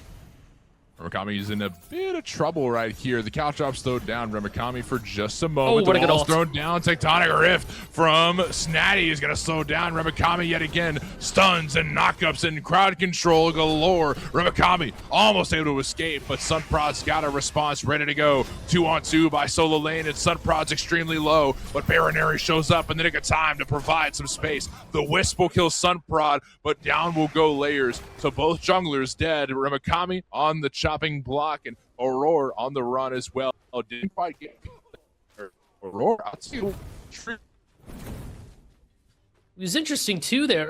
Ramakami had the shell when they got ulted by the Cabrakan, but they didn't use it. So the Cabrakan ultimate was able to actually land and connect, even though it really shouldn't have. When you have that relic up, you should just be able to rip that and get away, but unfortunately Ramakami didn't have it ready to go. I guess, finger wasn't on the button, you know what I mean? And talk about a good rotation there too from the Sobek there. I mean, being able to show up, find the blink, and then get the knock-up in there, get the damage in. What turned into a good gank from Hydrogen Bomb, a counter gank from Single Bind, and the counter gank from Hydrogen Bomb just completely puts Hydrogen Bomb in a position of, cool, all right, it's time for us to dictate some larger, points of the map. I would not be surprised more if we saw something like a Gold Fury or a Pyro soon. Yeah, now's the time to do it, I'd say. Find a pick, get your way in there, and start ripping these golds, because we're 15 minutes in. It's 3-8 right now. There's a 5-kill lead for Hydrogen Bomb. They've got a 3K gold lead as well. Things are looking fine for Hydrogen Bomb. I'd say start grabbing objectives, because along with this Gold Fury, we're approaching the 15-minute mark here, Muse, which means Pyro is up, Queen Naga is up, the Beacon will spawn shortly after. Objectives are going to start piling up. Hydrogen Bomb needs to utilize this lead to further their gold lead, to get structures off the map. If you've got the lead, it's time to take it. Look at the way Sunprod's hanging around that solo side. Ramakami looking to get pincered out here. But do they know? Well, they turn around, they see him now.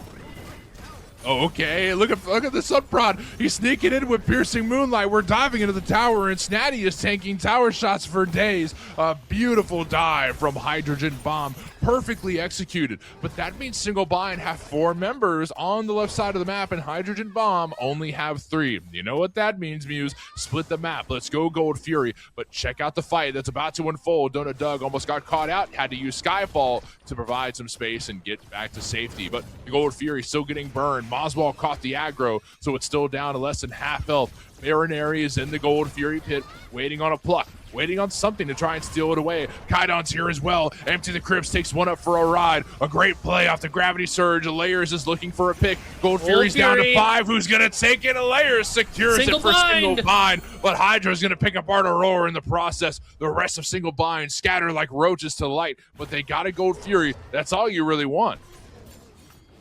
Meanwhile, Hydrogen Bomb, you want to talk about splitting the map, Mort. The entire reason we ganked Remakami there is so that Snatty and Sunprod can eliminate the Moonlight Queen Naga off the map.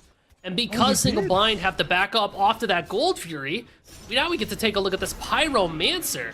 Looks like Sunprod will be able to scoop that up for themselves. 2 double objectives for 1 and a kill. Hydrogen Bomb are okay to give up that Gold Fury to Single Bind because it was all by design. So the beacon being fought over, and it looks like Hydrogen Bomb are going to have the upper hand here. So granted, I think that's worthwhile. Single Bind did get a Gold Fury, but they gave up a kill and the Queen Naga and this beacon and the Pyromancer. So that's a lot that goes the way of Hydrogen Bomb. Look at how this gold lead has developed even more so. It was 3K just a minute ago. Now it's almost 4. This is a really good look for a Hydrogen Bomb. I talked about it earlier. You need to further your lead with objectives. That's exactly what they did. They split the map in a pretty unique way that we don't see very often. So now you're Hydrogen Bomb. You've got your late game scaling team. Your junglers got their Hydra's Lament, or not their Hydra's Lament, their Heartseeker online, as well as a Titan's Bane around the corner. Totem of Death for Kaidon. Stepped her up to minion.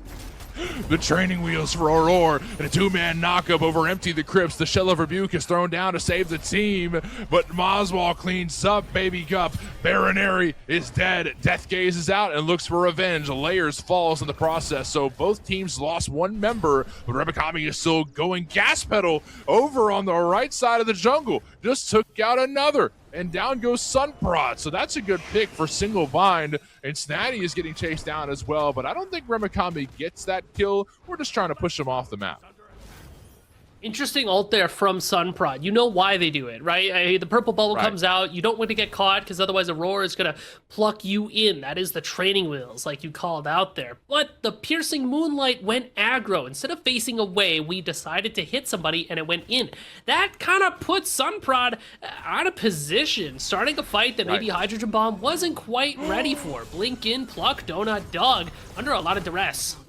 Taken down to less than half, but Aurora's there to play the peeling game. I don't think much else happens off of that. It looked scary for a moment. We both gasped for a second, but down goes the tower, and now Barrow's down to less than half. The damage came through from Aurora and Doug, but neither of them are going to give up. Both teams have a jungler showing up in dual lane. Layers is looking right at Hydrogen, looking to take him off, but it looks like Baby Gup's trying to play the peeling game. Skyfall goes into the air to provide a little bit of space. Meanwhile, Sunprod is W-keying towards Donut Doug. Baby Gup's able to get the kill. Aurora's dead. Layers cleans up another. Doug just shut down Sunprod. A really nice play for Doug to provide a little bit of safety for himself. That's huge for Donut Doug, who ended up going back to base, but the fight's still continuing as Baby Gup is running down Layers. He stopped for just a moment, but the grasping hands over the wall will pull Layers to his grave. Another one dead on the side of Single Bind. Dragon fight followed by the combo,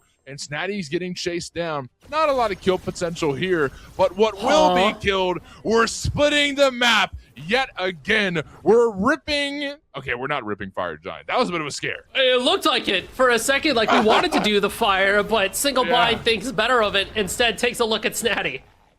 Yeah, let's go kill Snatty instead, but Snatty's rather tanky. It's going to be easier said than done. We'll settle on burning the Pyromancer instead. Check out Bayro, who's, you know, getting a little bit of presence in, right? Some vision, some presence, letting Single Bind know that, hey, you're not going to get anything when we're around. Ooh, a lot of back and forth here, but single bind, that was a good fight from them too. Being able to find a couple of picks is pretty important at this stage of the game. Just making sure that whatever Hydrogen Bomb go for, they won't have the numbers to be able to look at a larger objective afterwards. Very important, if you're going to kill anybody, Kydon and Hydrogen are your main sources of damage to take down something like a Gold Fury, a Pyromancer, or a Fire Giant. That sustained DPS is going to be what's very important to take away. Anubis especially is very good at burning away objective health bars. But good to see Layers finally get on the board, you know. 1 and 5, not the best look, but still level 16 as opposed to Sunprod 17, so you're only a little bit behind. A good pull forces beads away from Kydon. That's a big resource that will help out Single Bind in their next fight. Meanwhile, Sunprod is on top of Donut Doug. Skyfall, in response, finds a pull, but won't save Donut Doug's life. He walks right into the sickening strike from Baronary. But the fight's not over there. The meteor shower thrown down to provide some space for Hydrogen and the boys, but lurking in the waters, chasing down Remikami, couldn't quite find the execution, but a good amount of damage dealt to Remikami, so forced it back away. Single Bind are running. Hydrogen Bomb are marching their way past the Gold Fury. Are we eyeing the FG? Don't tell me we're getting another Runic Bomb. I mean, Tier 1 tower is still up. Hydrogen Bomb need to clear this off the map so that they can move through this jungle a little bit more safely and so that Single Bind doesn't have a great defensive point to sit back on. So Single Bind lose that T1, that means Hydrogen Bomb can keep the pressure on and kind of own the space around this mid lane. But now Hydrogen Bomb's kind of split up here. Can Single Bind get in between them and find some damage? Scepter's thrown down, but what can happen from here? Aurora might get picked off. Remikami taken low. Gravity Surge pulls one down. Barrow's in a bit of trouble. A lot of damage being thrown away, but no kills just yet. Snatty W keys right towards Donut Doug, looking to find a lockdown. Remikami is in trouble. Aurora is dead and still chasing down. The damage is coming through. A lot of low health bars. Ultimate's used as well, but the only one that died, Moswell's gonna turn this thing entirely. Look at the blink. Look at the empty the crypts. Remikami is gonna die in the process, though. 1-for-1 trade after Aurora had died. That's a pretty awesome play, though. That looks sick.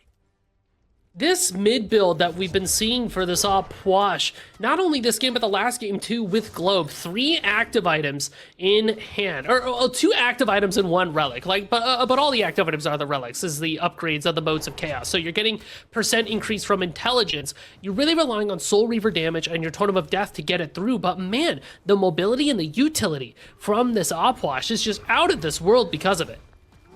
Moswell's in trouble. He's getting ran at by Snatty, but there to find some help is Layers. But can Layers peel this Snatty off of Moswell? Maybe Aurora can. A good pull. Nature's Grasp and some Chunky W boy body blocks as well. Finally hits a knock-up. Layers is there with the Gravity Surge, but the Fire Giant getting burned the entire time. Hydrogen and the rest of the boys are going to be able to secure it. A great play by Hydrogen Bomb. Now Single Bind say, okay, well, at least Snatty doesn't have FG, but what do we do from here? They're walking towards Gold Fury. Are they comfortable with taking this 5v4?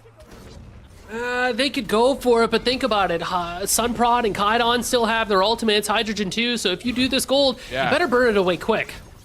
And that's what they're doing. Baby Gup gets pulled down to 2K. The Scepter's thrown down for just a moment with the Meteor Shower in response. Piercing Moonlight takes Sunprod all over the team fight. A lot of damage thrown down. Hydrogen Bomb are W King, but Aurora just showed back up and got 1 kill. Donut Doug has shut down Baronary. Sunprod falls as well. Single Bind seemed to have come up on top of the fight, but didn't burn the Ancient Fury in time. So a bit of an unfortunate situation there, but at least you got a couple kills and a shutdown. That's the biggest bragging right.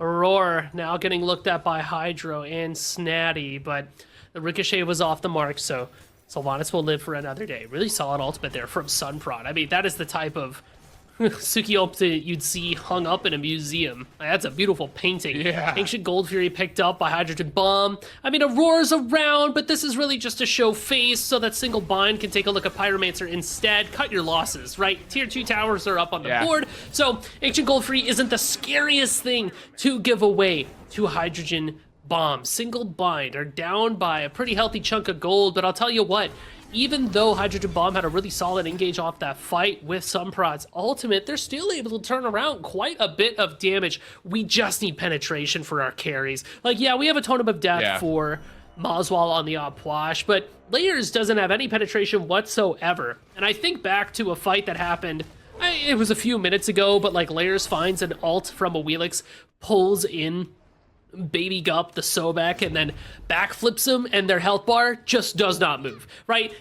That cannot be the case if you're gonna pull in a tank. We need a Titan's Bane sooner rather than later. Luckily, Donut Dog has the Lucerne Hammer and the Shard, so Titan's Bane is on the way. We have an Avenging Blade, so the Prot Tread's here. We just need to make sure that everybody's on the same page. So, an interesting state that we're in. Hydrogen Bomb, for the most part, have the upper hand. Single Bind are giving it their best shot, though, and while they might be down a little bit, I don't think Single Bind is anywhere near out of this, but Hydrogen Bomb are taking charge. Look at Snatty just looking for anybody in the jungle, trying to find a pick, so Single Bind will lose one member for their next skirmish. Hydrogen Bomb are utilizing their buffs, the weakened tier 2s, their FG belts, and just running around the map and kind of taking what they can. Granted, only Kaidan and Hydrogen have these FG buffs, but it's enough for Hydrogen Bomb to swing their power around a little bit. Let's go burn some tier 2s. Let's go look for picks. I mean, Hydrogen seem to be in control. Fire Giant's wearing off at about 40 seconds. Single Bind should be able to put themselves in a position to contest the next FG. Would really like to see Layers be the lurker, play like a hard flank, looking for either Hydrogen or Kaidan to be able to take them off the board. You know that Sunprod's going to be looking for their ult in with Snatty, so having a Roar next to Donut Dog and Moswell should be able to help out with that. I would like to see Remikami act as kind of like a liaison between our backline and what Layers wants to do, but I almost want to see Layers kind of rock a solo mission to find a carry and just eliminate them off the map. Just staying just close enough that if somebody gets knocked up, you can yoink them into no man's land, eliminate them. But beyond that, Hydrogen Bomb's team fight is just so clear-cut and easy to follow, right? Sobek plucks, Snatty gets in your face, looks for an ultimate, Sunprod has an ultimate, Hydrogen and Kaidan just kind of sit back, hold left click / click ability buttons, and free cast win the video game. Feels like Single Bind has a lot of work to do in order to win a team fight, whereas Hydrogen Bomb just kind of has to play some Smite too. Don't have to think about it very hard. Yeah, that's true. That's a pretty good point. You know, it's just kind of going through the motions, right? You know, you get objectives. I think they're kind of just like slowly but surely chipping away at what could be the Titans room defenses, right? You grab some buffs, you get the Ancient Fury, you debuff some towers. Let's go take them out. Down goes the tier 2. They tried for Bird, but didn't quite make it happen. So you're just kind of, moving around, seeing how the game goes, grab what you can. If you don't feel comfortable taking it, then just walk away. You can get it later, right?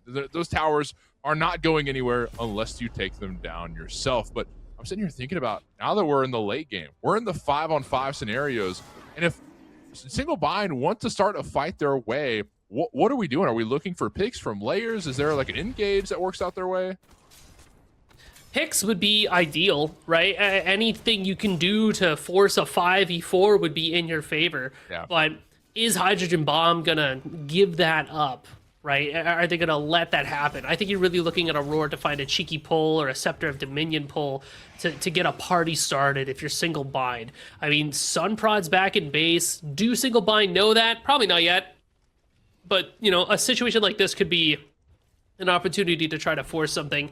Now that Sunprod's back in the mix, you're really just kind of hanging out. What Single Bind have over Hydrogen Bomb, Mort, is going to be their sustain from their Sylvanas. They could just try to play the poke game. Back up, heal with Sylv, and then go back in.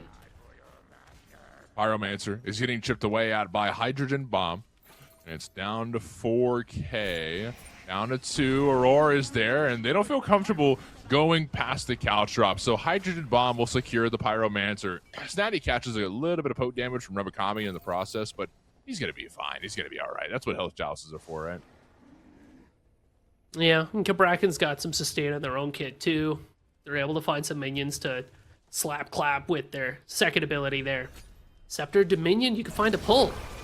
No way, and a W pull it is. Knock up off the ult. Sun Prod's taken to his grave. That's a good very target. Nice pull. A very good target to take away from Hydrogen Bomb. Single bind say that's one of their biggest threats. We go straight to FG. A 50-second death timer for Sun Prod means that single bind have time, and how they're going to use it is around the FG pit. They're burning it slowly but surely. This looks really non-committal. I'm reading this as non-committal from Single Bind. I think they want to kill more people from Hydrogen Bomb before they really commit to it, but they're kind of just tanking the damage away. Aurora is doing a decent job at tanking it too. He's still at 3/4 health, but getting pulled in is a really bad spot for Remikami. Forced to dash away. Hydrogen Bomb have found an in. Layers is dead. Snatty gets the kill, lurking in the waters towards the next target. And Aurora is in trouble. So is Donut Doug. Plucked back to less than half health, and Skyfall to provide a bit of safety, but right when they land, Kaidon is there with some damage of their own. The grasping hands yet again holding down Donut Doug, and they won't be able to go anywhere except the gray screen. 2 dead for Single Bind. Hydrogen Bomb burning the FG, but look at Aurora, look at Moswell, ready to steal. Why did that fight go so bad for Single Bind? The easy answer is they used all their ultimates to kill one Sun Prod. Now it's Aurora and Remikami with the task to try to steal away FG, but you can kill Hydrogen, but can you steal away the Fire Giant? Oh no, Moswell in the back line getting ran at by Snatty. Aurora's there to try and peel. The FG still getting looked at by Sunprod. The rest of Hydrogen Bomb split off for just a moment, but now they're going to go back towards FG. It's still being... No, they dropped it. They dropped it entirely. Hydrogen Bomb decided not to burn the Fire Giant. So technically speaking, Single Bind got them off FG, and they exchanged carries for kills. I think it's pretty good for Single Bind. Yeah, it's good. I think it could have been a lot better. But when you think about the resources that were all pooled just to kill one Sun Prod, right, it kind of couldn't have gone any other way. You were definitely on the mark, though, with that FG call. It was very non-committal. Single Bind wanted to bait Hydrogen Bomb into a fight, but Single Bind didn't know that wasn't really a fight that they were ready to take.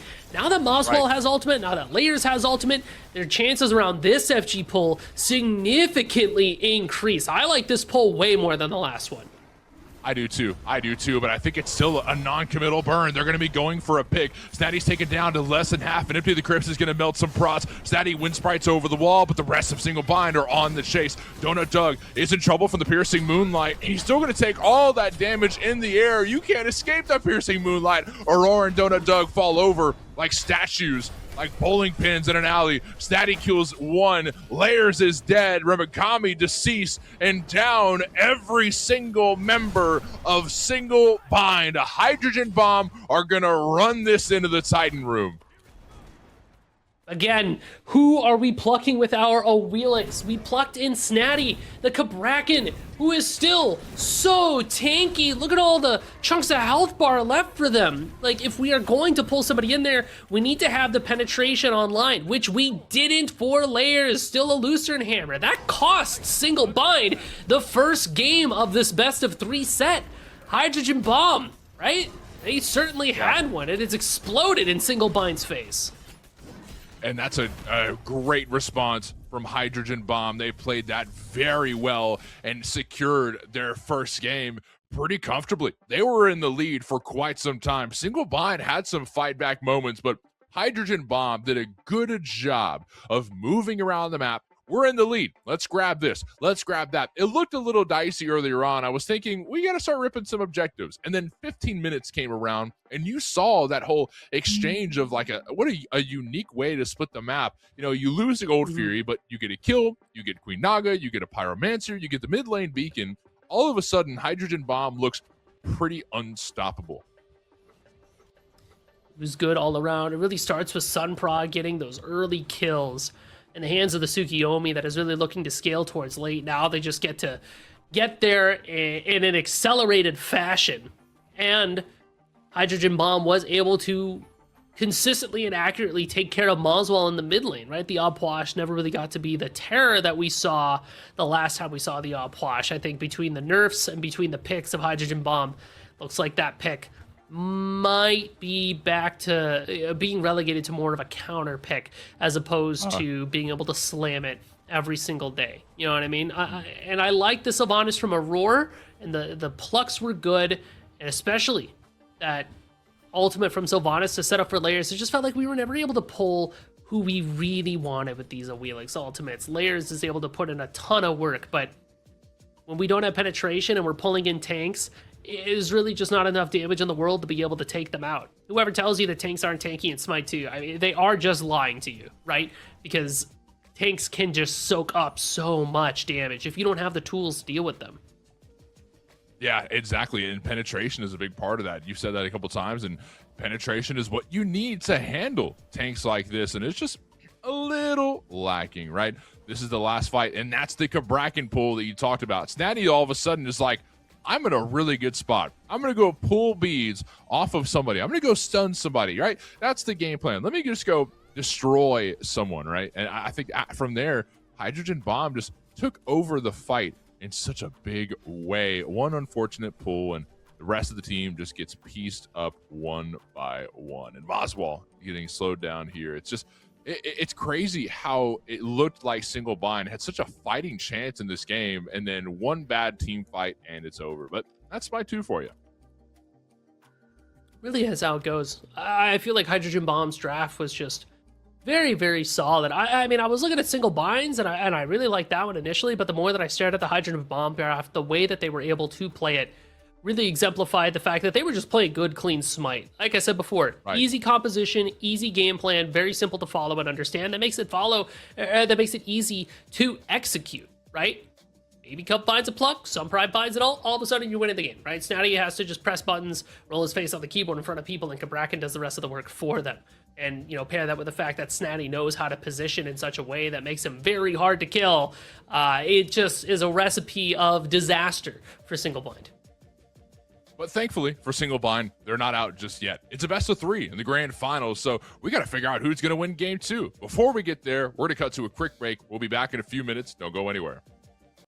Hello, everybody, and welcome back to Smite Prime. The week 1 of the June circuit is here. We're in the grand finals of it, and we've got some games to talk about. My name's Morty, joined here by the whole Prime team today. It's Jithens, Rosie, and Testai behind the scenes, making all these pretty colors you see on screen happen. Yuzi with me here in the booth, and Muse, we just watched a pretty awesome game for game 1 of this best of 3. But now there's going to be some picks taken away from this game that we just saw. Vault bans are in place, meaning the last 10 gods that you saw on screen in game 1 cannot be played for the remainder of this best of 3. Interesting. So they will be locked away inside the vault, never to be seen or heard from again. Until next week, where they will have their chance to be pulled out. But this does mean that we'll have to keep track of who's able to be played and who's not able to be played. For those of you at home who are maybe a little bit late coming into it, don't worry. I'll have a little something for you on the picks and bans screen so that we can all know what's going on. But man, it feels like we had a lot of really solid picks there for Single Bind that they won't have access to anymore. I think about the Opwash from Oswald. I think about the Awilix for Layers. We still have Scylla support available for Aurora, but there's still some really good picks available for Sunprod and Crew. You know, things like the Jingwei for Hydrogen. Sunprod still has something like a Dajin, or maybe even, you know, I wasn't the biggest believer in it before, but he's been putting in the work, I'll say it. Maybe even the Thor for Sunprod, right? Like, a lot of good stuff. Snatty can pull out the Jormungandr. So good options on both sides for the team here. Let's take a look at picks and bans. Let's see who's going to be going where. And along with the 3 bans that each team gets, I'm looking at the Vault bans, which will be on screen here in just a moment as we look over the rosters. Vault bans are in place. One of my favorite parts about not just Smite Prime, but just competitive Smite in general right now, a lot of different leagues and tournaments have taken this Vault ban system into place, and it makes things so exciting. The fact that, you know, we saw a lot of good gods in game 1. I feel like usually with Vault bans in place, we kind of get this system where you might save some of your favorite picks for later on. You know what I mean? Like, I don't, if I were Mozball, maybe I don't use Upwash in game one. Maybe I'd ban him and then I'll bring him back later. Something like that. You know what I mean? But I feel like a lot of the good cards were dealt in game one. And that makes me think, like, you know, with some bans going through right now, the Afro's still taken away from single bind. Disco's taken out from both Kaidon and all the other mid laners. It's just, it's an interesting situation we're in. Single Bind do still have some interesting picks in their back pocket. I know if the situation's right, Moswell likes to look for that new wall. We also know that they've got like Agni and Vulcan very easily in their pocket there. If you're thinking about, well, what is Layers going to play if not a Wheelix? We know they also like to look at something like a Daji, which is interesting. Daji banned away by Single Bind. Tsukiyomi picked away in the last game. So now we're probably looking at Loki territory, honestly, at this point for Layers. But a Kerberos to start things off for Single Bind is a good step forward. A lot of good CC. Good way to start a fight.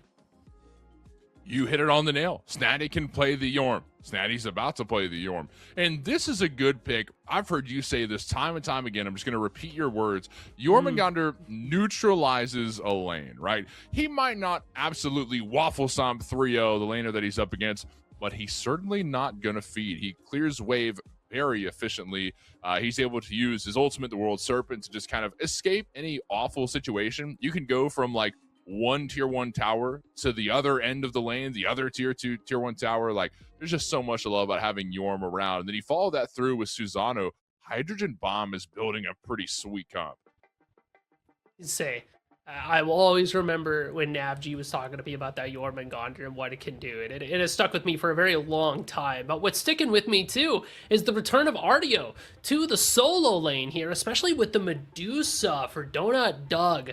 And I mean, 78% win rate with the Medusa right now for Donut Doug. Maybe even a little bit higher because we saw them whip it out earlier. Good stuff. And a good character into Yorm because Artio doesn't rely on knockups as their main form of CC, which Jormungandr plays very well into. She has a lot of roots and she has a lot of sustain, which is very solid for the Yorm that is constantly trying to poke her out and put her down. So far, Single Bind have some great frontliners and some great backline damage to back it up. Yeah, I really like this too. But now I'm looking at the side of Single Bind's backline because you've got Medusa. Okay, Medusa. I like that for sure. Oh, really? Now? Really now? Game. Hey, vault bans are in place. This is Moswell Gaming. X-Ball aspect of the Night Stalkers going mid lane. Moswell used to love this pick back when the aspect dropped it. It's been out of, I mean, you can take a look at the stats down there. NA for quite some time because for the past 2 months it's not available because ain't nobody playing X-Ball. He hasn't been banned, he hasn't been picked, he hasn't even been looked at. But then Moswell says, we're in a best of 3 and my Opwash pick is gone. Ooh, you know, pull it out.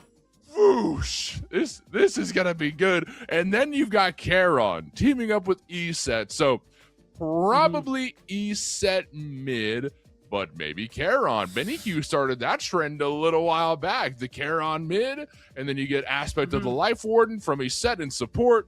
There's a lot of swippity swap potential for Hydrogen Bomb's comp, but Single Binds look solid.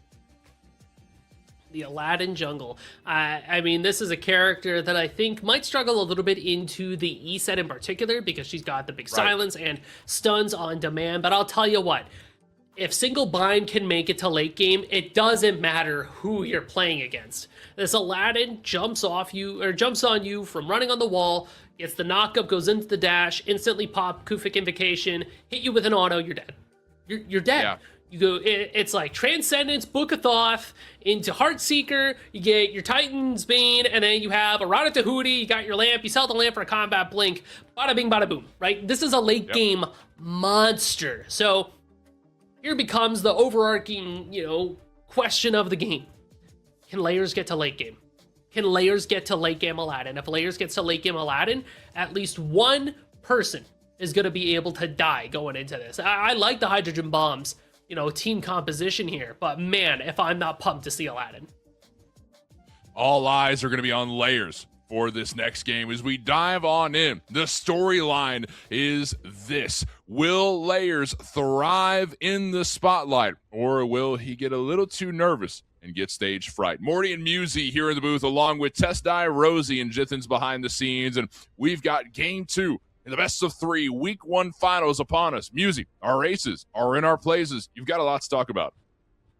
I just want to yap about this Aladdin more, to be honest. Aladdin is one of these characters that goes crazy nuclear in the late game, but the real sneaky thing about this character is that they have really good clear in the early game, too. So being able to whip through your jungle, what I really expect to see from Layers here is just a lot of selfish farming so that we can power farm to late. If they're going to go to a lane, somebody better die. And I also wonder if we get to see the chance of like an early wealth wish just to see us get extra gold from all of our camps instead of maybe going for a bonus pot from the first blood. Really, really cool. But the mid lane matchup is going to be one of the most Smite 2 coded matchups of our life. There's that wealth wish popped for Layers like we were expecting. This aspect of the Night Stalker here for Maswal turns this Xbalanque character into a mage, right? You get a bunch of damage off of poison darts, and you're able to get the reset there too. This character can like one-shot people in the right conditions. Heron's a good answer into it because of the silence that they have and the range that they're going to have over this X-Ball, but man, is it going to be enough? Single Bind is playing for minute 28 at this point to where we can just post up around an EFG, run at somebody. An interesting stat that Jithins had pulled up for us, by the way. Happy birthday, Jithins, if y'all want to put that in the Twitch chat. Happy birthday, Jithins. Heron has been picked up 8 different matches in today's bracket alone. 8 different games that Charon has been a part of. Only 1 game was a win for the Charon. That is a pretty awful win-loss ratio, but I'm sitting here thinking, Hydrogen Bomb just got off of a dub. They just won game 1. They've got to have some confidence going into this, and Kaidan can get some damage out with the right build. So I'm curious to see how this goes on. You know, maybe the pick itself isn't that great, but you mentioned it's got good responses. Sunprod just pulled up in mid lane, dove the tower. Can't get the kill. Very close, though. And look at Layers going in for first blood. The power wish is what got him the kill. Layers isn't done there yet, though. Very close, but no cigar for the second kill. That's fine. We got the first. A big pull off the Wealth Wish, too. Layers is about to be unstoppable. Dude, Layers getting that first blood is actually critically important for this Aladdin because we are just trying to get online. Sunprod's on the hunt, though. Layers cannot stick around to get his just desserts for these oracles. Ooh, you're making me so scared, man. Yeah, mana's low for Layers. Throws the Q-Fic out to at least take 1 oracle away. Neither team's going to get vision on the... Oh, no. Sunprod got both. Sunprod's going to have vision he got on both. Very nice. Not too shabby at all. Whew, all right. We took the pot off the kettle. The pot off the kettle. Yeah, that's right. We love stacking kitchen equipment around here. We get a chance to cool down. Look at that gold per minute from Aladdin. Oh my gosh, we were hitting like almost 700. So now that you've got your Aladdin on a good start, it's time to get your Transcendence online, your Book of Thought the Light, and just keep up the farm game, right? Just keep on that aggression so that you can get to that late game as soon as possible. Really cannot stop talking about that enough. But you can see already moving towards a solo lane. Single Bind is going to keep up that jungle pressure, but being the first ones over at Rocks. Yeah, Rocks is going to be a big talking point. Layers is there as we're seeing a skirmish unfold in duo lane. Aurora low. A good disperse will take Hydrogen forward. Looking for a kill over here in duo lane. There is some poke damage coming through from Bayro as well, so that could work out their way. Paralyzing Spit finds the stun, but a Spirit Ball in response and knocked into the wall. A good impale from Hydrogen. Will get some damage out, but not quite a kill. Looks like the Firebrands went their way while we were looking over here on the left side of the map for some very close kill potential too. I really thought Aurora was going to be toast there for a moment. Aurora needs to be careful on this Kerberos pick. Eset plays very well into it. She's able to turn off a lot of the damage from Kerberos because she's got the silence in response to the Ghastly Breath. Kerberos tries to jump on you, hit him with the Spirit Ball, right? Not too scared of the Kerberos, can play at range and away from them. So we're really relying on Donut Doug's Medusa damage to get us across the finish line against Baby Gup and Hydrogen here. Or, you know, again, a similar story, just kind of chilling out, right? Medusa into the Onher, I feel like she doesn't have the best matchup, just because Onher's kind of CC immune ultimate that is able to throw damage at Medusa while she would try to ult, and Pillar does very well into Medusa because Lacerate can get caught on the Pillar, and because of the giant slow field, it gives Onher some more room to play with. So, check out Sunprod hiding around the corner. Aurora by himself gets pulled out of the ghastly breast. Soul expulsion to safety for just a moment. Desert Fury will find the kill. Well, Sunprod will get credited for it. Petrify slows down too. Layers is there and it hits the lamp. Now you're in my territory. Layers is deucing up Sunprod, but the Typhoon thrown out to maybe save Sunprod's life. Still on the chase. Does have a speed buff, but Layers hits the knockup. Good damage from Layers, throws the Q-Fic out, and then taken out of the lamp. Layers cleans up Sunprod, puts him on a poster. Man, this Aladdin character is just so mobile. Even Susano has some difficulty staying away from them. Meanwhile, outside of the lamp, a whole host of chaos was going down. Ultimately, the dual lanes kind of equalize out a little bit because Donut Doug did take the rough and tumble, but the 2-0-1 Aladdin to start things off is kind of scary. Sunprod's a momentum-based gamer. They really need to have that hit-the-ground-running mentality that they're so consistently able to find. Sunprod very skilled at making sure that they can set themselves up for success, but Layers is having their moment now, where now they get to have their good start. Now the question is, how can you just force that down? Transcendence online, Lucerne Hammer in hand, Book of Thoth should be around the corner. You know, take a look at who doesn't have beads and isolate them inside the lamp. Sunprod, there with the blink. Snatty, yeah, you know, maybe you could ult the solo laner. I'm not saying you probably should, but Issa could be somebody that you take a look at as well. You know, you put her alone in a lamp with Aladdin, gonna have a bit of a tougher time. Remakami, you better be careful. Sunprod's in the bush. Boo! Just pounced him, but Remakami's ready for the fight. He's got the damage on board. Typhoon thrown, and it definitely hurts. Remakami went from full health to less than half, so that's unfortunate, but no kills go down. Sunprod's not going to contest the blue buff either. We did our damage. We scared away Remakami. That's all we need, right? Snatty just needed a little bit of help to handle this Remakami's RDO pick. I mean, RDO is very good into the Susano because of that giant cripple field. Just a character that very much struggles to go in on her. Single bind moving around this purple buff, though. Look at Layers just being so aggressive. Okay, Layers is going to be... You know, I like this aggressiveness. I think, you know, obviously the Wealth Wish is over by this point. The Power Wish is down as well. Layers has less resources to work with, but... if anything, you can get Transcendence stacked up by just doing damage to people. Just these skirmishes alone will help Layers get some extra stacks under his belt. So I'm a big fan of this early aggression that might not result in kills, but at least it's getting Layers to where he needs to be, right? Firebrand spawning, and I mean, Layers is right on top of it, but meanwhile, a skirmish over here in duo lane, impaled into the wall. Aurora soaks some damage, but a bit minion wave will keep from much more happening. Speaking of Aurora, check out this Erosion first item that they've got here. That's a direct response, not only to the E-set that generates a lot of shields, but the Charon as well, that is also going to be making a bunch of shields, and 2 shells there. So Aurora's getting a lot of value out of this pick. The counter build strategies are alive and well. So Kerberos will be able to feel a little bit more effective in these fights, even though E-set plays very well into them. What is Ramakami doing in the mid lane? Who invited this bear, right? Well, a bear goes where a bear pleases. That's just bear 101. That's nature. Bear 101? I took that class. You had Really? Professor Honeyworth?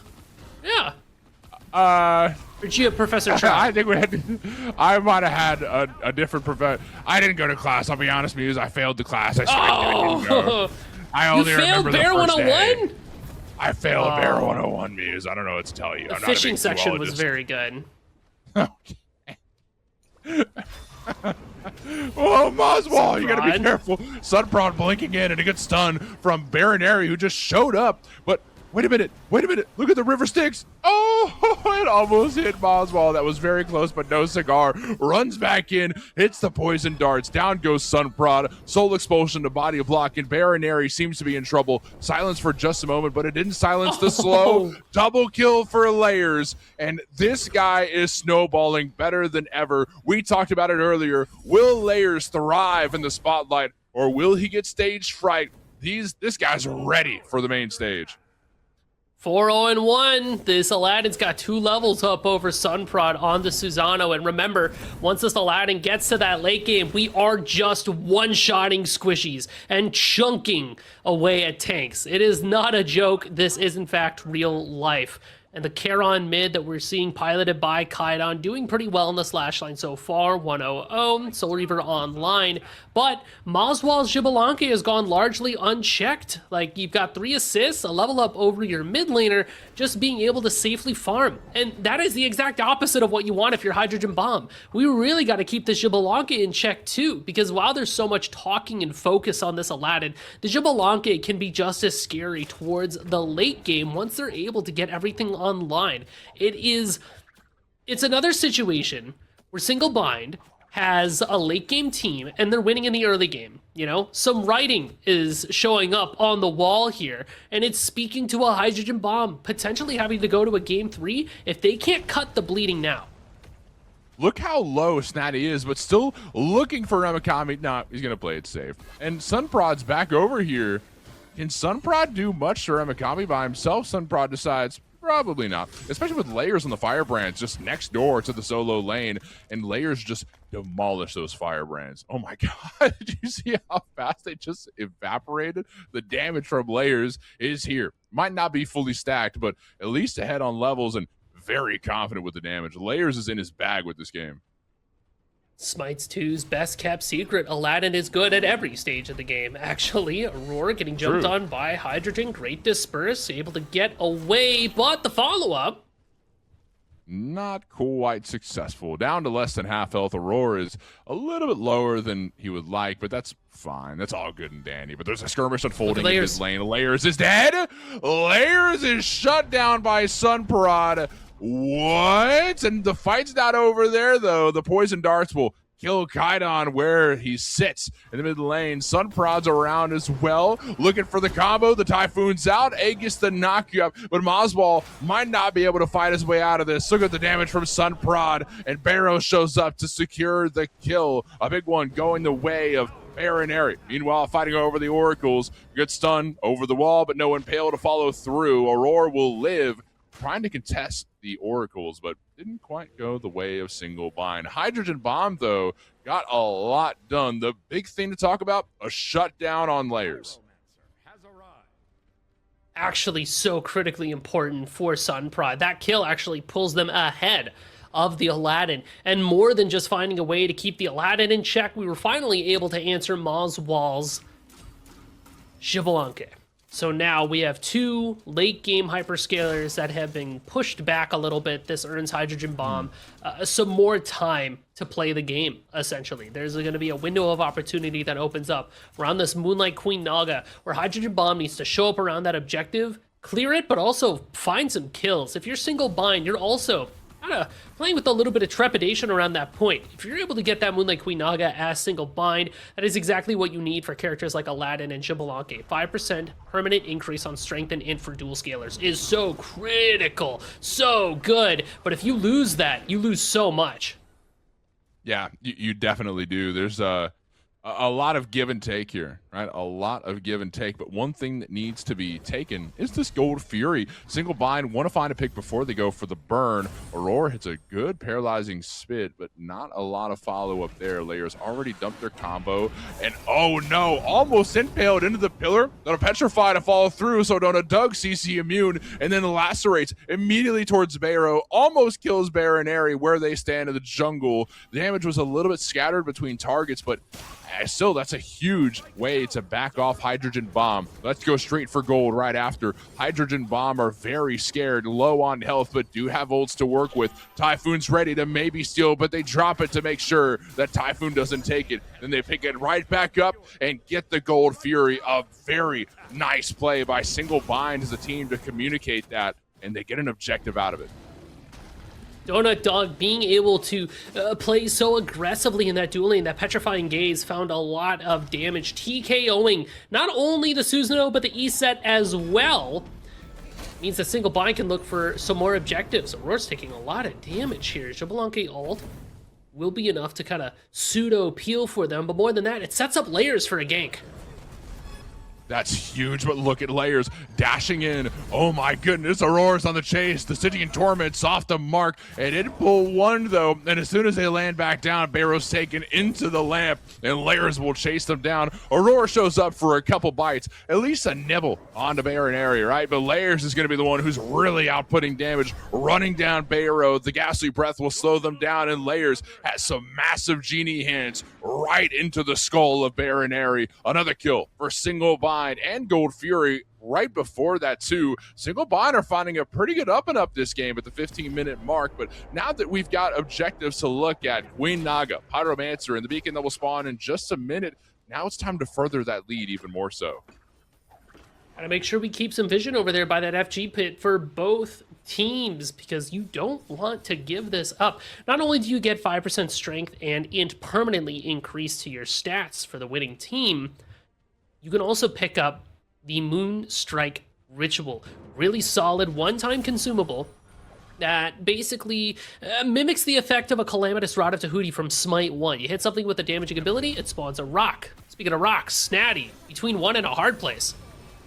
Paralyzing Spit, stuns Snatty for a moment, gets into his ult. The World Serpent will be out of there. Easy peasy lemon squeezy. While the Queen Naga gets burned, Layers is on top of it. It's down to 3k, but they drop it for a moment. Baronary is there and throws a stun onto Aurora, who's hanging out in the front, zoning for a moment. Aurora's still there, waiting for reinforcements. Remikami's there as well, but they're going straight for Remikami. The River Styx throws out a bit of damage onto Aurora. Still fighting by the Queen Naga. Seems like Sunprod's in a bit of trouble. Force a dash out of there.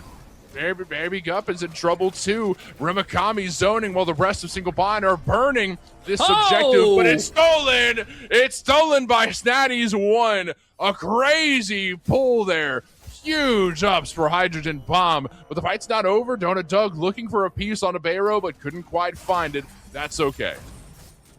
Like a camel or an alpaca, Snatty, a sniper spit, finds the Moonlight Queen Naga. Single Bind has to, can't even settle for a Pyromancer, actually. They have to back off. And you know what I said? That's pivotal. You know, Hydrogen Bomb needs that 5% strength in it just as much as Single Bind. Luckily for Single Bind, they were able to get the consumable, the Moonstrike Ritual, in the hands of Mazwa. I think would have liked it for this Pyromancer, but it looks like the Remikami is getting ran down after the Pyro gets taken by Hydrogen, and Hydrogen Bomb collapsing onto Remikami has no way to get over the wall, will fall apart in the FG pit. So Hydrogen Bomb can pick up a kill. They got an objective. You know, it's starting to look a little more back and forth. At this time last game, Hydrogen Bomb had a lead by a couple thousand gold and a couple kills as well. Now Single Bind's got a kill lead here at the 18-minute mark, and they're barely down on gold too. So this is an interesting spot to be in. Honestly, like, kill numbers can be kind of a bait. You see that Single Bind is up in kills, and you're like, man, they're owning this game. Don't get me wrong, they kind of are. But Hydrogen Bomb, the fact that they're ahead in gold shows that they're able to show up at pivotal moments. They know when to put their foot down and when to sit and defend objectives and really commit to fights. The gold is what enables you to keep ahead on items. The gold is what enables you to keep yourself committed to fights. Oh my god, speaking of fights. Doug's in trouble. Petrify used for some crowd control immunity. And Aegis as well. A lot of relics taken from Doug, but at least he's alive, right? And Layers and Aurora looking to collapse on this duo lane. There's still a tier 1 tower for them to hide under, but a Blink Stygian Torment takes Bayro into the air and killed as soon as they land. The Viper shot's poison will destroy Baron Ares' health bar. So Hydrogen Bomb have lost one member. Single Bind are gunning for the tier 1 tower on the left side, while the rest of Single Bind are marching up mid. They're going to take this mid lane tower too. Rod comes in, loops around the back side of the mid lane, looking to see if they can connect on top of Moswall, but it's just not going to be there. Ramakami's in a bad spot, Mort. Maybe not. Maybe he's in a good spot to set up for Aurora to walk forward and hit the spit, but barely off the mark. The tier 2 tower is getting chipped away at by Single Bind, and they're going to grab that one too, thanks to the help of the pusher. That tier 1 tower in the mid lane still stands, but that's a wide open bird on the left side. Man, tit for tat so far. I feel like Hydrogen Bomb have been doing a pretty good job of, like I said before, knowing when to put their foot down around certain objectives. But even in that same breath, Single Bind, when they find a kill, they know where to force it on the map. Uh-oh, ESET taking a lot of damage here, but Snatty?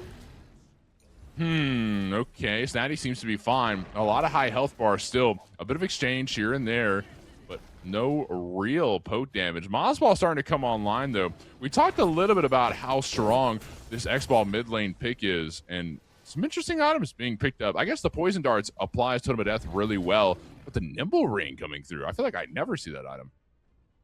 Well, the more int that you have, the more attack speed that you get for a character like Xbalanque. You are still kind of a hunter at heart, but yeah, true. You're going to be speccing really hard into int in order to get your ability scaling. So this just kind of gives you the ability to deal sustained DPS to objectives and still feel like you can box out other characters. And as long as we're looking at builds, the Aladdin build is very interesting to me. Instead of a Heartseeker, it looks like Layers has opted for a Jotun's Revenge, and I do like that because Aladdin's cooldowns are really long, honestly, like very powerful abilities, but because of that, the cooldowns on them take like, 2 to 3 business years before they come back up. So what the Jotun's Revenge is able to do here is when you get a kill, take a couple of seconds off your abilities, this gets Layers back into the fight.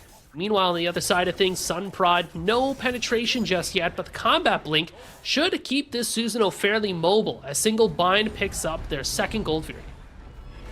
A huge knockup from Aurora, immune by a few, and Kaidon cleans up the dog where they are in the jungle. Pyromancer will get picked up by Hydrogen Bomb. Single Bind have eyes on it, but I don't think they have a lot of steal potential, especially considering Layers is getting ran down under the tier 2 tower. Moswall is there to clean up, though. Ramakami all alone with the rest of the team. Hydrogen Bomb are going for this Pyro, knowing that the only one there is Ramakami. Moswall is busy trying to peel what's left of Layers off the floor. There's nobody there to really contest, so Hydrogen Bomb get a big objective. Their second Runic Bomb and Fire Giant could be eyed relatively soon. We're getting to that point in the game here, Muse.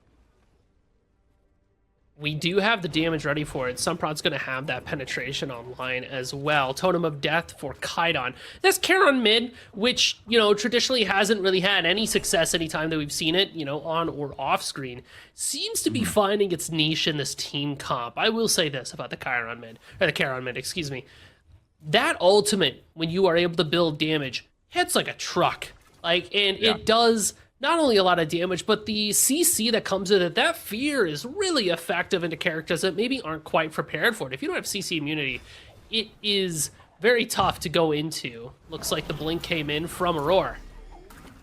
Really wanted to get that fight started. I think that's the definition of forcing something, right? You got to be careful what you force, because Aurora just dumped a lot of resource in just to get melted down to a quarter health and then force away from there. Look at the pull from Sunprod. A huge pull from Sunprod sets that fight up for Hydrogen. But Layers is going to be able to lamp one. Sunprod and Baronary in the lamp, looking to shut down Layers. That's exactly what's going to happen. A double kill for Sunprod. Ramakami getting chased down all alone with the team. Ramakami doesn't have any reinforcements. Half of them are dead, and the others are scared. Donut Doug and Moswall with no front line whatsoever, forced to go back to base and let that tier 1 tower fall. And you know what that means for Hydrogen Bomb. It's time to melt the Fire Giant. But Immortality Wish used by Layers are coming back to the fight to contest this FG. No ultimate available for Donut Dog. They wait in the bush, but they know that their layers, like you said, Immortality Wish. Just trying to keep Hydrogen Bomb away and off the Fire Giant layers going in, but stunned out immediately. No way. Donut Doug, beast up, taken apart. 2 dead still for single bind. Remikami's about to spawn, but check out Layers lurking in the back, looking for a pick. Lands on a Sun Prod, dashes right through him, and shuts him down. Layers got his lick back. A huge play by single bind, and Aurora takes down Kaidon too. What is going on? And Hydrogen is extremely low. Aurora's not giving up on the chase. A double kill for Layer as he found the flank, and the poison darts will take down Baronary. Hydrogen Bomb just lost their opportunity for the FG, all because of the Immortality Wish. Layers, yet again, while he might have died during the process, he just made a huge play happen for single bind. Really good stuff for single bind there, stopping Hydrogen Bomb from getting that FG and then taking 4 off the map. Snatty alone, the big snake, had such a massive knockup in the fight before that went straight into Sunprod's ultimate. That's what enabled Hydrogen Bomb to even take a look at that Fire Giant. Really good play there between the solo laner and the jungler of Hydrogen Bomb. You know that the synergy is there, alive and well. Now that single bind have kind of effectively wiped Hydrogen Bomb away from the map for a bit, we can settle for a Pyromancer to help get some extra gold in the pocket. Woo! And almost stolen away by Snatty, but ultimately confirmed by Donut Doug. Now we just gotta chillax, get our items on, get some wards out there in the FG pit, man. It's getting stressful. I mean, keep in mind, Hydrogen Bomb have won game 1. Single bind need to win this game in order to walk away. Well, single bind need to win this game in order to get to game 3. Hydrogen Bomb want to win this game in order to walk away the winners. There's a lot for Hydrogen Bomb to prove here, and even more for single bind to prove here, right? Because remember, last week, single bind wins Smite Prime. But was that a fluke, or is this something that they can do again? Is this a replicatable event? Or is Sunprod just going to run with a new ADC, a new team? No, I'm going to go a different direction. I'm going to try something new and win with that team anyways. It feels like there's a lot of ego on both sides of the field here that is coming through. Neither team is ready to give up this win. And the beacon is being looked at by Hydrogen Bomb.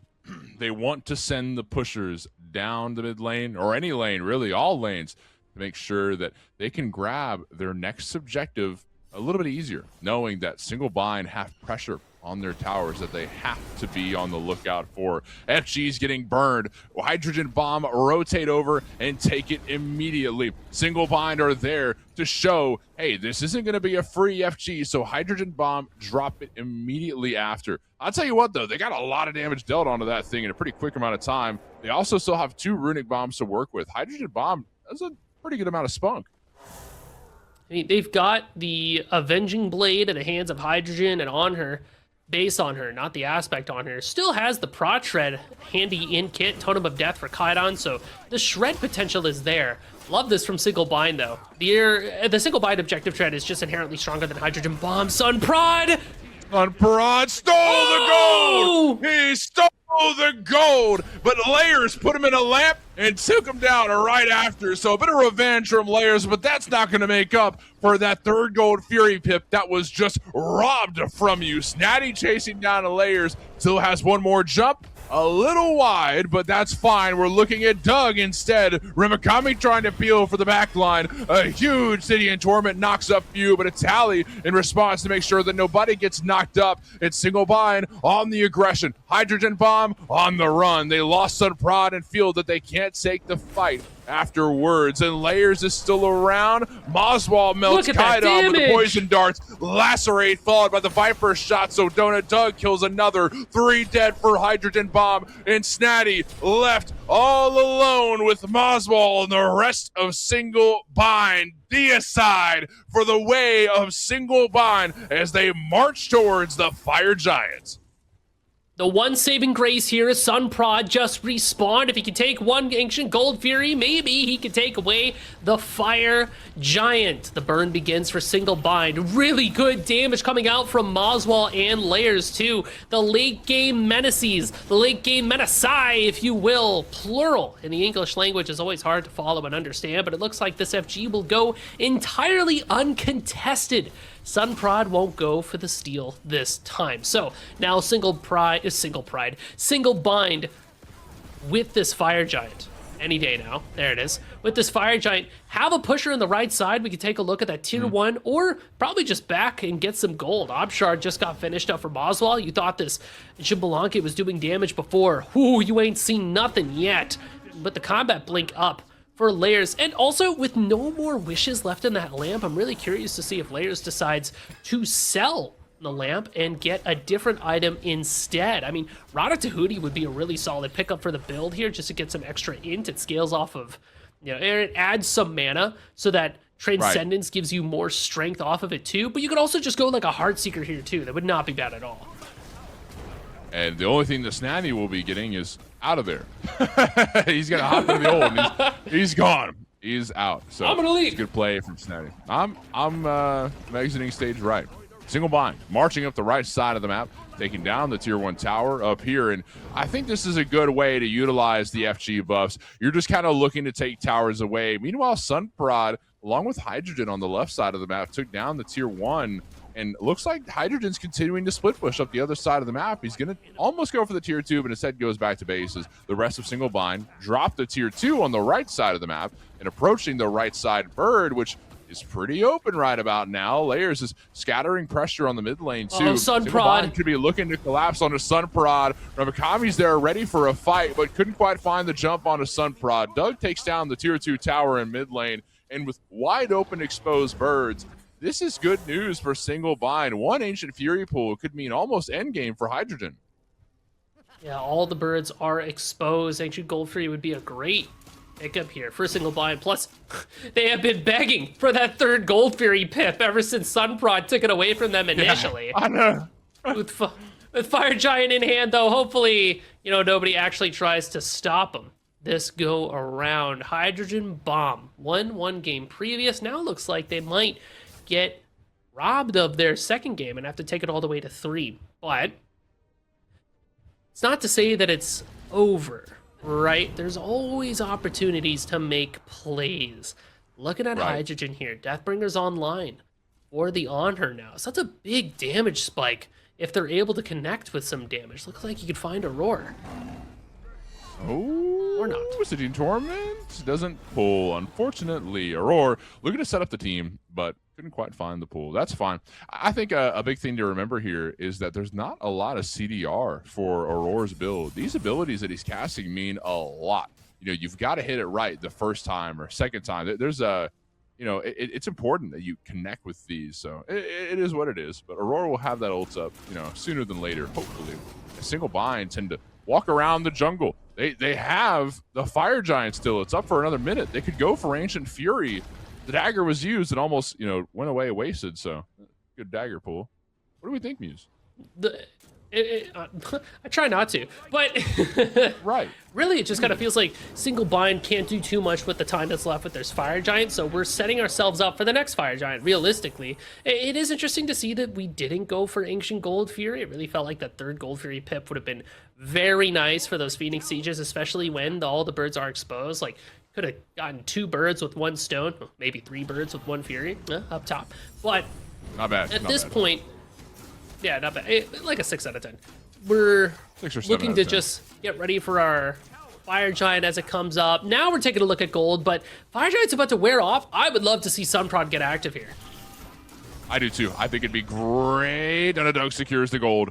Thank goodness. So, Ancient Fury secured. Weakened birds across Hydrogen Bomb's Titan Room. And the third Gold Fury pip for Single Bind means that Single Bind will gain protections. They will gain stats around enemy structures. So, Single Bind will actually be stronger than they normally are when it comes to sieging. This is bad news for Hydrogen Bomb because, you know, they're already having a bit of a tough time with some of these fights. Granted, they've had some good fights too. Sunprod has had some very good moments this game, but It's all about momentum, and Single Bind have momentum going into this next FG pull. But should momentum swing the way of Hydrogen Bomb, this is an EFG. Enhanced Fire Giant means that it's basically game over if Hydrogen Bomb can kill at least 3-4 members of Single Bind. I mean, I think we've seen already today some crazy EFG defenses. Yeah. From I believe it was the Gospel of John. Just yes. sticking it to dirty water earlier today. So if Hydrogen Bomb has got that dog in him, they might be able to pull something off. Single Bind out. Not interested in EFG right away. They want to try to get a pick before we establish ourselves around this EFG. It is a tankier objective to pull. It takes a lot more investment, so it's not something you can really bait around too much, because if you play with fire, you're going to end up getting burned. Aurora spitting fire with ghastly breath. Summon Styx is out, and Kaidon gets a bit of a distraction. The Phantom Shell forced out, and Layers is in a bit of trouble. Taken down extremely low, but not quite killed. Layers is A-okay. Will dash back to safety through the mid lane. Single Bind now on the retreat, considering Remakami got poked out. Layers almost got destroyed. Hydrogen Bomb have an advantage going into the EFG for now, but still not enough of an advantage to just drop it all together. So they're going to play pretty safe and maybe call back to it later. Ultimate comes out from Snatty. Mostly there just to make some space and cause some noise between the comms of Single Bind. Layers is not going to have ultimate for a little bit. It should be coming up soon, though, because of that Jotun's Revenge. So now we look to pull the EFG. This is 100% a bait, Mort, from Single Bind, but the burn tells me that they might just commit to it. They might. It's down to 5. It's down to 4. They're One. committing. Who's going to take it? Kaidon stole! Kaidon stole over the wall. Kaidon stole the EFG, but Single Bind will continue to fight right after. What are we doing? Sunprod just killed Layers. Remakami is low. Aurora is getting chased down. Donut Dug by himself. And Moswell on the run from Sun Prodigy. What? Double kill goes the way of Hydrogen Bomb, and with EFG buffs across the team, triple kill for Sun Prod. Deicide for Hydrogen Bomb in the Titan room for Single Bind is about to explode. Dude! What are we doing? What just happened? Why? Oh, it was like a perfect opportunity to bait Hydrogen into a fight, but to commit to the burn there is a Charon with ultimate. Sun Prod just Soldier Ancient Gold Fury. You think he's gonna let you get away with the Fire Giant? Good lord! I cannot believe that.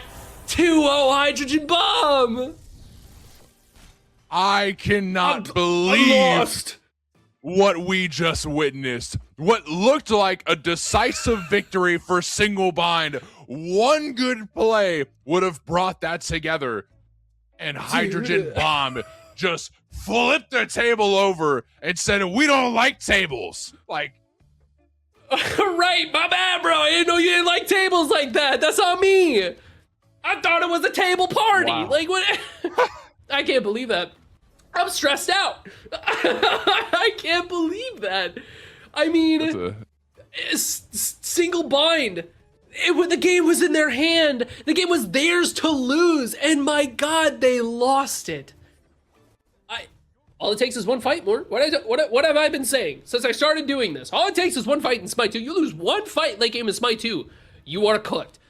Like, late game was achieved by Layers, by Moswell. They had all the damage in the world, but they didn't respect the damage that Hydrogen Bomb had to just throw stuff over walls. I'm sick to my stomach. I want to call back to an earlier talking point from the very beginning of the day where we talk about this Hydrogen Bomb team, right? And how Zapman has been slotted out. Zapman's got other stuff going on. They needed a carry. They called on Hydrogen, and Hydrogen left the team that he's been playing with for almost a year, maybe even longer than a year, clocked in with Paul and everybody else, Tagveer, Karmic, and then turned into overtime when Paul retired. Benny Q was there for a little bit. They tried it out, and I guess Hydrogen wasn't feeling it. He decided, you know what? I'll team with Sunprod, Snatty, Kaidon, and Bayro, and we'll see how we do. And here's how they do. They make it to the finals in week 1. They 2-0 the set A couple rocky moments here and there. That's fine. The overall result is they won the whole thing with their newly found carry. This could be the new dominant team for Smite Prime. We've talked about clocked in this, clocked in that, overtime this. You want to talk about some new champions? I'm looking at Hydrogen Bomb. Sunprod hot off the win with the Crimson Lions in the Albion Giants League. Winner of OSL Athens divisions with their Food Fighters team. Now coming back, Smite Prime. Week 1 winner here with Hydrogen Bomb. Wherever Sunprod goes, the wins tend to follow. Single Bind put up quite the fight, though. I maintain that this Single Bind team is here to stay. This is a very, very solid group of gamers to be able to put up the fight that they did. But man, Sunprod just had the nitrous. That is what it was at the end of the day. And gotta give it up to Kaidon too. I mean, what was this win rate on the Charon mid before this? Jithan sends me a picture and I see 1, 2, 3, 4, 5, 6, 7 games played and one of them was a victory. Now it's 2 victories. Shoutouts Charon mid. Showed up when you need it. Oh my goodness. I'm sick to my stomach. I can't believe that just happened. Like, everything was going right for Single Bind, and then all of a sudden, it's like you wake up and you're somewhere else. You like slipped into the back rooms or something like that. I have no idea what just happened. That was insane. Speaking of the back rooms, that movie was awful, but yes, it was a pretty crazy. Really? I'm so in shock as well. That was just like such a wild exchange, but I think you hit it right on the mark. Sunprod just showed up. Sunprod was Sunprod. Layers had a little bit of time in the spotlight. It looked really good in the early game due to the Wealth Wish and the Power Wish followed through. Layers looked incredible for a while and still looked good throughout the game too. Granted, I don't think Layers was the problem for that Single Bind defeat. Not even, I mean, there's just a a couple unfortunate mistakes. I mean, the Kaidon steal, you just charge that to the game. I mean, obviously you could say, I should have zoned a little bit better, whatever, but you just charge it to the game. That's just how it goes. But yeah, I mean, we've had an incredible day for us here. It's been a wild ride throughout our week 1 of the June circuit. But before we go, we've got a couple things to look at here. And we look at the bracket and it says it's just been a wild day altogether. Excuse me. I mean, I think everybody from the Hydrogen Bomb team really had their time to shine. Obviously, Snatty on the Jormungandr is classic at this point, evergreen solo lane pick. The fact that Snatty was able to steal away that Moonlight Queen Naga with the spit earlier on in the game. We talk about pivotal moments. That strength and inscaling really came in clutch for the rest of the team. And then it really did come down to the fact that, Kaida was able to get that EFG steal, but Snatty and, Sunprod never really let the fact that Layers was going kind of crazy with their Aladdin get to their head. They just kept playing the map. They kept going forward, and it was wild. Take a look at this bracket here, Mort. Long day today, solid day today. And at the end of it all, at the top of that mountain, Hydrogen Bomb. Single Bind not too far behind, but the distance feels like infinity after a game like that. We've also got to talk about what these teams are fighting for. What is on the line here? What's going on? And it's the prizing of $5,000. It's all about getting to the final week. And that's what weeks 1 through 3 are for. You get to week 4, you get a chance to compete in the closed bracket against 7 other teams for $5,000. And I'll tell you what, Hydrogen Bomb has pretty good odds from what it looks like. But that's not all the events that Smite Prime has going on here in June. We've got the Summer Bash to talk about and some interesting stuff that's on the way. The first thing that we'll have going on for the Summer Bash is an EU Joust tournament. That's right, a Joust tournament on the European servers, which will bring a lot of interesting names back into the scene. Hopefully, I'm really excited to see how that's going to go, and more events later on in the Summer Bash. But the big thing you need to know about June 14th, EU Joust. Whew. I mean, that was a healthy amount of Smite 2 for today, and Yeah. I'm excited for June. There is so much lined up for us to kind of sink our teeth into, but for now, here's our takeaway of the day. Single bind, toppled from their throne already. Hydrogen Bomb looks to be a really solid team. Hostile Takeover will have their chance in the sun, I'm sure. Always some very exciting shakeups in the comp scene as teams die and new teams grow from the remnants of the old teams. But, man, it's always just a joy to see it unfold. Thank you to everybody for with Smite Prime for making this happen. Thank you to Muse for joining me here in the booth. And most importantly, thank you to every single viewer that tuned in for this broadcast, because it was an awesome one to watch. We'll be back next Saturday, noon Eastern, right here on the Smite Game Twitch, as well as Smite Prime Twitch, to go over the next week of the June circuit, and then we'll have the EU Joust the day following. So until then, we'll see you next time, gamers. Take it easy.